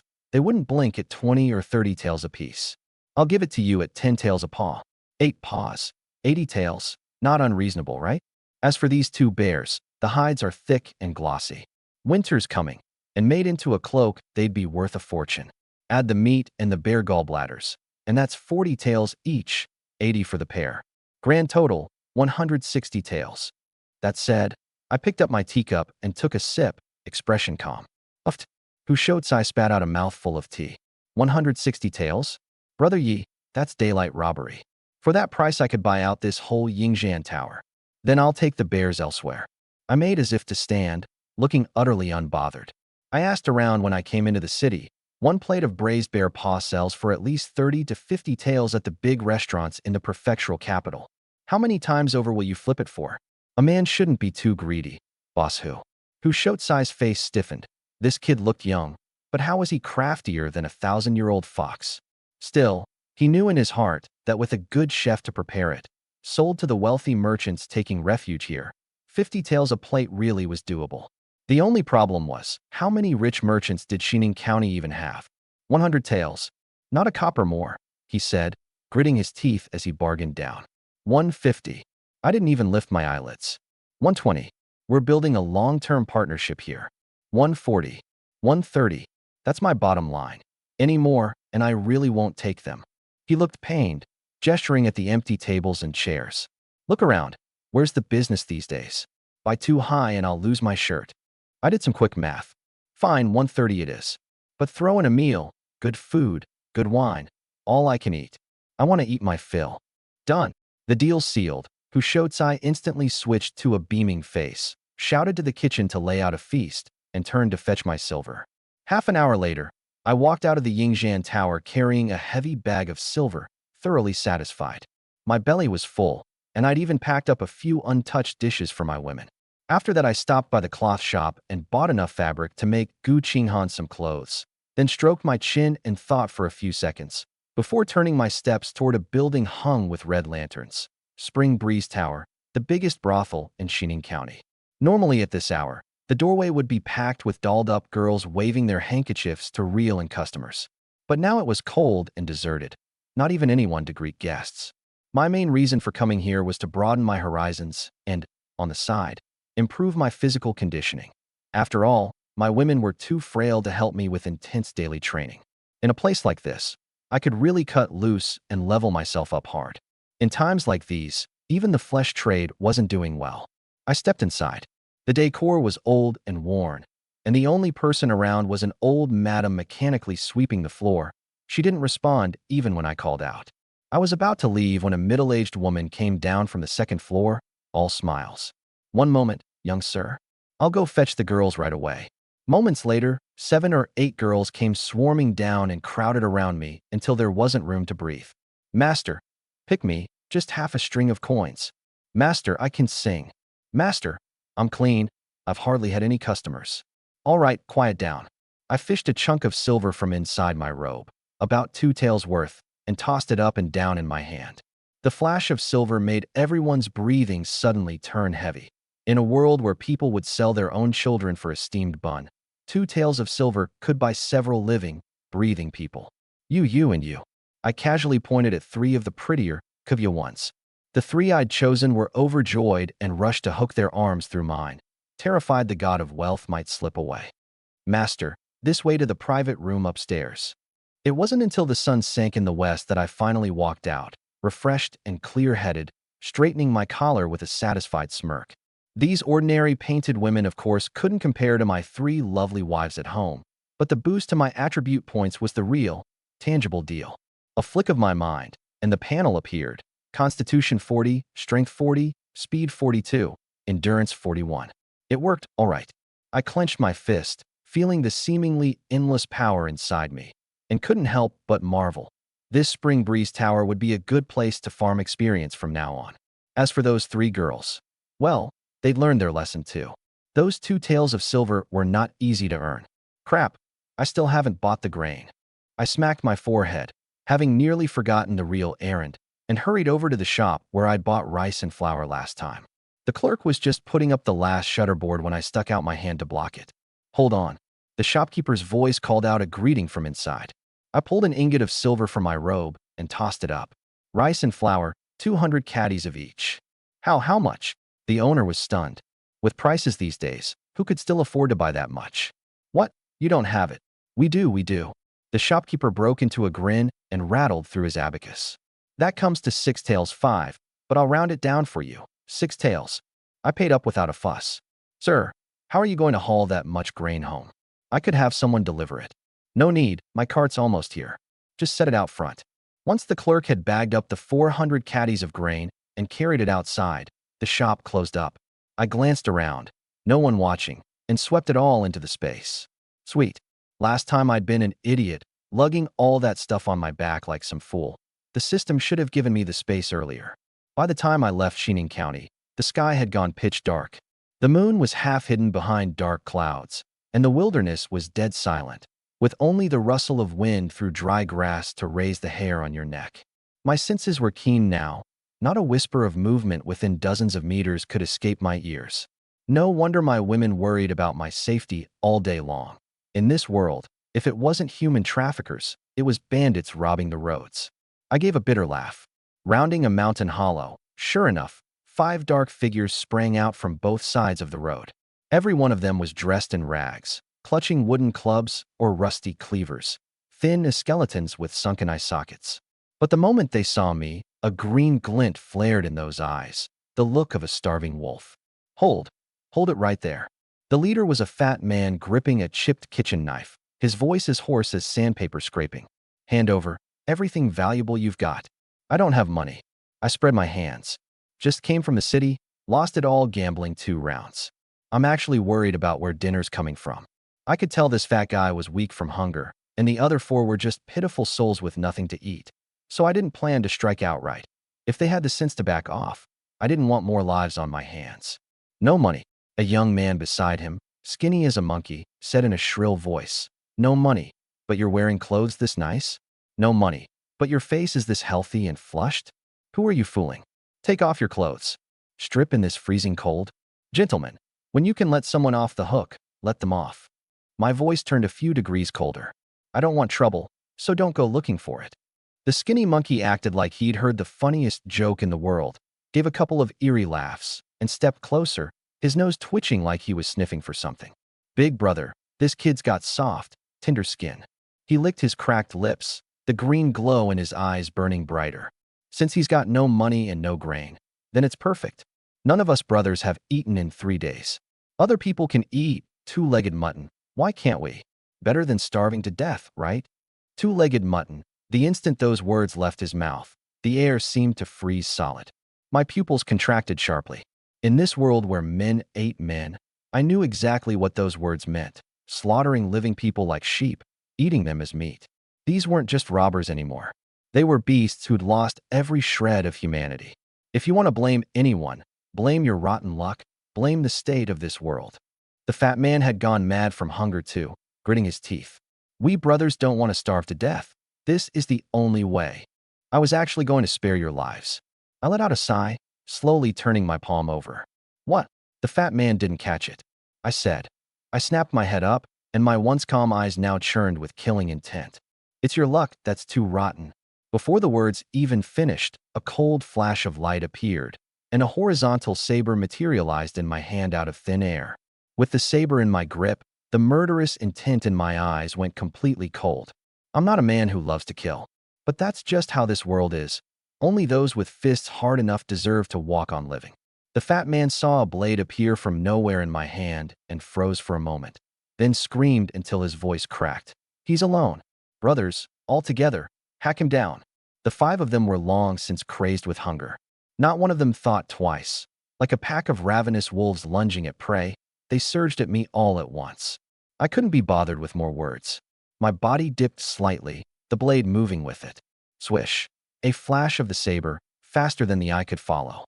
The skinny one charging out in front felt only a chill at his throat, and with a thud he crumpled to the ground, eyes wide and unclosing in death, without even the chance to scream. "Third brother," the fat man cried out. My feet never stopped. The saber danced in my hand like a dragon. With a wet sound, the second man's chest was torn open, blood gushing. He clutched the wound, wailed twice, and stopped breathing.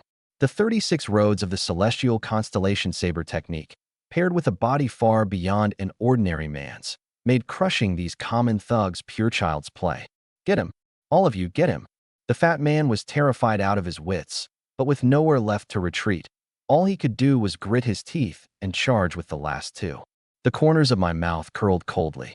Swish, swish. Two flashes of the blade lit up and vanished almost at the same instant. Those two saw only a blur, then felt a searing, tearing pain at their throats. Clutching their necks and making choked, gurgling sounds, they collapsed limply. In the blink of an eye, 4 of the 5 were gone. The fat man stared at the corpses littering the ground. His legs gave out, and his cleaver clattered from his grip. He turned and scrambled to flee on all fours. Was I about to give him that chance? I lunged forward in a single bound, a cold flash of steel, and finished him. The whole thing took less than 3 breaths.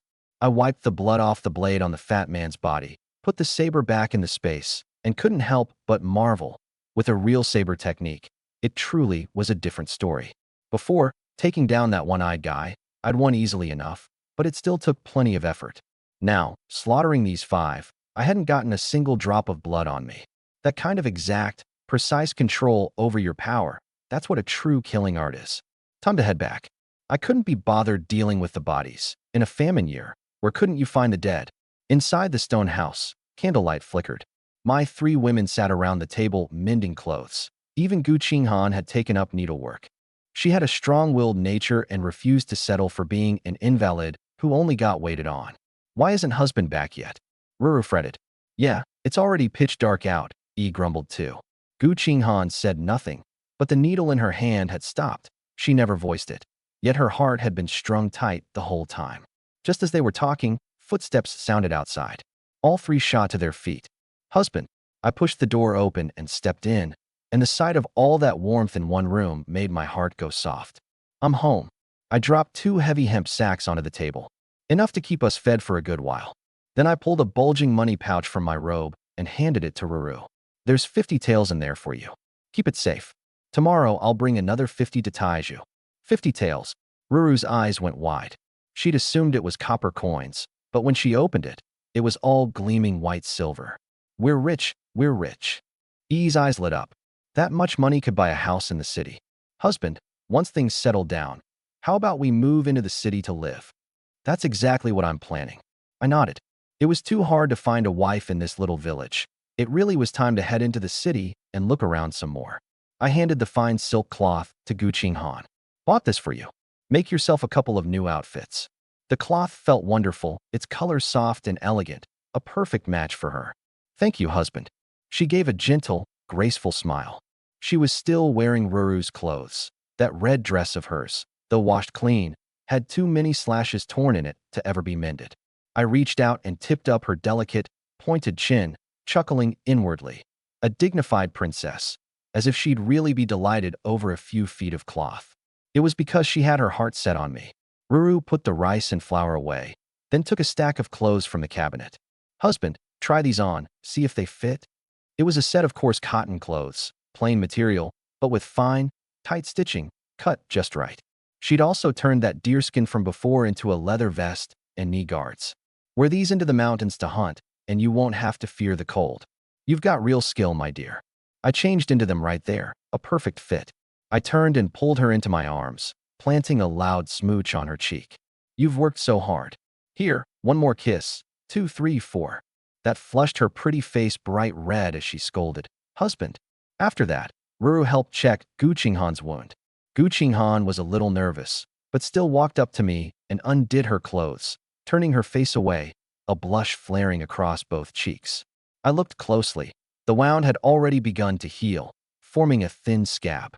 "It's healing well," I said softly, taking it upon myself to help her dress again, then smiled. "A few more days, and you'll be ready to share my bed." At those words, Gu Qinghan's whole body went taut, her breath catching for half a beat. Sharing the bed. She wasn't actually opposed to it. In fact, she'd been quietly preparing herself for it all along. But hearing me say it so bluntly still left her nervous and shy, at a loss for what to do. I looked at that stunning face of hers, flushed from her cheeks all the way to her ears, even those spirited phoenix eyes of hers taking on a touch of allure. I said nothing more, just lowered my head and leaned in. Her heart skipped a beat, her fingertips trembled, and she squeezed her eyes shut in a fluster. The moment my warm lips pressed against hers, her whole body gave a violent shiver, as if struck by lightning. She'd never been this intimate with a man before, and her mind went instantly blank, leaving only that domineering yet tender sensation on her lips, her long lashes quivering with nerves. She was the coldest, most aloof of them all, yet her reaction was even more intense than Ruru's or E's. That contrast was really something. I knew she needed time to adjust, so I didn't tease her further. I glanced over to find Ruru, and E had long since turned their faces away, blushing, but their ears were pricked up high. "All right, everyone's had a long day. Let's eat first, and then..." "Huh?" Ruru and E instantly panicked. "Whose fields get plowed every single day?" "Husband, you ran all the way into the city today and hauled back all that stuff. You really should rest well tonight." Ruru's concern was mostly for me. She worried that at my age, in the prime of my vigor, I'd wear myself out. I wasn't finished. Seeing that their minds had indeed gone straight there, I grinned wickedly. "I meant, everyone's tired after a long day, so we'll eat first, then sleep together. Just sleep. Don't go getting the wrong idea." All three of their faces flushed crimson in an instant. Turned out, it was their own minds running wild. No, wait. I'd clearly baited them on purpose. Once we were all fed and content, I soaked my feet comfortably for a while, and E crouched on the floor to dry them for me. "Everyone up. We're all sleeping together tonight." I arranged the pillows. "No workout tonight, so Qinghan's joining us too. Come on, come on, it's getting late." Though the three were shy, they were sweet and obedient, climbing into bed one after another. It was a little cramped, but especially warm. With one in each arm and one at my side, I mused that tomorrow I'd have to chop down a few big trees and build a wider bed. At first light the next day, I quietly got up, poured half the rice and flour from the sacks into fresh bags, hoisted them onto the horse's back, and led the horse over to Tieju's place. "Brother Chen, what brings you here?" Taiju had just gotten up and was about to make breakfast. "Bringing you some stuff?" I pointed at the horse's back. "Sold the bear paws. This is the grain I traded for, plus 50 taels of silver. Take it." This is too much." Taiju waved his hands frantically. "The whole hunt was all you're doing. How could we take this much? 50 taels of silver. I wouldn't even know how to spend it." His wife, Sun Suilian, came out to back him up. "Brother Chun, a little grain is plenty. We really can't accept the silver." "Enough of that." I set the grain down, then pulled out the money pouch and shoved it straight into Tieju's hands. "This is what you've earned. I really can't take it, Brother Chun." Taiju was so anxious he was nearly in tears. On that mountain trip, he hadn't so much as clipped a single feather. Getting a share of meat and grain was already an enormous kindness. So how could he bear to take 50 taels? He'd never seen that much money in his whole life. "Without you risking your life to hold those men off, I wouldn't have made it back alive." I knew his temperament, so I could only coax him gently. "You've put your life on the line for me more than once. That's not something 50 taels can settle." But the couple kept pushing it back and forth, refusing no matter what. Realizing that pressing harder would only put them in a tough spot, I took out 10 taels. "Fine, then this isn't for you too. It's for the horses. It'd be a shame to slaughter these 2 horses, and I've got no time to raise them, so I'm bringing them here for you to keep. But raising horses doesn't cost this much either." Taiju was still uneasy. My face darkened. "Taiju, do you still see me as your big brother or not?" "I do," he blurted, frightened into nodding. "If you see me as your brother, then take it. One more word, and I won't take you hunting next time." That trick worked best of all. Taiju instantly didn't dare say another word, carefully tucking away the silver and slapping his chest to swear he'd take good care of the horses. With that settled, I was in a great mood and left the village to go find some big trees to chop down for the bed. I'd just reached the bend at the village entrance when a graceful figure came walking toward me. My eyes lit up. Wasn't that the village chief's young wife? A few days back, I'd hunted a stag, and lots of people came to divvy up the meat. Some women even offered their bodies in exchange. Chin Kaching had been in the crowd then, and the first time I laid eyes on her, I thought she was absolutely stunning. Ruru, the pretty widow, and this one from the chief's house. This tiny village actually hid three beauties. No wonder the system sent me to transmigrate here. Chin Kaching was around 24 or 25, with an oval face, willow leaf brows, and a pair of watery, peach blossom eyes that always seemed to carry a hint of feeling when she looked at you. The real killer was that waist, so slender it swayed with every step, embodying the phrase water snake waist to perfection. Whenever she appeared, she could steal the souls of every man in the village, and it was only because she was the chief's wife that no one dared harbor any wicked notions. Brother Yi out so early? She stopped, her almond eyes making a full circle over me, but a flicker of barely detectable anger flashed in their depths. I was a little puzzled. I hadn't provoked her. So why did she seem to be carrying some kind of grudge? Morning, sister-in-law. I sized her up with a frank, open gaze. I had to admit, she really was a bewitching creature. If she weren't the chief's wife, I'd have bought her home for sure. Oh dear. She suddenly clutched her forehead and swayed, letting herself tip toward me. I've been feeling so worn out these past couple of days, and my chest feels tight. I heard you know a bit of medicine. Why don't you take a look for your sister-in-law? I reached out to steady her by the arm, soft and warm to the touch, and took the chance to check her pulse. Her pulse was steady and strong. Sick? Hardly. She was clearly just hungry for it. This ailment of yours, sister-in-law, I'm afraid it's hard to cure. A playful smile curled at the corner of my mouth. She heard that tone and knew she'd been seen through. Two clouds of red rose to her face, and her voice softened a few degrees. How is it hard to cure? Dr. Yi, you simply must help your sister-in-law. The way she cooed Dr. Yi was so drawn out and coy it made a man's bones feel 2 ounces lighter. Your pulse is perfectly steady, your body's in fine shape. It's just that your heart fire is too strong and your liver qi is all bottled up. Put plainly, you're parched. I withdrew my hand and looked at her with a half smile, then lowered my voice and leaned in close. The chief's getting on in years. I'll bet he rarely touches you, does he? At the mention of Zhao Si, the seductive look in her eyes faded, replaced by a trace of resentment. Him? Humph. All show and no substance. Seemed the chief really did have a problem. Nearly 40, throwing his weight around and bossing everyone in the village around all day. Who'd have thought? So sister-in-law wants my help? I deliberately dangled it in front of her. I love helping people out. Give me a little something in return, and I guarantee I'll leave you satisfied. You still want something in return? Her willow brows knit together, and dropping the act entirely, she snorted. When you slept with Mao Xiaohe, you even threw in a few caddies of venison for her. Now here I am coming to you on my own, and you're the one asking me for a reward? Yi Chun, don't push your luck. So that's what this was about. Only now did I understand where that flash of anger earlier had come from. In terms of looks, she didn't lose to Mao Xiaohe one bit. If anything, she came out ahead. So sister-in-law was jealous. Jealous my foot. She was genuinely irritated now, twisting that alluring water snake waist and spitting out. If you're scared of me being the chief's wife, if you don't have the guts, then forget it. And with that she turned to walk off. Well, I couldn't take that kind of goading. I was a transmigrator with a system. After all, was I going to let her run wild? If you want the meat, that's fine. Up ahead, that little grove. I'll be waiting for you, sister-in-law. I tossed out the words and headed over first. Now it was Chin Kaching's turn to be in a bind. She truly wanted it, but she'd never imagined the spot would be a little grove. Yi Chun, you second-born bastard, she cursed under her breath a few times. But then she thought of Zhao Si and his useless self. No, not useless, just plain incapable. She gritted her teeth. Screw it, I'm going all in. She glanced around to make sure no one was watching, then followed. You actually came? I was a little surprised, though not much. She'd come to me of her own accord in the first place, and the way she'd goaded me just now, beyond being hungry for it, there was a streak of not taking defeat. Why should she lose out to that pretty widow? But now that it had come to this, she turned bashful instead. I didn't dwell on it, though.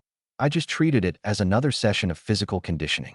Yet before long, I was completely dumbstruck. Chin Kaching turned out to still be a virgin.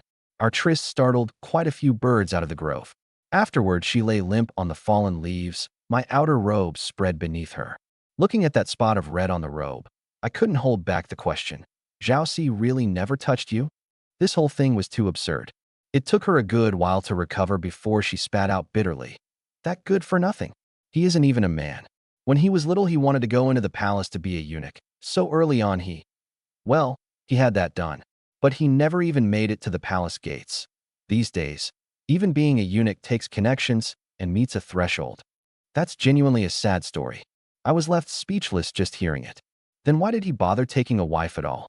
To keep up appearances, obviously, afraid the villagers would mock him for having no heirs. So that was it. It all clicked into place. Watching her get up, limping, brows furrowed, clearly that little bout had left her sore all over. I felt an odd stir of tenderness. Wait 2 days for me. Next time I'll get you a whole chicken. Fine, that's a promise. She figured she hadn't lost out either. She'd gotten a taste of what it was to be a woman and scored a free chicken on top of it. With that, she cast me a few reluctant, lingering glances and limped off toward the edge of the grove. Her back looked disheveled, but there was a lightness, a cheerfulness to it. I stroked my chin and licked my lips. This round wasn't a loss at all. But the moment I reached my own courtyard gate, a ding sounded in my mind. Ding. Congratulations, host, for successfully impregnating the village chief's wife, Chinkaching. Ding. Congratulations, host, on completing the stage mission, spread your seed, blessed with many sons. Rewards being distributed. Congratulations, host, on obtaining GoldenEye beginner. My foot stumbled and I nearly fell flat on my face. I stared, wide-eyed and utterly stunned. She got pregnant just like that? One shot, one kill. What the hell was I supposed to do about this? I hadn't expected Chinkaching to have such a fertile constitution. All those days of going at it with Ruru and Yi, and only Ruru got pregnant. This time I really couldn't stay calm. I quickly pulled up the panel and looked it over again to confirm.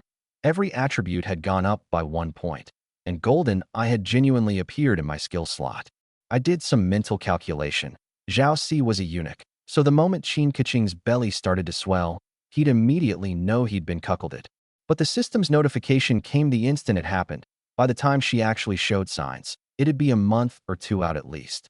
I'd deal with it later, one step at a time. I calmed myself and started examining my newly acquired GoldenEye. A flick of my mind, and a wave of warmth passed through my eyes. My black pupils instantly turned pale gold, just like the Monkey King's fiery golden gaze. The world before me transformed in an instant. The air seemed to have faint. Barely there wisps of currents drifting through it. I can see the flow of fortune, I murmured in astonishment. Husband, you're back? Ruru came out carrying a wooden basin and, seeing me standing dazed at the gate, asked, What's wrong? You look so strange. I came back to myself and looked at her.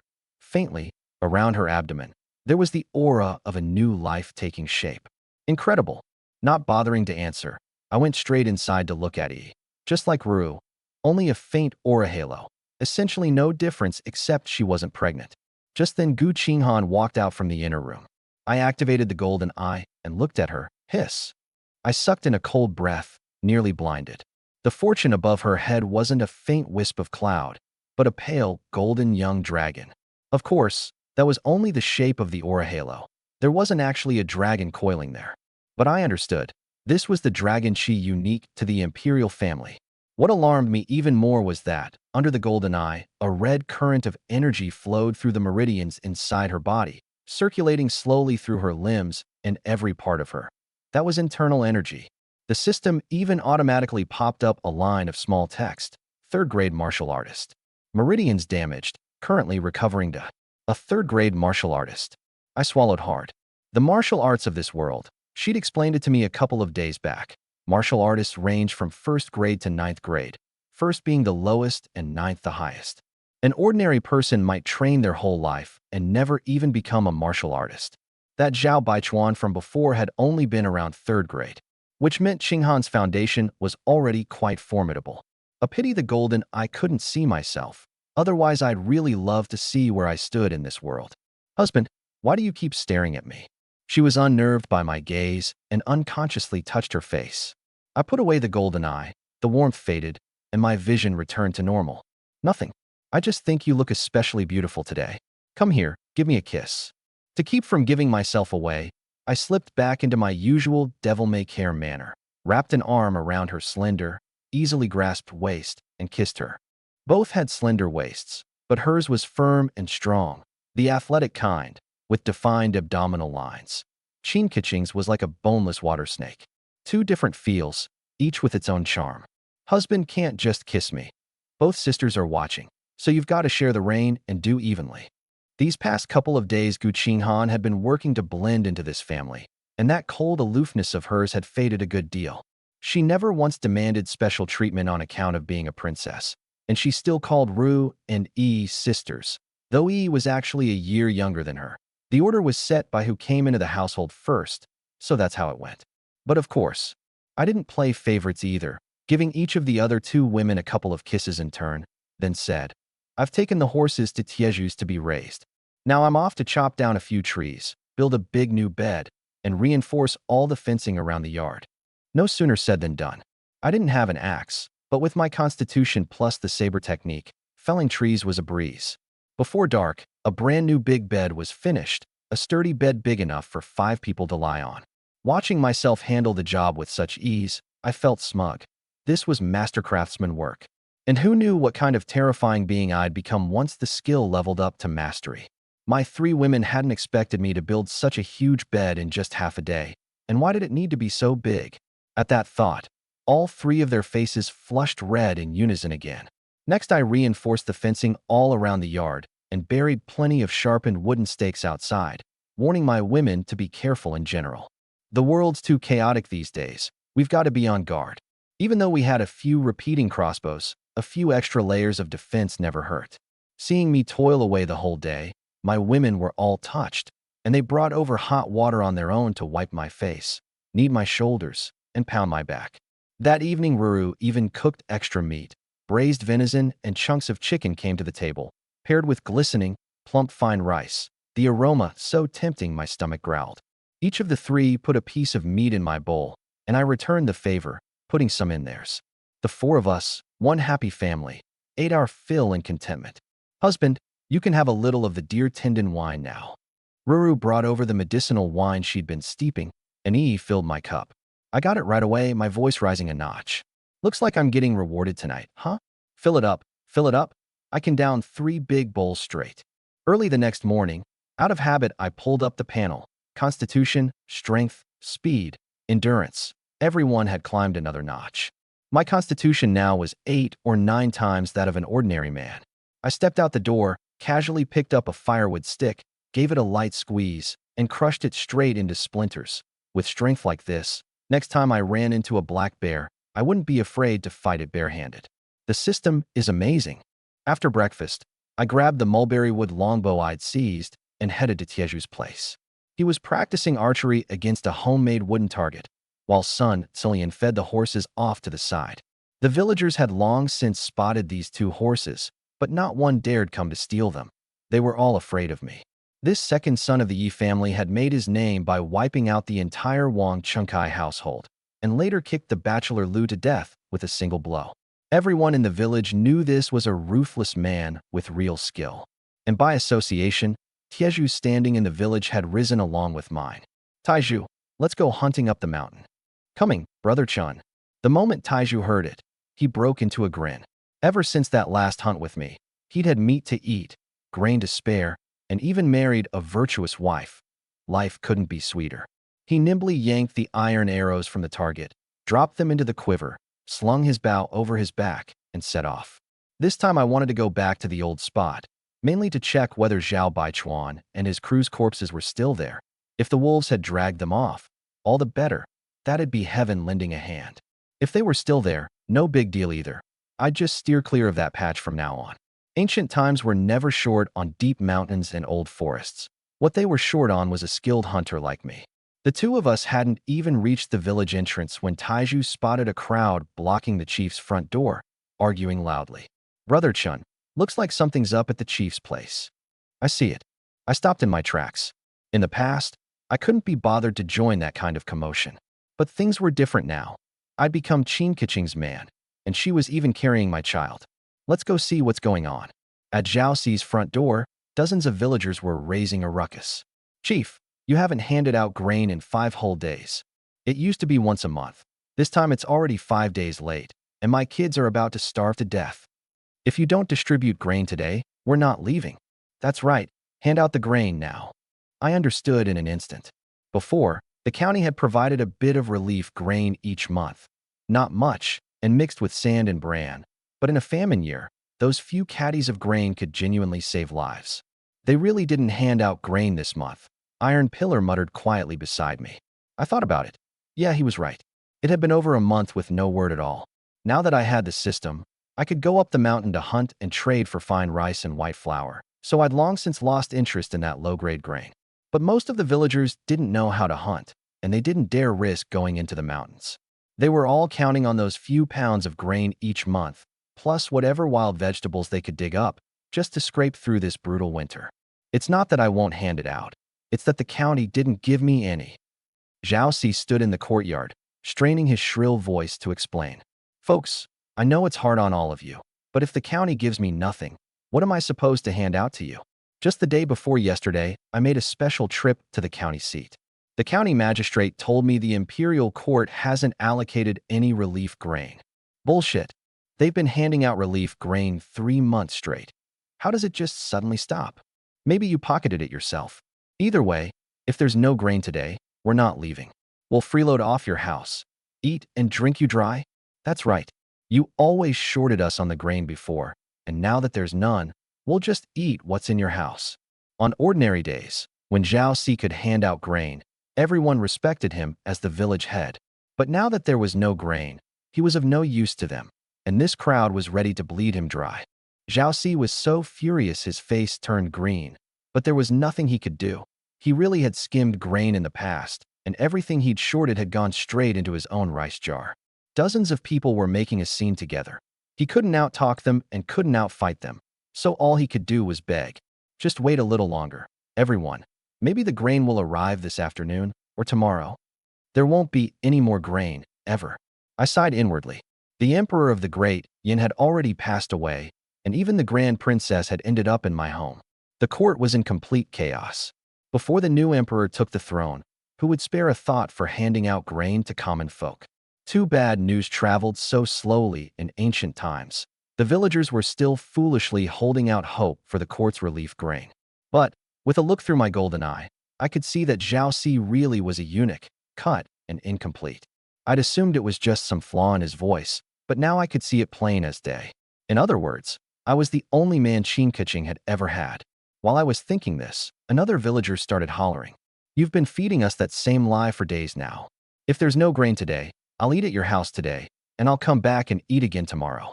If there's still no grain, we'll take every bit of grain you've got. That's right, take it all. Take your wife along with it, while we're at it." The villagers egged each other on, one line after another, working themselves up more and more, and it really did look like they were about to lay hands on him. "You wouldn't dare." Zhao Xi, terrified, rushed to block the doorway. Facing this pack of fierce-looking fellow villagers in the courtyard, he screamed at the top of his lungs, "Anyone who dares steal my grain or grab my wife, I'll fight them to the death." Somehow, a cleaver had appeared in Zhao Xi's hand. But that crowd of villagers wasn't the least bit scared off.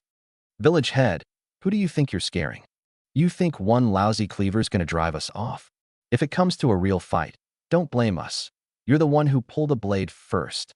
And with that, dozens of them pulled out their own hatchets, cleavers, axes, and sickles. One look and I understood. These people had come prepared. If Zhao Xi didn't hand out grain today, they planned to strip this house clean. What a wretched, God-forsaken place, I sighed to myself. The rest of the saying breeds nothing but bad people. I swallowed back down. They were only trying to stay alive. But if this standoff kept up, Zhao Xi was going to get beaten to death by this mob today, and then they'd cart off everything, grain and people both, including his wife, Qin. "Brother Chun, looks like they really mean to do it," Iron Pillar asked quietly beside me. Meaning, did I have a way to handle this? I asked myself the same thing. Did I have a way? No. Behind this crowd were dozens of families, more than 200 mouths to feed. Only grain would make them disperse. That many mouths, even I couldn't fill them all. Zhao Xi's had sticky fingers before. Having his grain stolen is what he's got coming, I said softly. But then I added, still, he didn't skim that much. It's not a crime worth dying for. When the time comes, I'll lend a hand if I can. Mostly, it was for Chinkaching's sake. That's what I was thinking too, Iron Pillar said. He had a warm heart and thought it'd be a shame for Zhao Si to die like this. It was just that his abilities were limited, so he'd asked my intentions first. You people. Zhao Si's face grew uglier by the second. You came ready for this. Fine. The first one who steps up, I'll cut down. Kill one and I break even. Kill two and I come out ahead. That shout actually cowed the crowd in the courtyard. If they all rushed him at once, sure, they'd have the guts, but nobody wanted to be the one who stuck his neck out and died for it. For a moment, not a single person dared make the first move. Even I hadn't expected it. This ballless Zhao Si actually had some backbone. After a few tense breaths, damn it, come on then. A man in his 40s, eyes bloodshot, walked out gripping a sickle. Zhao Si, don't blame me. My child's already starved to death, and my mother's not far behind. I can't just stand here and watch my mother starve too. Get out of my way. With that, he swung the sickle straight at Zhao Si. Dodge, and his house would be stripped bare. Don't dodge, and he'd take that blade. At the critical instant, Zhao Si let out an ah of pain, clutched his head, and crouched down on the ground. The men in the courtyard roared with laughter. Huh, turns out he's a spineless coward. All that bluster before was just an act. Playing the hero, huh? Pa, quick, get inside and grab the grain. Someone kicked him aside, and the crowd surged into the house, ransacking everything in sight. Before long, someone really did come running out clutching a rice jar and vanished in a flash. Then one after another, they filed out carrying grain. But Zhao Si's family didn't have much grain to begin with. 5 or 6 people hauling it out, and the place was empty.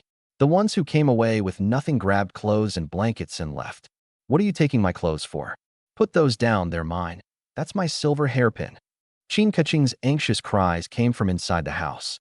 She'd been hiding in the inner room the whole time, hearing every sound out front. She'd thought they'd scatter once the grain was gone. She hadn't expected them to clean out her whole home. Well now, the village head's wife. A man's voice rang out, dripping with lewd excitement.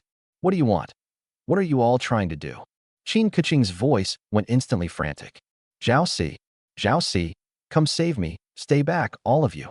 Zhao Si. But when Zhao Si had tried to block the crowd earlier, he'd been shoved, cracked his head against the wall, and passed out cold. That useless man of yours doesn't even dare come through the door. You'd best just be a good girl and behave. This man was called Sun Jiadi. He'd long lusted after a prime young beauty like Chinkaching, only holding himself back out of fear of the village head's position. But now that Zhao Si's authority had been ground into dust, he stared at Chinkaching like a starving wolf spotting meat and suddenly lunged at her. Ah! Chinkaching let out a scream of despair and instinctively squeezed her eyes shut. Then, the whole world seemed to fall silent. That disgusting man hadn't pounced on her after all.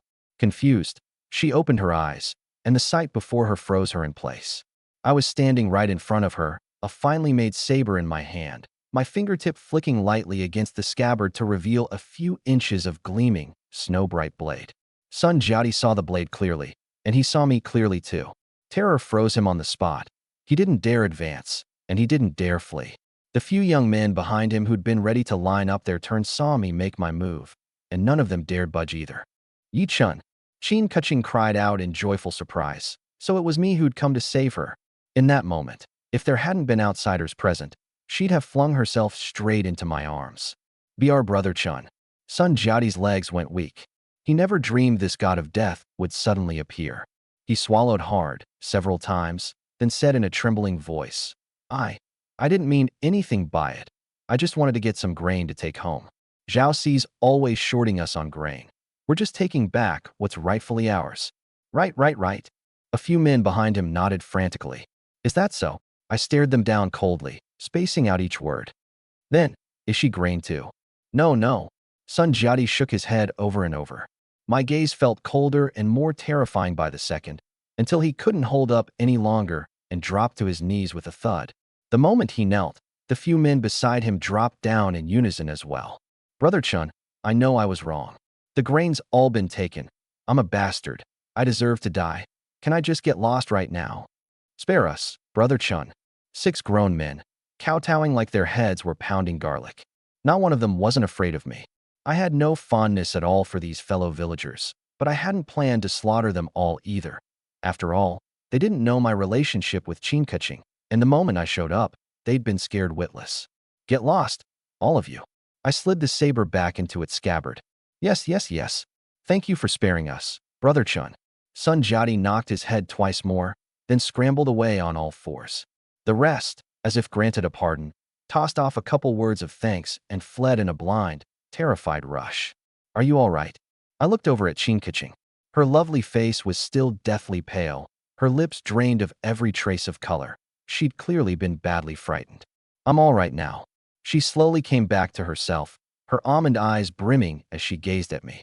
Beyond the lingering fear of a narrow escape, there was some feeling she couldn't quite name quietly spreading through her heart. In truth, that feeling had already sprouted yesterday, and after I'd saved her today, it had suddenly swelled several times over. Just then, Zhao Si shoved open the bedroom door and rushed in, anxiously looking Chinkaching over. Only after confirming she wasn't hurt did he let out a breath of relief. You, why didn't you come save me just now? Chinkaching knitted her delicate brows and demanded. I got kicked and knocked out just now. Zhao Si's eyes darted away, guilt written all over his face. Oh, so you were faking it. Iron Pillar sneered beside them. Listening to your own wife being molested by another man in the house, and you can still play unconscious? If Brother Chin hadn't stepped in, your wife would have been defiled by 4 or 5 men already. I shot Zhao Si a disgusted glance too. I honestly hadn't imagined a man could be this spineless. You were faking it out there? Chinkaching was livid. She'd always known Zhao Si was useless, but she'd never dreamed he could be this useless.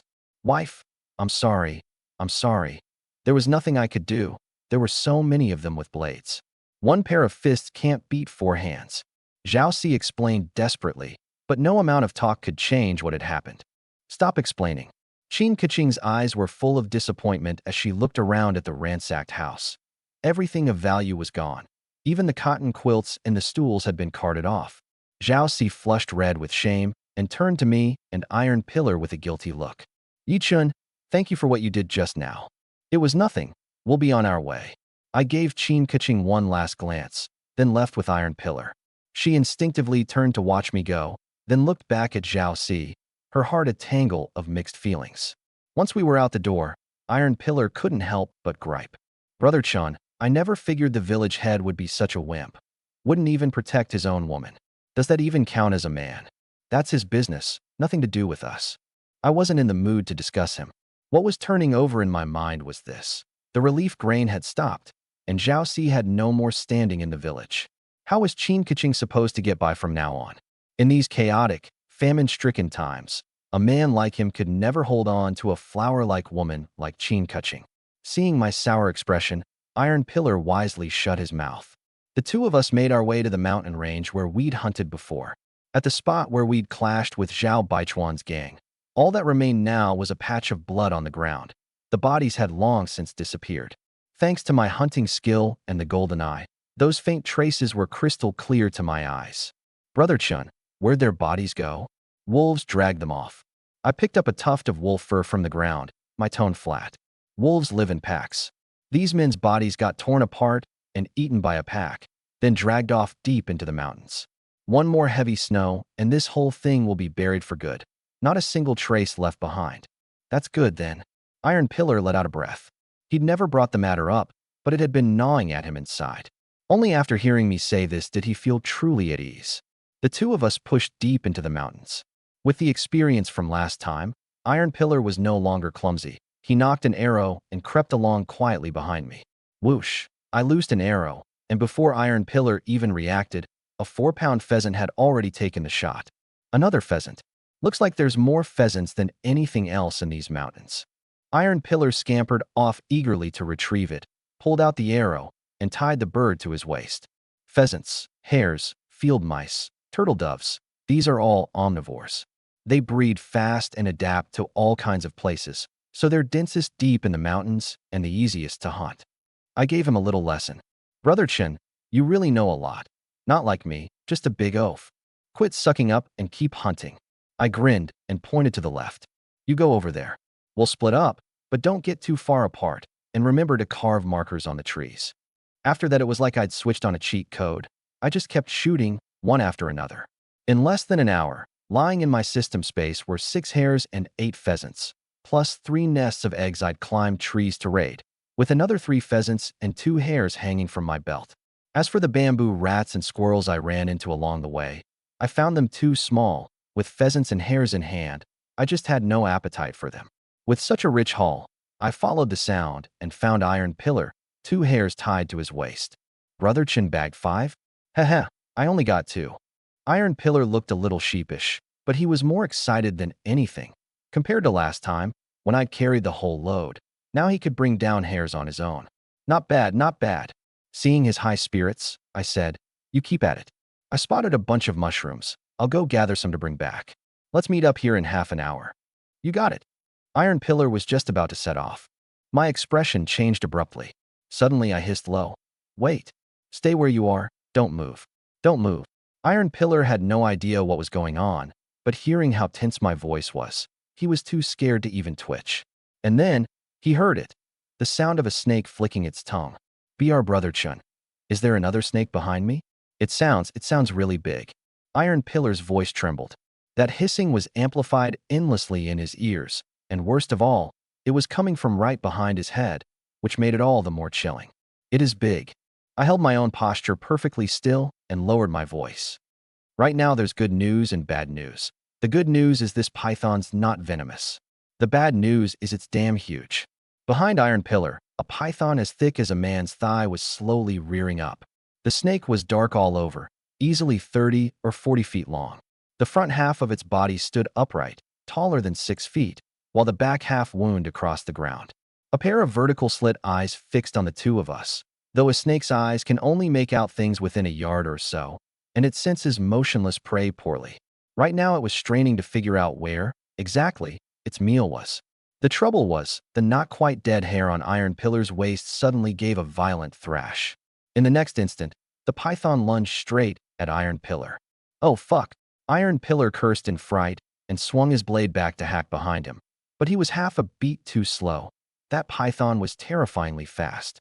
In the blink of an eye, it had coiled around him and begun squeezing with all its might, meaning to crush its prey to death before swallowing it. Damn it!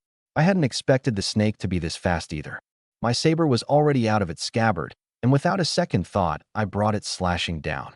SHHK, a flash of cold light, and the python was severed in 2 on the spot. But the section coiled around Iron Pillar was still tightening. My hand didn't stop, though I'd only just crossed the threshold of the heavenly might saber technique. When I put it to use, I was no different from a martial arts master. Saber flashing again and again, in less than a single breath's time.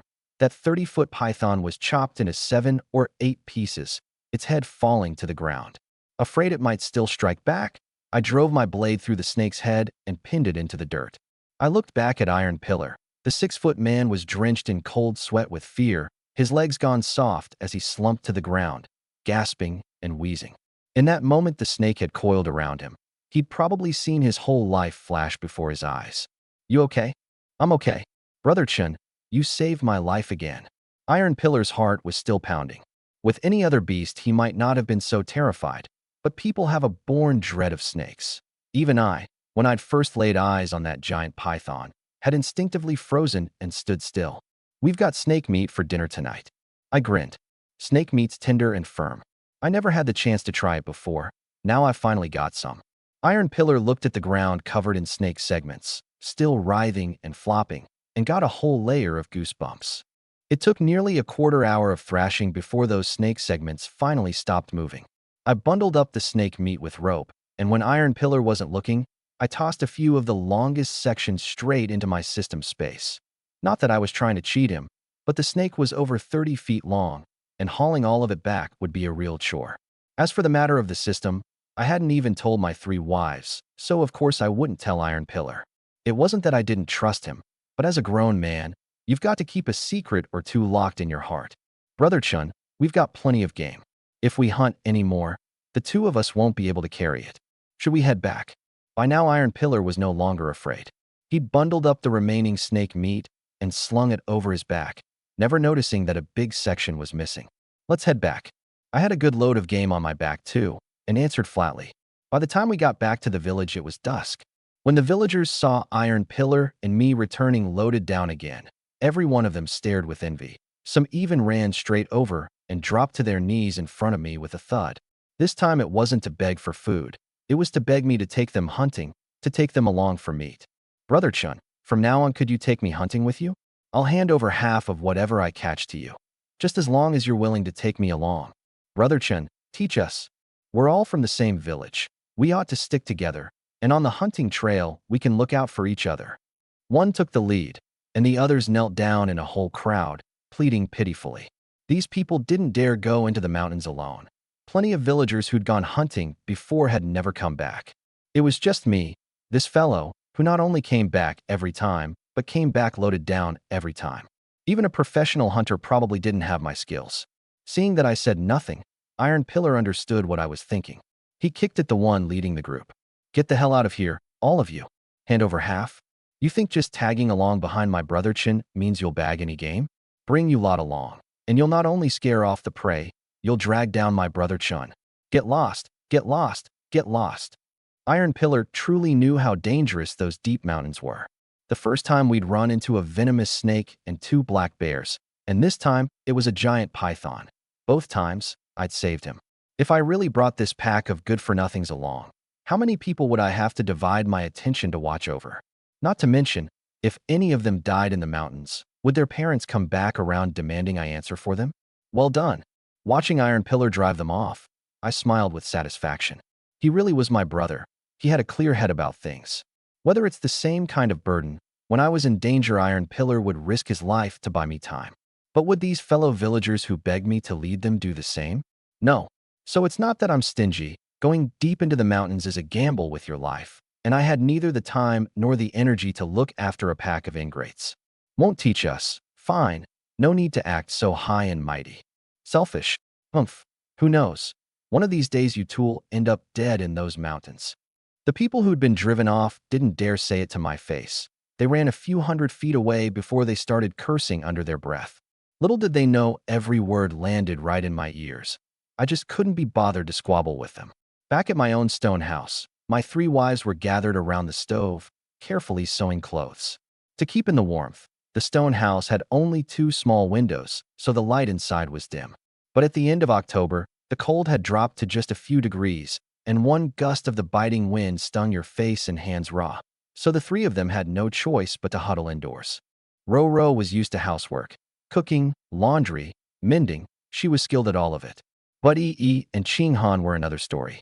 One was the treasured pearl of a wealthy family, the other the grand princess of the Great Yin. Both had never so much as dipped their fingers in cold water before. No matter how patiently Ro taught them, the 2 still pricked their fingers full of needle holes. Don't rush, take it slow. Ro was patiently comforting them when a sound came from outside. Husband's home. Yi set down her needle and thread and skipped off to greet me. Of the 3 wives, she was the liveliest, and though all 3 loved me deeply, she was the clingiest. My wives, I'm home. I closed the gate with one hand and spread my arms wide with the other. Come give me a hug. Yi came bounding over in delight, but the next second she got a clear look at the segments of python slung over me and backed away in fright, again and again. Snake, snake. Boo-hoo, how is it so big? Husband, hurry and throw it on the ground. I've got goosebumps all over. The little thing was practically in tears. Husband ran into a python. Ro's scalp prickled too. What woman isn't afraid of snakes? She looked me up and down, and only when she saw I wasn't hurt did she let out a breath of relief. Ching Han nervously pinched the hem of her dress, wanting several times to step forward, only to hold her feet back each time. I nodded and dumped all the snake meat onto the big stone in the courtyard. This is good stuff. You've never had snake meat, have you? I'll pan-fry some in a bit and make a snake meat soup too. I guarantee you'll all eat like queens. I'm not eating it. I want chicken. Yi shrank all the way to the back, shaking her little head like a rattle drum. Let me deal with this snake meat first. Ro took a deep breath and tried reaching a finger toward it. But the instant her fingertip touched that smooth snake skin, she couldn't help but shudder. I'll do it. I saw right through her forced bravery and handed her the pheasants and hares. You handle these chickens and hares. Leave the snake meat to me. Ro looked relieved, and went off to work alongside Yi and Ching Han. I skinned and cut the snake, storing the fresh gallbladder away in the system space. This was only a third of that python. Another third was in my space, and the last third iron pillar had taken home.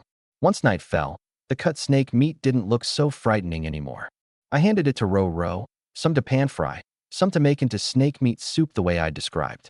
It smells so good. Yi swallowed hard at the aroma of the meat. I want to eat a bunch of pieces later, hee.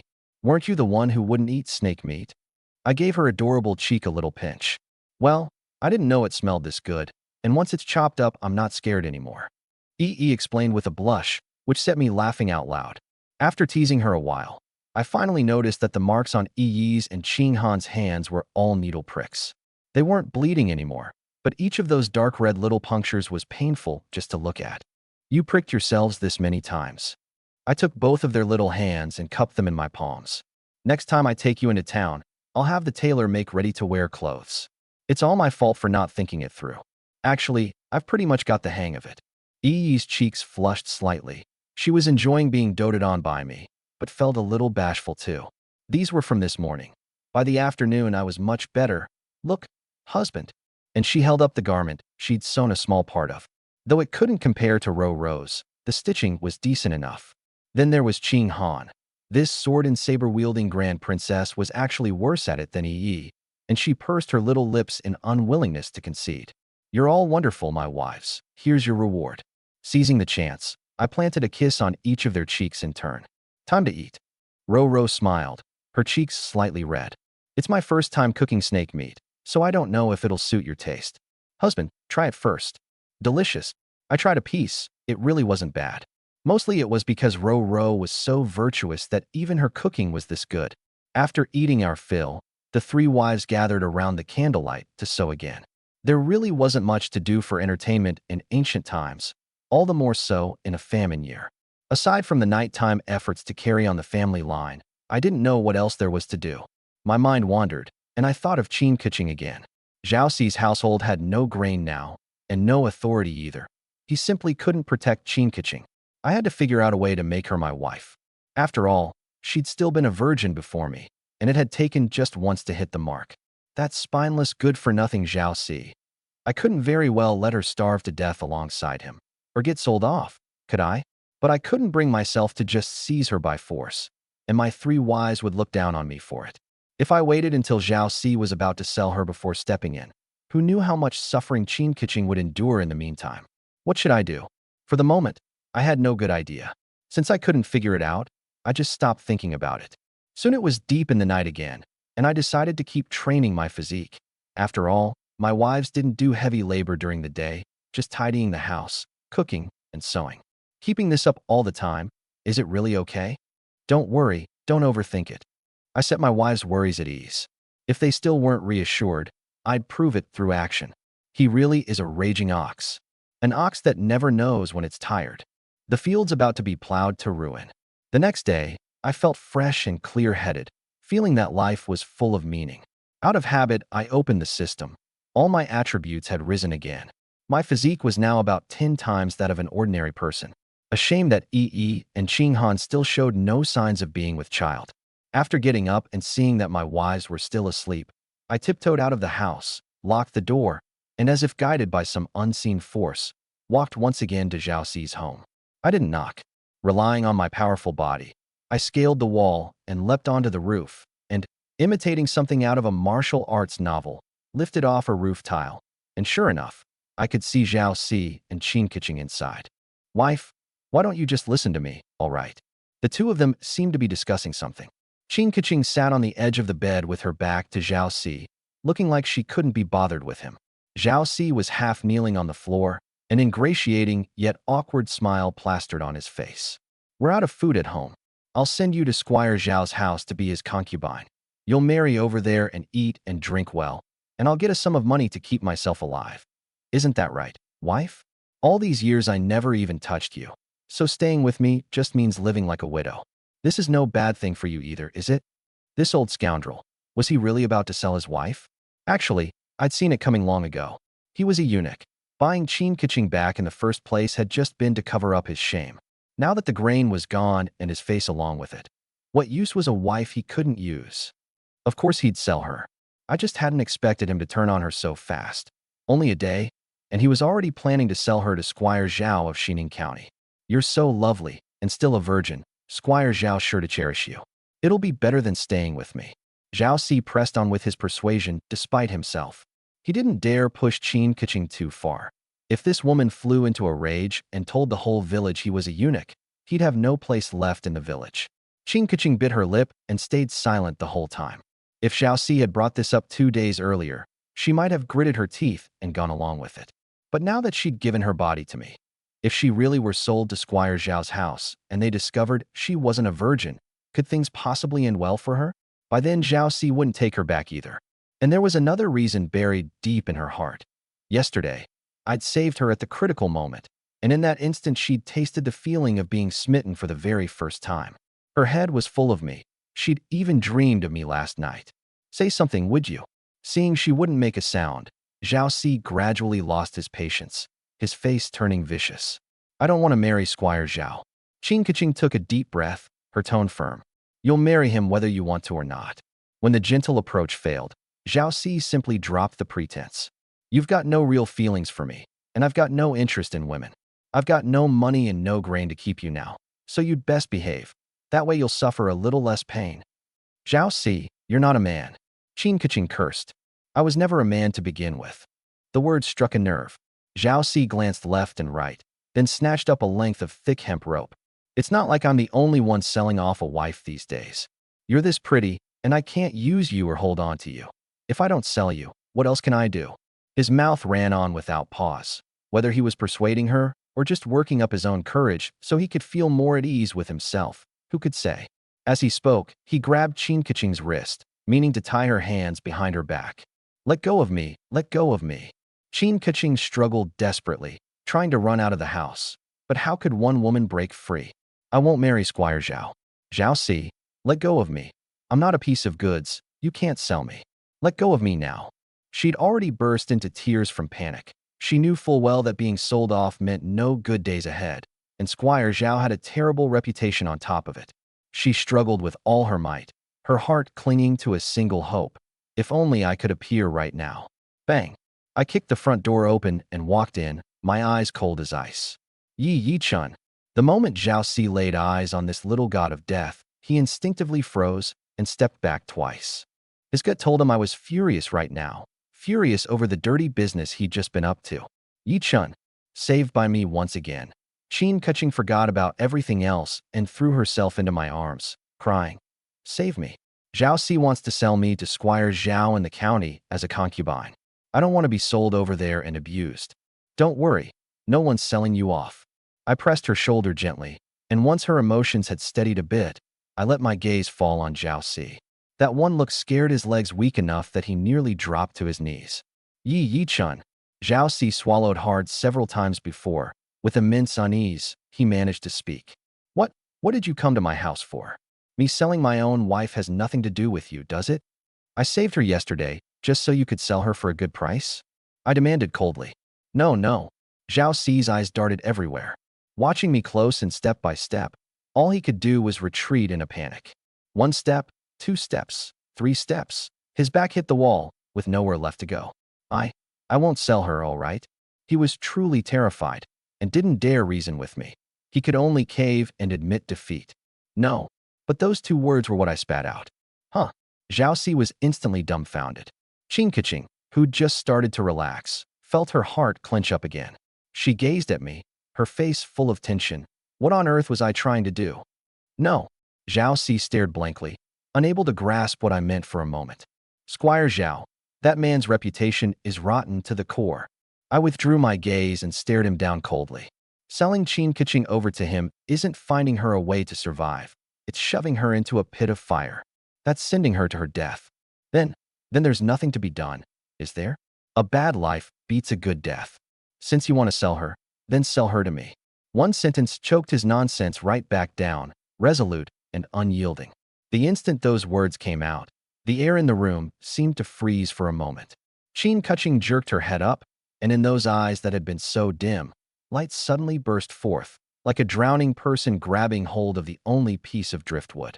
Forgetting all reserve, she stumbled over and clutched at the hem of my clothes for dear life, her knuckles turning white.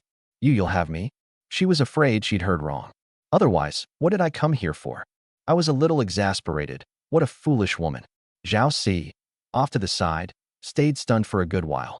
Then his eyes suddenly began darting and rolling. He looked me up and down. So this fellow had taken a fancy to my wife. On second thought, I'd been the village's man of the hour lately, going into the mountains every day and never coming back empty-handed. My home surely had plenty of good things stockpiled, and word was those 3 flower-like wives of mine were all kept plump and healthy. Sell to whoever, it was all selling anyway. Sell to me, and he might even squeeze out an extra bit. That bitter-gourd face of his instantly relaxed, replaced by a fawning, mercenary expression. Rubbing his hands together, he sidled up. "Io, you should have said so earlier. We're from the same village, we know each other inside and out. No sense letting the fertile water flow to an outsider's field." I couldn't be bothered with his cozying up and simply said coldly, "Name your price."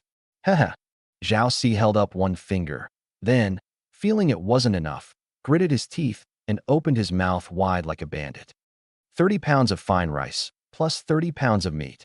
Brother Yi, you know as well as I do, my Kaching is a famous beauty for 10 villages around, and a chaste maiden to boot. He almost let slip that Qin Kaching was still a virgin, and hurriedly swallowed it back.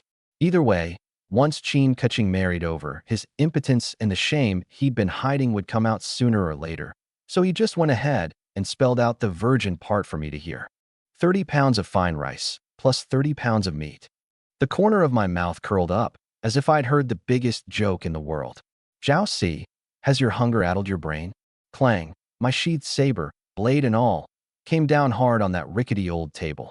That muffled thud made Zhao Si's whole body jolt. He nearly wet himself on the spot.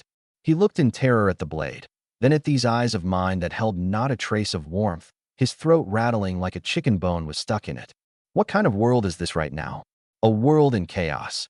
My finger tapped rhythmically against the scabbard. Tap, tap, tap. Each beat like a strike against his heart. Out there, people are already swapping children to eat. Human lives are as cheap as grass. Even Squire Zhao wouldn't give you 30 pounds of rice and 30 pounds of meat.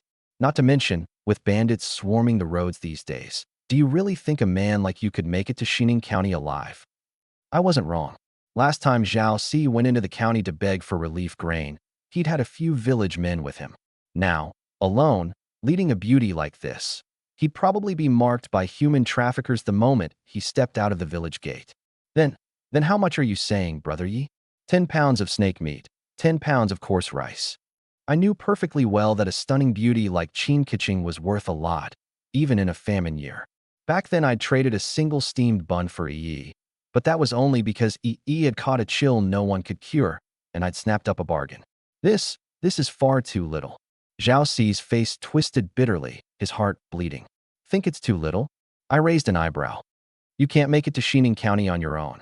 Want to bet that if I wait a few more days, I get a wife for free? That sentence shattered his last line of psychological defense. I'll sell. I'll sell. Zhao Si slumped into the chair like a deflated ball, nodding over and over. Just as you say, Brother Yi. 10 pounds of snake meat, 10 pounds of coarse rice. Hearing this, Qin Kaching's body gave a slight tremble, her heart chilled, yet freed, with a few threads of some feeling she couldn't quite explain, anticipation. Compared to that 40-year-old, cut and incomplete Zhao Si, I was practically a prize catch in her eyes.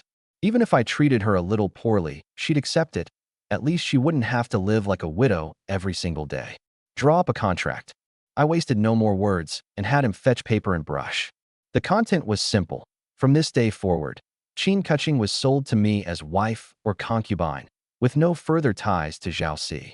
Zhao Si signed his name, bit open his finger, and pressed his fingerprint down hard. These are for you. Like a magician, I took the snake meat and coarse rice out of the system space and set them on the table, then swept up the contract into my space with the same motion. Meat, meat. Zhao Si stared at that glistening snake meat, swallowing hard, then shot a glance at the sack of coarse rice and clutched the rice and meat all into his arms like a miser. Every bit of grain in the house had been looted. These 10 pounds of snake meat and 10 pounds of coarse rice were his lifeline for getting through this bitter winter.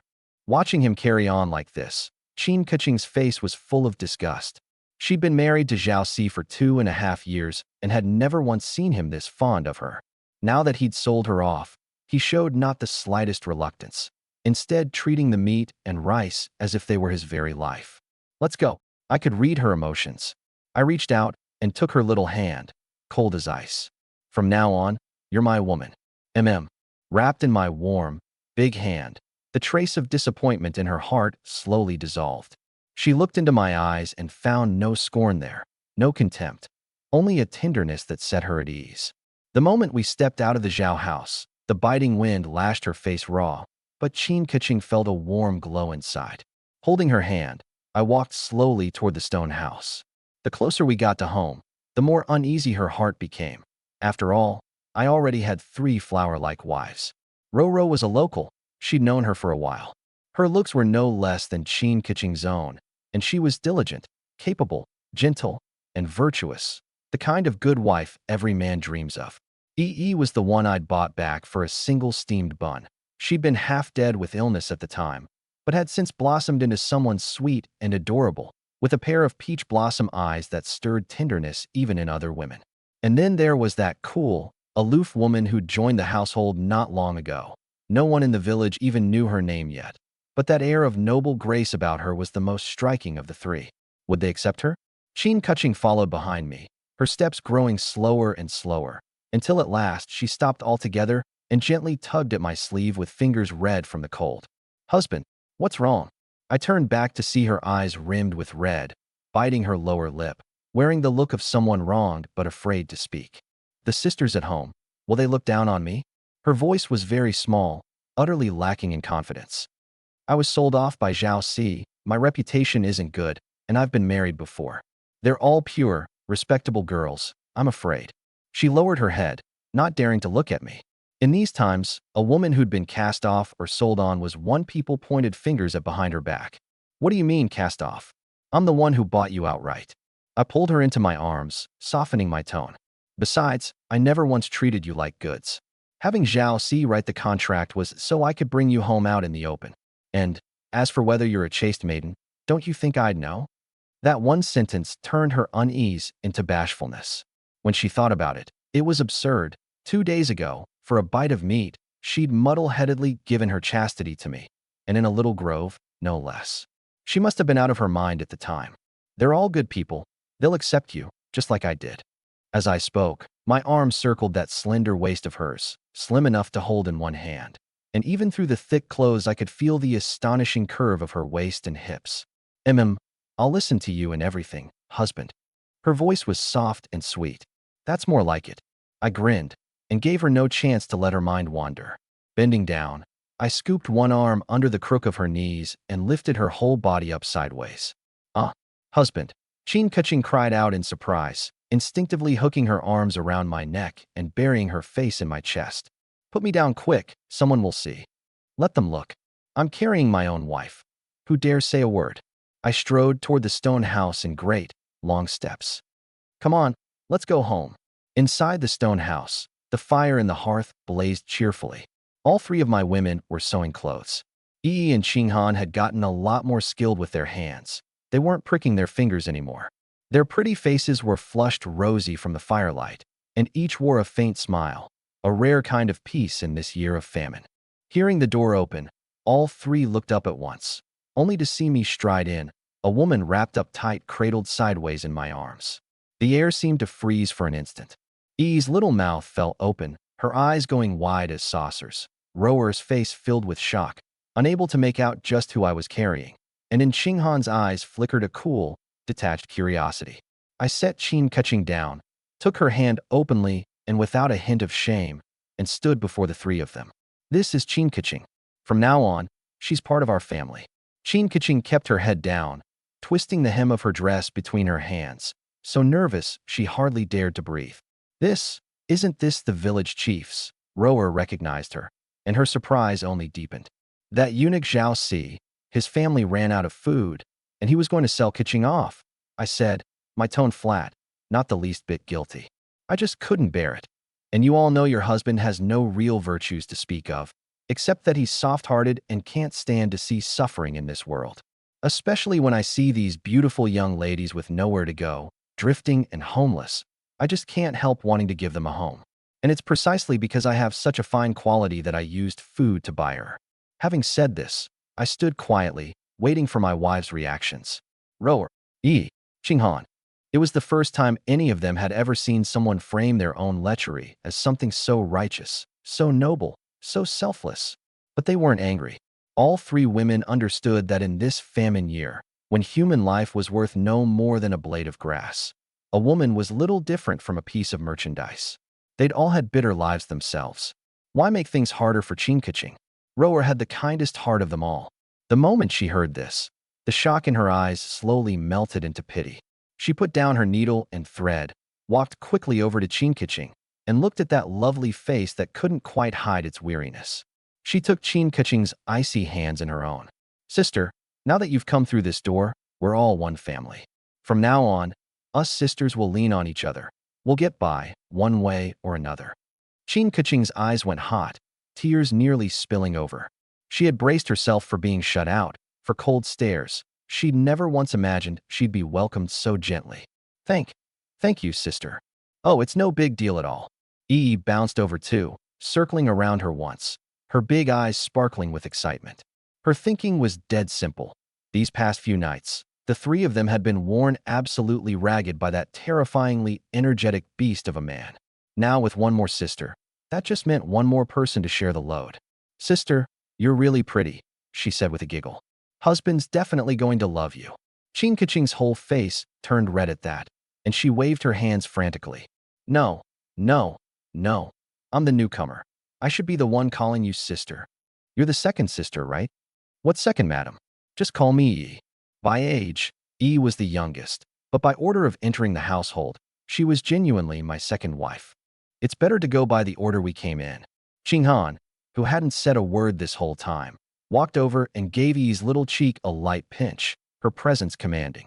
Second sister, don't go mixing things up from now on. Oh, Yi's face flushed, and she didn't dare say another word. That air of royal, noble blood that hung about Qinghan. Forget about leaving Qingkaching breathless. It even pressed down on Rower and Yi. Only I stayed loose and carefree, completely unaffected. Qinghan turned to look at Qingkaching and said mildly, since husband brought you home, that means he's accepted you. In times like these, it isn't easy for a woman to survive. To have something to lean on is a blessing. As the eldest princess, she'd grown up watching her father the emperor with his palaces full of consorts. So of all people, she was the most accepting of a man having several wives. As long as the man had what it took, as long as he could protect this home, what did a few more women matter? She turned to look at me, a half-smile on her lips. Quite the skill, husband. One trip out, and you come home with a great beauty. Haha. I gave a dry cough and pressed on shamelessly. Well, of course, your husband's always had good luck.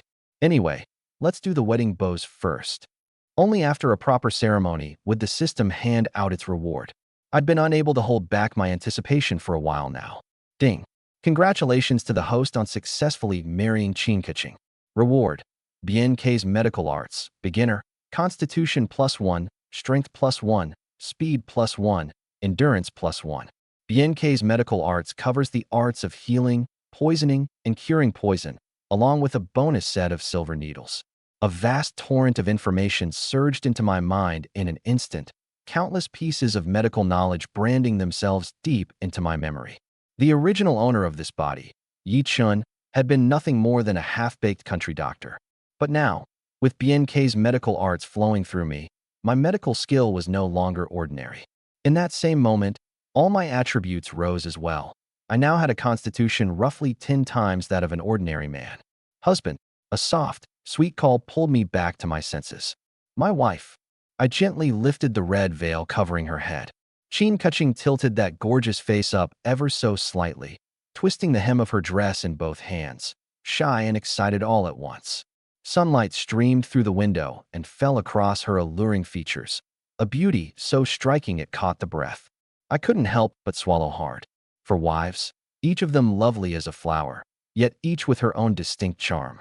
Rower and Qingkaching were both classic Eastern beauties, one gentle and virtuous, the other sensual and captivating. Yi had chubby little cheeks and dimples when she smiled, the sweet and adorable type.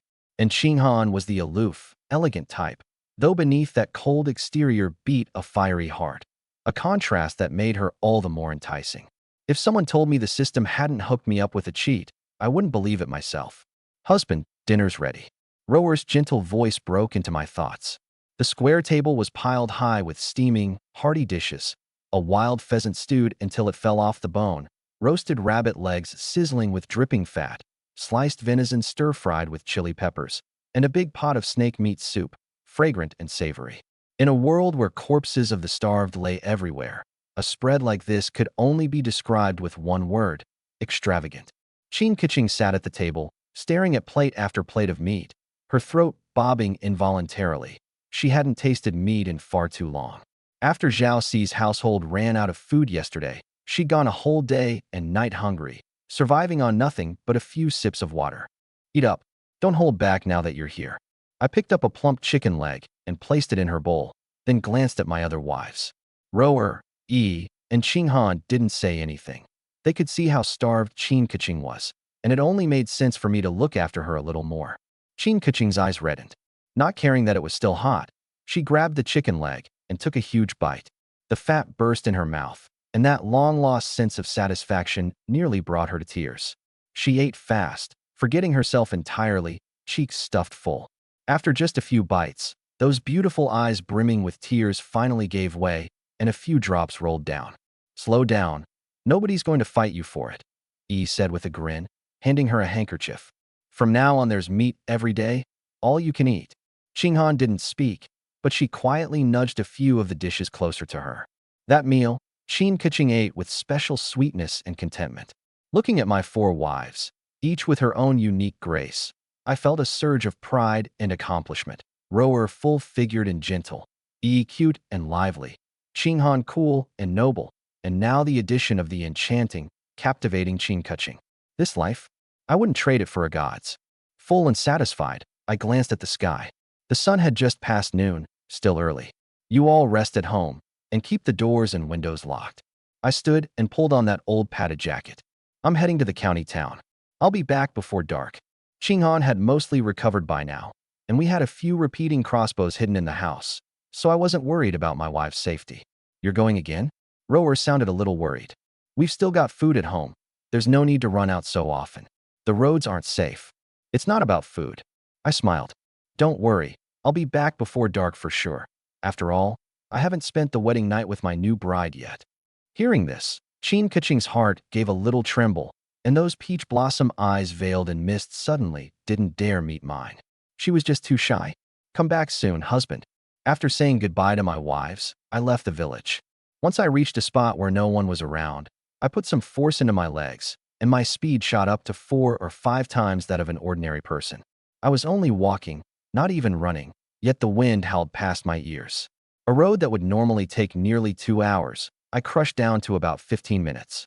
Arriving in Xining County, I made my way easily to the entrance of the Yingzhan Tower. With a flick of my mind, several thigh-thick chunks of python meat dropped out of thin air onto the ground. The stuff took up too much space. Snake meat was tasty, but you couldn't eat it every day. More importantly, grain prices kept skyrocketing. Once word of the emperor's death got out, the world would descend into even more chaos, and grain would only get more expensive. Meat I could hunt in the mountains. Even a heavy snow sealing off the peaks wouldn't stop me, since I was no ordinary man. But grain could only be bought with money or traded for with meat, so I needed to stockpile more grain. Turning it over in my head, I raised my voice and called out, "Shopkeeper who? Got a delivery." It was past mealtime, and the restaurant had few customers. Hushoutsai had been taking his afternoon nap and was jolted awake by my shout. Rubbing his bleary eyes, he came running out, and the moment he saw those chunks of giant python meat on the ground, still oozing blood, his eyeballs nearly popped out of his head. "Oh my dear mother, Brother Yi, did you go and slaughter the Dragon King's 3rd prince?" He circled the snake meat several times, clicking his tongue in amazement. "This snake's so thick and still fresh and dripping with blood. This meat, it's a real tonic, an absolute tonic. Cut the chatter. Name your price." I leaned against the doorframe, expression calm. Hushoutsai stroked his thin mustache, his eyes darting around. He knew I was a hard case. Last time those two bears had earned him a fortune, so naturally he didn't dare lowball me this time. This all together has to be about 70 caddies, right? Snake meat's valuable, but it's a pain to process, and you've got to get rid of the fishy smell. Tell you what, 25 taels of silver. How's that? A fair price. Deal. I didn't drag it out. While he wasn't looking, I pulled a few wild rabbits and pheasants out of my space. All things I'd hunted while out hunting separately from Taiju. There were also 2 nests of eggs in there, but they weren't worth selling. And these 2, pheasants and rabbits, aren't worth much, Hushoutsai said, hefting them to gauge the weight. For all these chickens and rabbits, 5 taels total. How's that? Fine. I knew that price was already a bit above market rate. If I hadn't sold him those 2 bears and 8 bear paws before, he wouldn't have paid so readily. Hushoutsai was delighted. He called for his hands to weigh and haul away the meat, then briskly counted out 30 taels of loose silver and handed it over. I returned 3 of them. The usual, give me a table's worth of good food and wine, to go. Right away, 1 moment please. While waiting for the food, I idly flipped through my system space. And doing so, I couldn't help slapping my forehead. There in a corner still lay, quietly, the whole table of food I'd packed up from this very place last time. Time stood still inside the space, so that roast chicken was still steaming, just as if it had come straight out of the pot. Last time, after packing it up, I'd gone to the brothel, then run into bandits on the way back and gone on a killing spree. By the time I got home, I'd completely forgotten about it. Well, I'd just treat it as reserve rations. This time when I got home, I'd give Taiju a share. He was my only good brother, and my little brother too. Before long, Hushoutsai came out carrying 2 big food boxes. I took them and left, found a corner with no one around, tossed them into the space, then turned and headed to the cloth shop. I picked out some fabric for making clothes for Qingqiqing, then thought about it, and bought a pair of shoes each for her and Qinghan, plus a pair for myself. I stowed it all in the space, and only then, thoroughly satisfied, did I head back. Passing by the county magistrate's office, I saw a big crowd gathered there, pointing and murmuring among themselves. This Squire Zhao is grabbing at straws in a panic. The notice has been up 3 days now, and not a soul's taken it down. Who'd dare take it? That's Squire Zhao's precious daughter. If you actually made her worse, wouldn't he just kill you? I hear the young lady's got a strange illness. Her whole body's freezing cold. No matter how many quilts they pile on it does no good. They've called in doctor after doctor, and none of it's worked. Pity, though.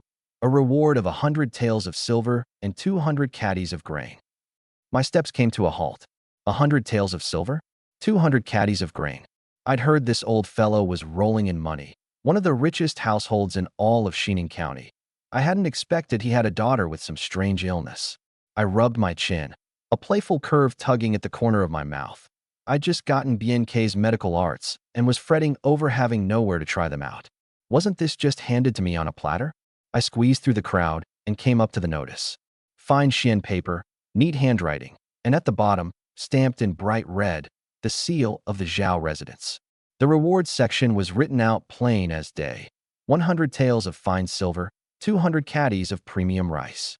In these times, with corpses drifting everywhere and people starving to death left and right, those 200 caddies of premium rice were enough to drive countless people mad. Yet no matter how much the people around me hungered for it, not one dared step forward. Squire Zhao's reputation was too foul, and crossing him meant a fate worse than starving to death. I scanned the description of the illness. Cold evil had invaded the body, defying all treatment. She felt like she'd fallen into an icy pit, her mind clouded and dazed. I had a rough idea in my head, and without further hesitation, I stepped forward and reached out to tear down the notice. Hey, you there, kid, what are you doing? A busybody standing nearby, there just to watch the show, immediately started hollering. That's the Zhao residence's notice. Once you tear it down, you've got to go treat the illness. And if you can't cure her, someone's going to die?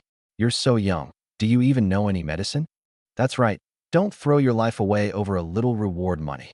Young man, you don't know how big the sky is. All around came sneers and cold laughter. I paid them no mind. I grabbed a corner of the notice and yanked. Ryup.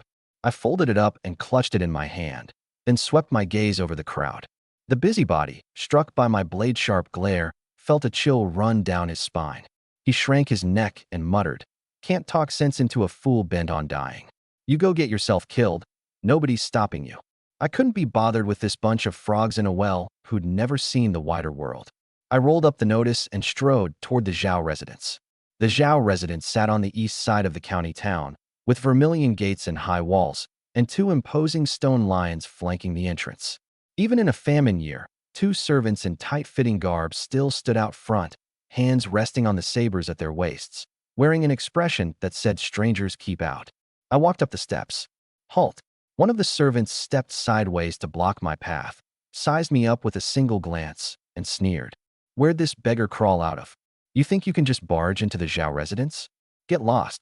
I wasn't angry. I simply raised my hand slowly and waved the torn-down notice in front of him. I've come to cure your young lady's illness. The servant froze for a moment, then burst into laughter as if he'd heard the biggest joke in the world, clutching his belly. You? Cure an illness? Ha ha. If you could cure illnesses, I could be the imperial physician. Go take a piss and look at your own sorry, penniless reflection. The other one wore an equally mocking look. Get lost, quick, before you become an eyesore, or we'll break your legs. It wasn't entirely a case of them looking down on the poor. My hemp clothes, though clean and neat, still marked me as a country bumpkin any way you looked at it. I really didn't look like a famous doctor. You have to understand, physicians held a very high status in ancient times, especially renowned ones. They commanded the respect of scholars and were regarded on par with esteemed gentlemen. In my getup, forget a famous doctor. I didn't even look like an ordinary physician. Damn it, looking down on people. I cursed. You're nothing but a guard dog at the gate. I took down the notice. All you have to do is go report it to your master. If your master doesn't believe me, I'll turn around and leave. It's not your place, a dog, to stand here barking. You son of a bitch, you're asking for a beating.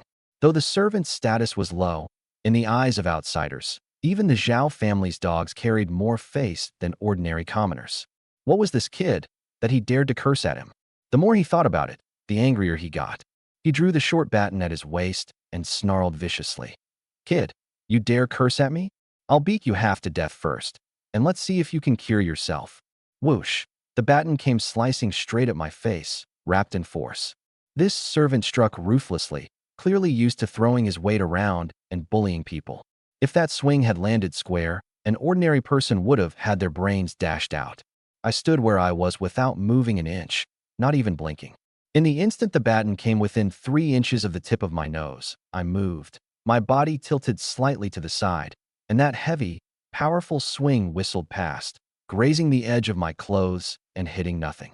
Right after, my right leg lashed out like a whip, fast as lightning, and slammed into his lower belly. Bam! A muffled thud. The servant didn't even get a chance to scream. His whole body flew backward like a kite with a cut string, crashing 4 or 5 meters into the vermilion gate, then sliding down along the door panels.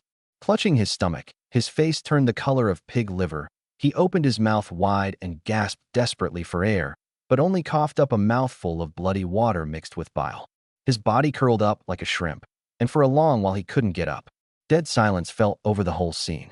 The other servant, who'd been about to draw his blade and join in, froze with his hands suspended in midair, his eyeballs nearly bulging out of his head, kicking a full-grown, sturdy man flying with a single strike, first standing perfectly still, then at the last moment striking back and taking him down in one blow.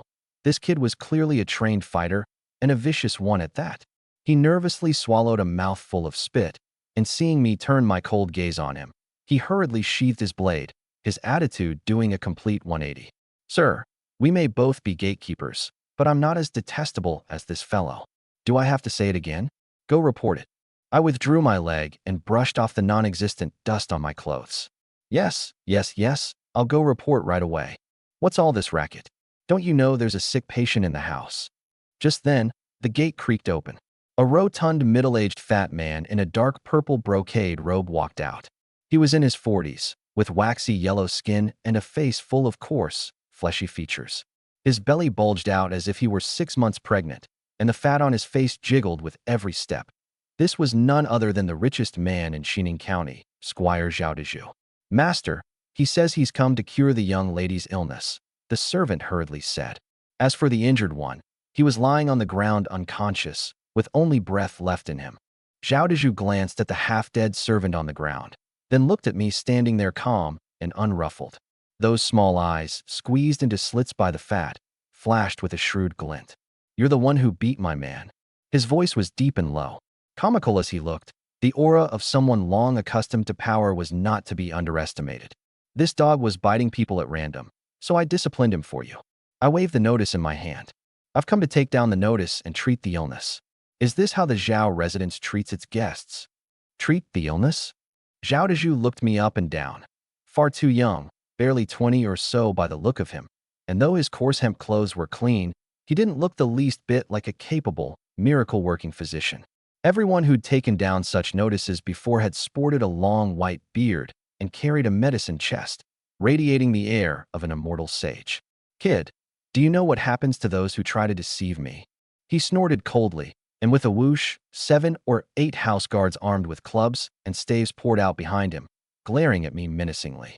Not even Dr. Li, the miracle physician from the Huichun Hall in town, could do anything for my daughter's illness. "What makes you think you can? If you don't believe me, I'll leave right now." I wasn't going to indulge him. I tossed the notice straight to the ground and turned to go. Wait. Zhao Dezhu hadn't expected this young man to play so completely against the script. Thinking of his daughter hanging by a thread, he had no choice but to change his tune. "I'll trust you this once. If you cure her, I'll double the reward, and I, Zhao Dezhu, will personally set out a banquet to make amends. But if you can't cure her, or if you're a swindler, humph, watch your worthless little life. Lead the way." I couldn't be bothered with idle talk. I'd come for the grain and silver. Since he'd said he'd double it, then I'd oblige him once more. We passed through several winding corridors and arrived before an exquisite embroidery loft in the back courtyard. Before I'd even entered the room, a bone-piercing chill rushed at me, as if there were a block of 1,000-year-old ice hidden inside.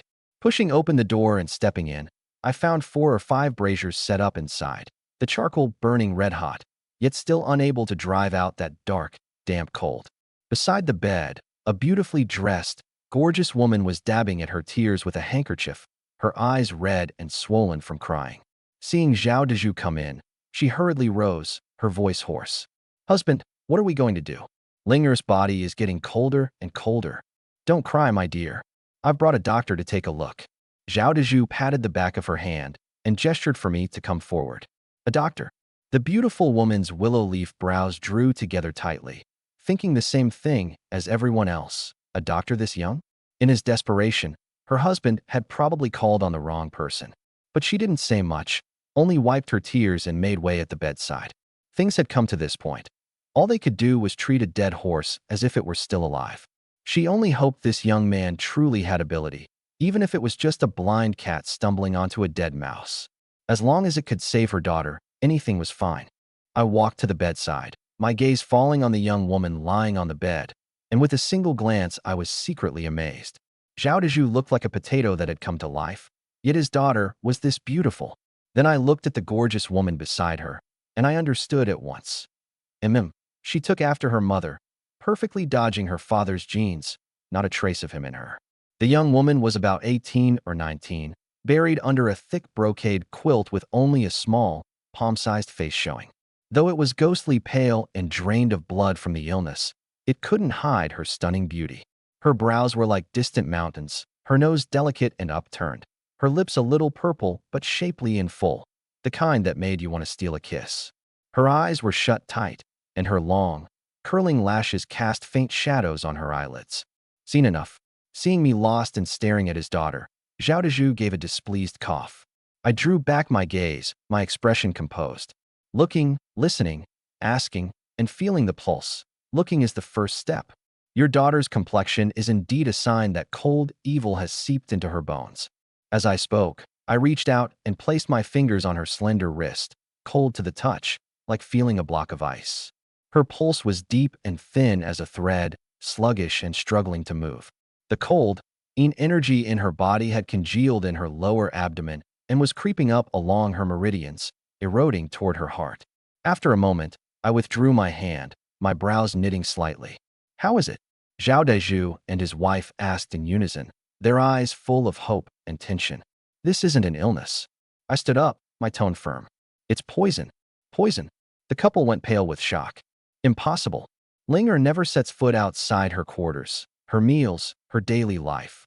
All of it is tended to by dedicated servants. How could she be poisoned? Madame Zhao shook her head over and over. How would I know? I looked at the confusion in their eyes and felt a little exasperated. I came to cure an illness, not to solve a case. Why your daughter was poisoned? Who did it? None of that has anything to do with me. Go investigate it yourselves. I came here for one thing: to save the patient, take the money, and take the grain.